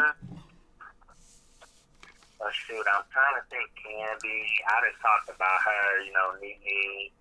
I done talked about her. She might leave the reunion for good this time, either this part or part 3, you know, because of Tanya. Not Tanya, I mean, Yovana. And I want Yovana to strut her stuff and show us Clark. You know what I'm saying, at this reunion. Don't sit up there and, you know, like, she needs to show them receipts. For real. Don't be acting like Clark and then you ain't got no evidence to back up what she really saying, and some good evidence at that. So I'm anxious to see what she got to bring to the table. She said she got all the receipts and she gave it to Bravo, and NeNe's not gonna be there to really address her. So we're going to see, so the doors is open for Yovana just to come in and swing it open, kick it in, you know, take a seat, you know, take a drink too as well, because she's going to walk away and she's going to say what she need to say. So we're going to see if, you know, what Yovana says, is it actually believable? And do you, you know, think that Giovanna is actually telling the truth on her part and her side of what she thinks that happened, because we have Giovanna talking and she's been talking, but she never really talked. So she's saying that she really talking this time, and she's gonna bring the receipts. And so we're gonna see if she said there never was a recording. NeNe said there was a recording, and she got the transcripts, and they met with Bravo exec. So this would be really wonderful if NeNe sat there and had that conversation, be like, we met with executive blah blah blah from Bravo, your husband was there, my husband was there, because that's what NeNe said that happened. But now that she walked off the stage, and closed the computer, we're gonna put Giovanna's evidence up and put NeNe evidence up, and then from there compare who's telling the truth. Yeah, that's what I wish NeNe. If she did leave before she came, I think that's a big mistake right there, because NeNe could have really won over people if, because I think people would have believed NeNe more, and, people probably would have just tossed Giovanna to the side, tossed her back to Clark, and be like, nice try, coming for the queen, and then people probably would have, like they guard down a little bit when it comes to NeNe because of the snake gate. So I feel like NeNe, she could have won more people over if she would have stayed. If she stayed, I feel like that's a big mistake, because if that was me, I would stay and defend myself, or at least show my evidence. I wouldn't make a lot of noise. I would just show my evidence. Yep. And then let it speak for itself, and then who y'all believe, because it's like you getting paid to be there. It's like I wouldn't leave. I just would sit there and be quiet if I have to, like Cynthia. Maybe they'll tell you, and maybe they'll turn the attention off of you after that and on to the other women. But she made it easy. She leaving that door open for people to question her, like, why you didn't bring the receipts to the reunion, but you putting them on the internet after the reunion. It's like, that don't make much sense. But like you said, she didn't really prepare like she should have. And then Sheree, I seen her on the after show. She looked good. Sheree always looked good, but the last time she came, she fumbled. The last chance she got back on the show, she kind of fumbled. And, right now, Sheree is making, headways, so she's a contender to be asked to come back, because Andy do have a soft spot for her. And basically, she kind of came for Jennifer and NeNe in their interview, and basically said, don't be put my name in your mouth. Don't be talking about me like that. Like, come on. So, and the Sheree mother, some people believe her mother wasn't lost, and some people believe her mother was lost. And so now she's on Watch What Happens Live. And did she answer any questions? Did they ask her any questions? Andy did ask her about how she felt about NeNe and Jennifer talking about her. She said that Jennifer did an interview about her ex on The Breakfast Club, but she didn't mention her once. But she said when she got with messy ass NeNe, she was talking about me, mentioning me in that video and the interview about her and her ex coming to my house for a party. And she was like, I felt like it was unnecessary. Me and the man might have ran into each other before, but it's like that man knows a lot of people in Atlanta. It's like, why you just talking about me out of all people? You shouldn't have just zoomed in on me and started bringing me into the conversation, because I had nothing to do with what y'all was talking about or what you and your man was going through. So I shouldn't have been mentioned. So she was upset about that. I could understand maybe her thinking that maybe she's scamming with this guy, because people got certain things they say about Chateau Sheree, and it's in her mother name and all this other stuff. But she didn't say that she was a crook. She didn't say that she was a thief. She just said like especially if you went to an event with somebody and it's at Sheree's house, you will probably say, oh, I went to an event and and he brought me to Sheree's house. So basically trying to basically give credence and basically justify what you're saying about this guy, and be like, he knows a lot of people that are in the in crowd. So I think that's what she was trying to say, but Sheree took it as like NeNe was throwing shade and she was throwing shade. So I don't even know. Yeah, but she did say that I don't want her mentioning. Really want her just mentioning just me because I don't want people to think that I'm associated with that man. Basically, is what she's upset about. She didn't want people to think that she is associated with him, and that basically, she didn't want people to think that she's associated with him. Yeah. So that's what got her on Watch What Happens Live. That's what they really talked about over there. And then that, and then also the reunion, like the looks and stuff, who looked great, or who they thought her and Michael Rappaport thought looked the best, and then they played a game about, Michael and Andy was judging, the reads that was happening at the reunion. What was the shadiest or the best read? And Sheree was reading them, interpreting, like she had a card, and she was reading the reads from the ladies, and Andy and Michael was rating them. So from 1 to 10. So damn, they got Sheree up there to do all that. Lord have mercy. Sheree might have her feet, she might already have her hand around the peach, baby. Yeah, she was doing that, and then I think Andy mentioned, how happy she was, how happy that he was that her mother got, was found. And then he asked her how she was doing, and then Sheree was like, she's in a good place, and she wouldn't say no to going back to the show, but she wouldn't rule it out, but she didn't say that she would, like, an automatic yes, either to coming back. So it was, but Andy, messy Andy. Andy was reading them shades, and he was probably, when you watch the show, you'll probably see whose side Andy's on, which one he agreed with the shade the most, which one he liked the most, so you'll know what's up. You'll see if the writing is on the wall.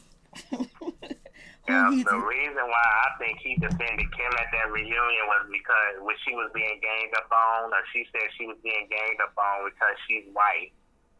That's all. That's what that is. She was the only white woman out of all of them. And so he had a soft spot for her. That's why he checked on her. That's what I think. And you ain't wrong in your opinion. Anything else you want to add? No, not really. I think I said everything that I needed to say. But I like your pictures when you be having them pictures going through the screen. Oh, thank you so much. I appreciate it. Yeah. Thank you so much. Please go check out Norris Tony YouTube channel. You'll see he's a mod in the chat. Check his YouTube channel out. Show him some love. Subscribe. Like the video and the whole night. Show your brother some love, baby. Thank you, Tony. Thank you. I think every time I come here, you say that I think somebody, at least one person, at least follows me. So that's a good thing. Amen. You be getting them over there for me. But yeah, I'm glad that you are, like I said, you are feeling better. Thank and you I hope so that much. You stay safe and healthy and well, and because we need our Mary Jane. Thank you so much. I appreciate that. Much love to you, Tony. We need our marvelous Mary Jane. We need so our sweet. Queen B. You're so sweet. I appreciate that so much. I really do. Thank you. We need her. Oh, you're so like nice. I said, I think Reggie made it possible for us to like you when he started, It's like he opened the door for us to like you, because him supporting you, I guess it gave you, like you said, he made you continue to go on and on, knowing that you had some supporters. Yeah, yep. And that's what happens. 50 views, 25 views, 1 view, 1 question, whatever. And you know what? I was even nervous to respond. and Reggie was there. He would ask me in-depth question. I'd be like, so he must really be into it. He must really like the show and like the review or whatever. And he would come. He'll be the only person, the only name I would see. And then another person came, and she was like the only name I would see. And it would go back and forth. Then I had like 5, like main supporters, and I enjoyed it. It wasn't anything, I was just like, yes, because I want to talk about the shows, but nobody in my family, nobody that are my friends or anybody in my immediately circle in life watch any of the shows that I watch. They don't watch no Real Housewives of Atlanta. They don't watch no Love and Hip Hop. They don't watch reality TV, period. They don't watch TV. They're always doing something else. They're in books. They're, or they're building, different things. Like, so they have no idea of whoever I'm talking about online or whatever. That's why they don't follow me on Instagram or Twitter or anything else like that. So, and when I first did my first video and I was, just talking about different things and talking about topics where, a lot of people not interested. A lot of people don't like gossip. A lot of people don't like, entertainment news or even celebrities or anything like that. So, my outlet was YouTube and I enjoyed it and I still enjoy it and I still do it. That's good, and I'm waiting for Marlo and Kenya to go at it in part 2. I think they gonna go at it. Yeah, if it all depends on how Marlo's gonna play the situation, because she's been basically trying to, make her image look a lot differently, a lot more friendlier, like a socialite, a stepmom and stuff like that, and try to get away from, the bad rumors about her too as well. But she said she don't like, Kenya, Blase in the third, and this and that. Let's see if she gonna actually go there, the reunion, which she might and she might not. We'll see. Yeah, she shaded her when she was with Jason Lee, kinda. Oh yeah, she did. She did. So I'm thinking, if you did it with him, you better tell her why you got her. Why you got her there. You better bring it. And saying apologize later. But that's the thing. You interview with somebody, you can throw all kinds of shade at the person that's on the show. But when you get a chance to confront that person through, virtually or face to face, you want to stay numb and stay quiet. No. Go at them the way that you did when you was on social media. Go at them the way that you did when you did interviews outside the show. And that's what they're saying about NeNeLeakes. That's what they're saying now. Like, you asked for it and they came knocking. And then, what was so bad too, when she closed down the laptop, somebody said the door is closed. I was like, Lord. Yeah, Kenya said that, I think, and she was being evicted. She did that. I'm like, oh my goodness. Yeah, Kenya got her on that one. That was a good line when she said, you have been evicted. You've been evicted. From your all house meeting, you better pack up and keep moving. The Lord have mercy. And someone said in the comments, I don't know who it was, but they said the reason why NeNe closed the computer because she didn't have on bottoms.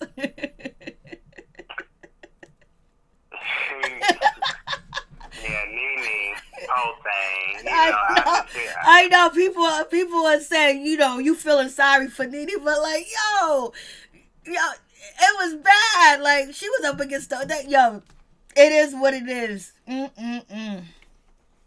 mean, Eva was chiming in like a mother effer. Eva wouldn't stop. She wouldn't stop when it came to NeNe. She came for the big dog. Just like people were saying Portia was trying to get Kenya Moore's attention all season and stuff like that. And Kenya Moore didn't pay her no mind. It was like the focus is on the big dog. I want to say dog because then people will be like, yeah, she is a dog. No, the focus was on NeNeLeakes. And it was mission accomplished. She tried her best. She did a lot. She wasn't, laying around like a lapdog, but after 8 hours screaming and yelling the question out of the question, you can't really get yourself back rejuvenated. What you going to respond, how you going to respond to it, how you going to make this look like this way because you said it here, you said it there. So, here goes happy days. Who's feeling sorry? Yeah, NeNe, I think all the stuff that she done on that show and all that is coming back to haunt her. Yo, and when we watch the movies and shit like that, when somebody, has the character that they've been going around and blah, showing their weight or whatever and doing what they do, and everybody's like, oh, okay. And then at the end, it's like everybody's looking, oh, what's going to happen at the end? And then, like, what is this end's going to be?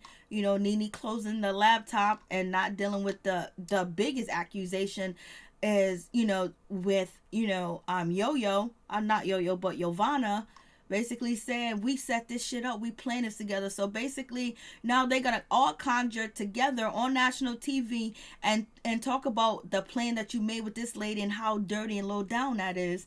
And then now, before the reunion even show, we got NeNe out here, talking about, they came up against me and everything else. Candy was like, yo, she's just doing damage control. So it's just like, Everybody has their day. I had my day. Before. Let me tell you, I had my day. Yeah, but I just want to let you know that you're so strong for surviving that, for being able to take that. I'm sorry that you went through that, and I know that was hard for you to go through, but you shine bright like a diamond, you know what I'm saying? Thank you didn't so let it much. hold you down. Once you go through stuff and things happen, and sometimes some people can go crazy, they can get on drugs, or they can just do certain things to, numb the reason, but you have to realize that everything that you go through is a learning opportunity, and therefore you can learn to do better. And then on top of that, you can also share that doing better with your family, with your friends, with your peeps, your peoples, and say, just keep your head up, because it's always gonna get better. Nothing ever stays the same, because you're gonna make the changes.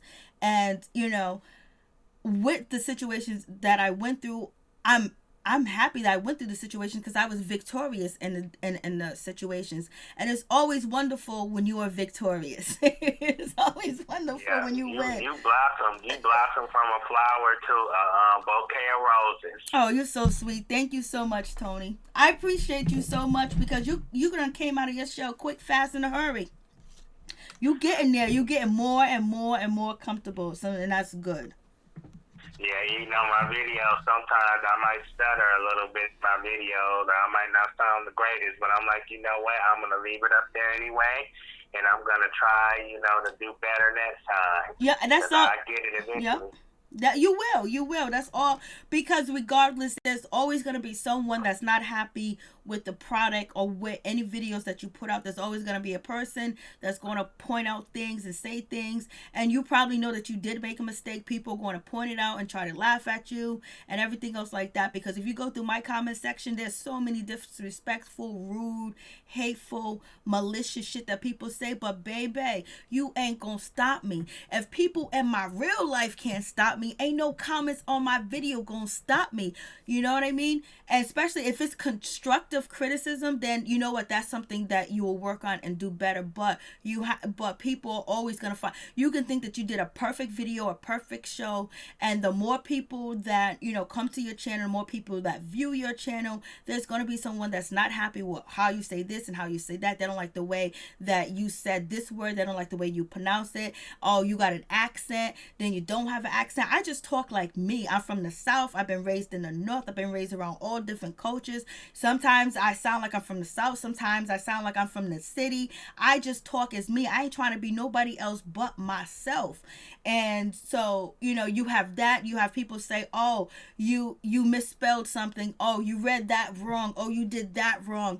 Oh my God, you're so stupid. Oh, you're so ghetto. This is the ghetto channel. There's so many hateful things that people say to try to hurt you. And one thing I noticed since quarantine, the comments and the things that people say are even more hateful when I go to other people's channels and view it, or when I go onto Instagram, go different places. Like, people got that hate so quick. It's like so much anger getting people so not exposed to being like they used to be, like with the environment and doing the things that they normally do, that like it's so much pent up anger that a lot of people have, and a lot of people are online, and one, you say something wrong, or you say something that they don't agree with, or they feel like this, they gonna tear your neck off. And I'm seeing it everywhere. So it seems like a lot of people have a lot of bent up aggression right now.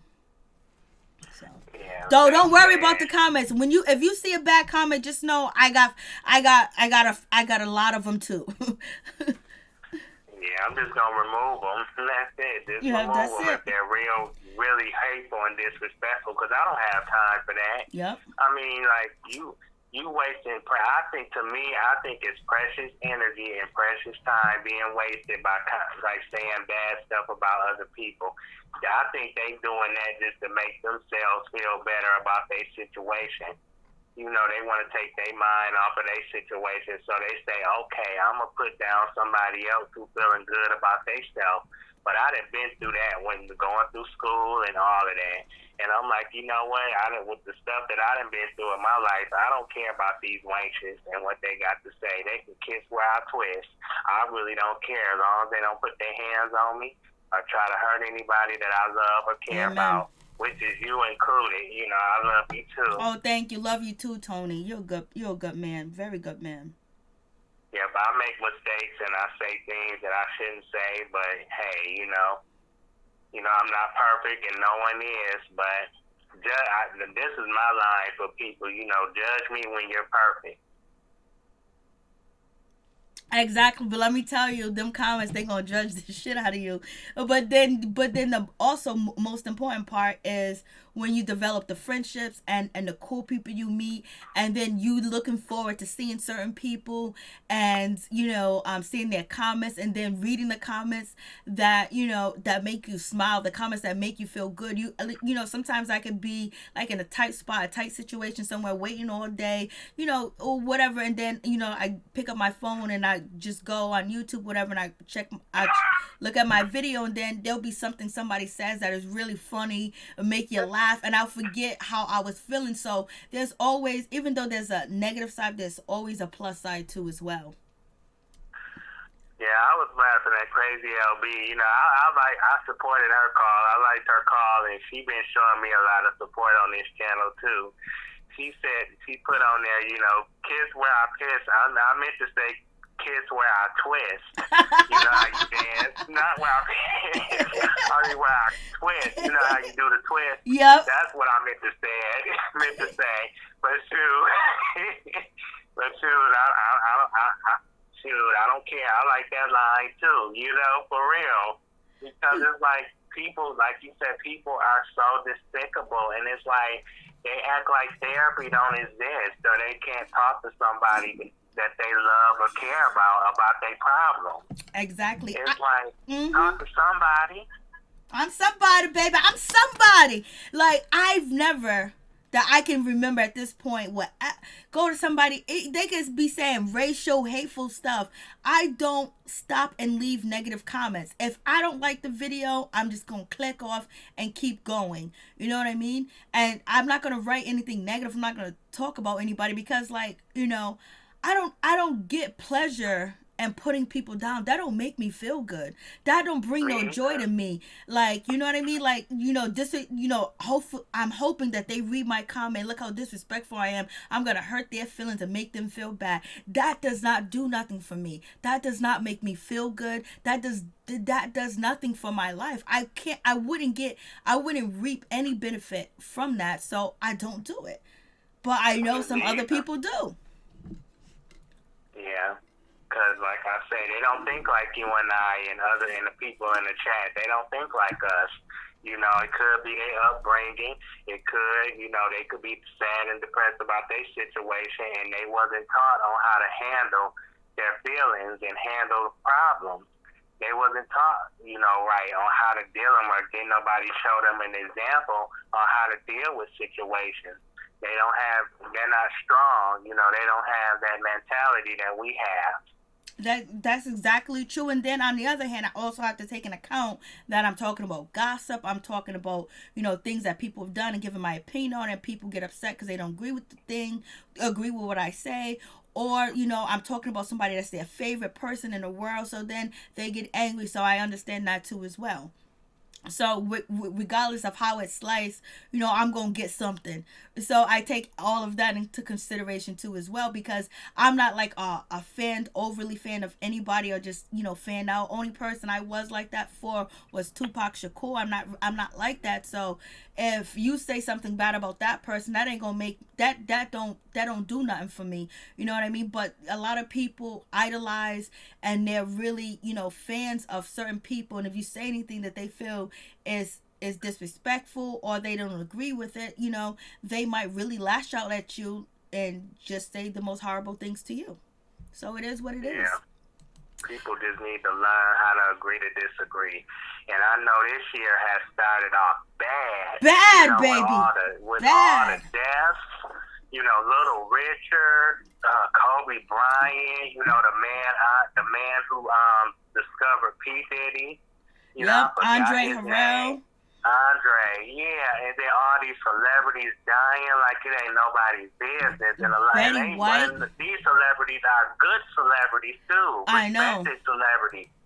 Not these trashy hot mess on crack ones out here like T.I. You know what I'm saying? It's like, for real, these bad celebrities, they need to behave better. For real. Or they time might come. For real, because...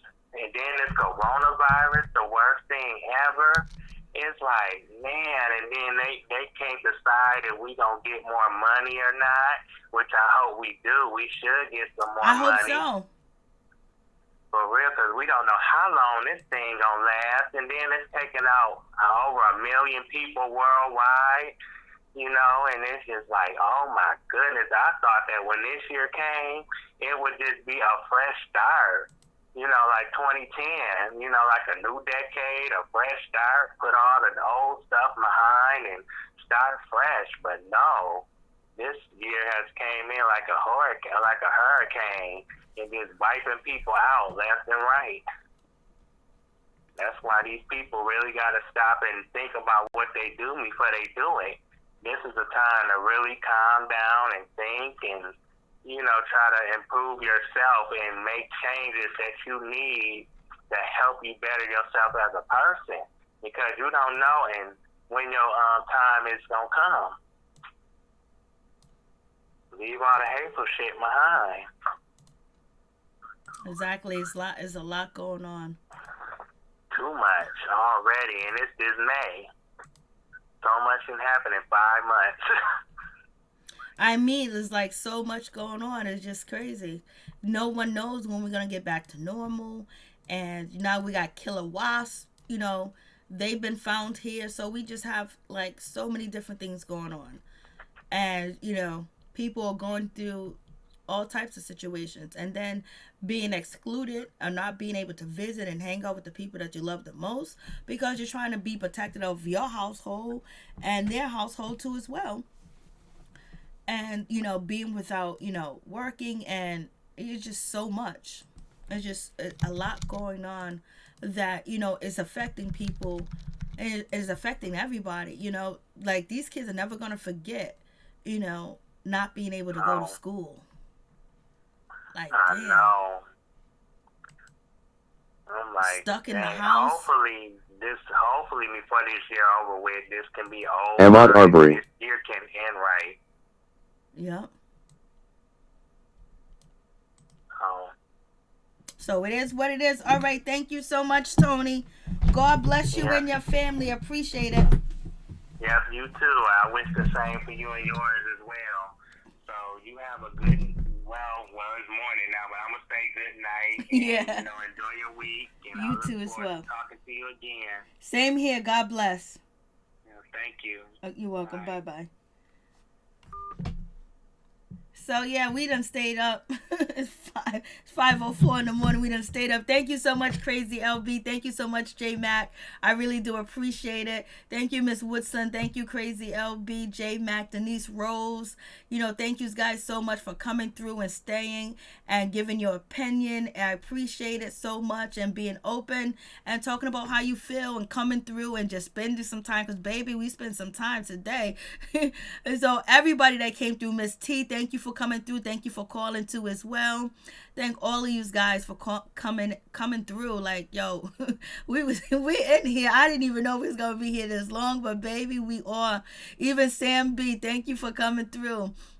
what's going on with this situation. So, God bless everybody. Protect yourself, stay woke, stay awake, talk to your kids, talk to your children, talk to your next door neighbors, talk to the people that you care for, to be careful and to be safe out here, because they're using different excuses to harm African American people, especially wearing masks and stopping them. We have people that involved in militia groups, took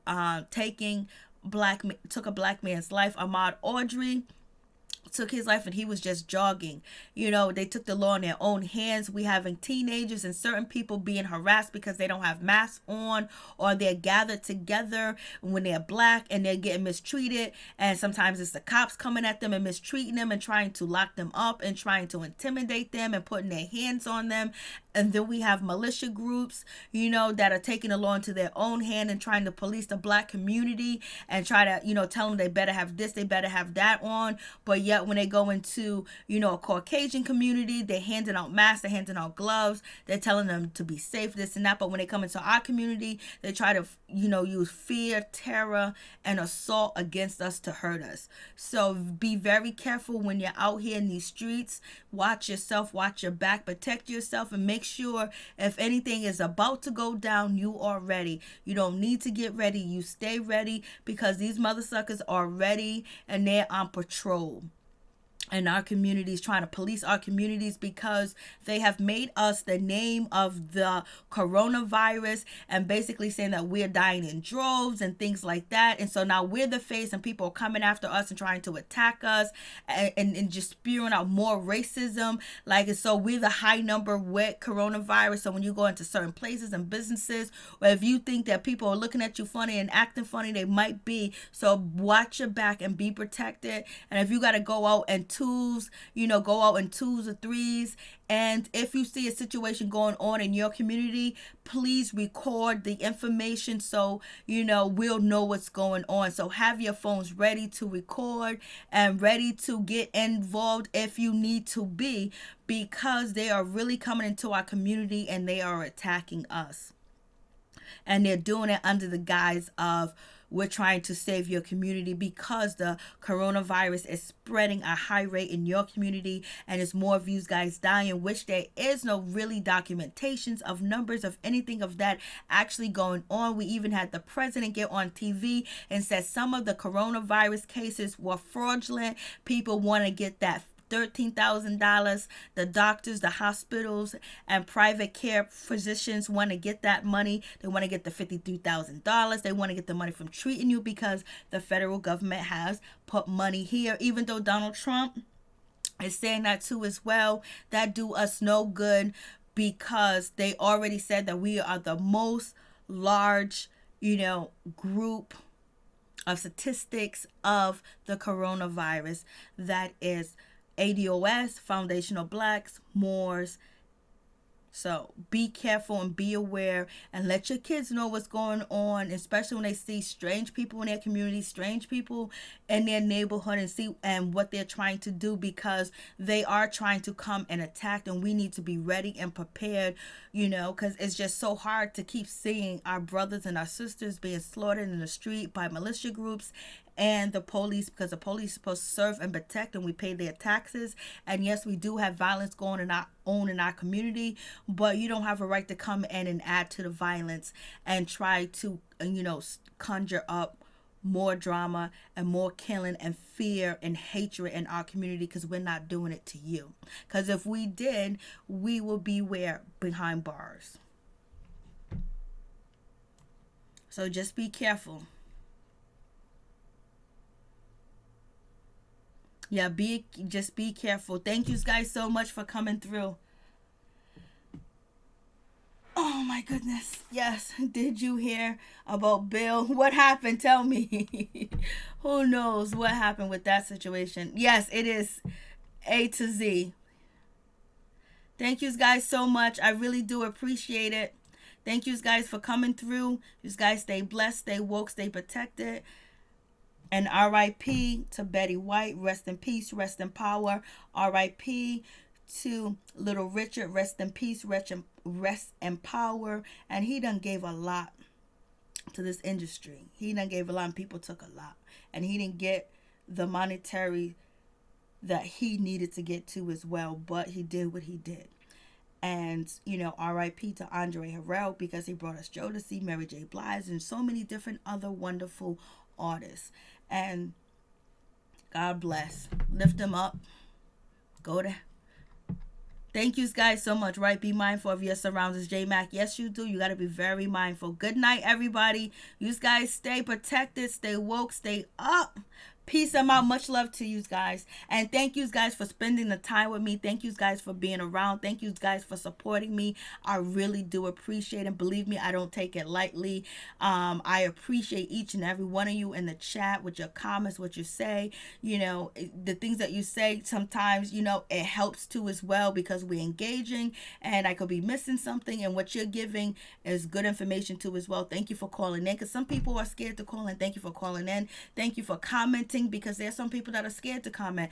And thank you for everybody that's in the bushes. Thank you guys, and happy Mother's Day to everybody. Belated Mother's Day. But you know, we still on the same daytime. We still on the same day in my book. So happy Mother's Day to everybody, and happy Mother's Day to the fathers too, that are mothers and fathers too as well. And happy Mother's Day, and Mama, I love ya. Much love to y'all. Y'all stay up and y'all stay blessed.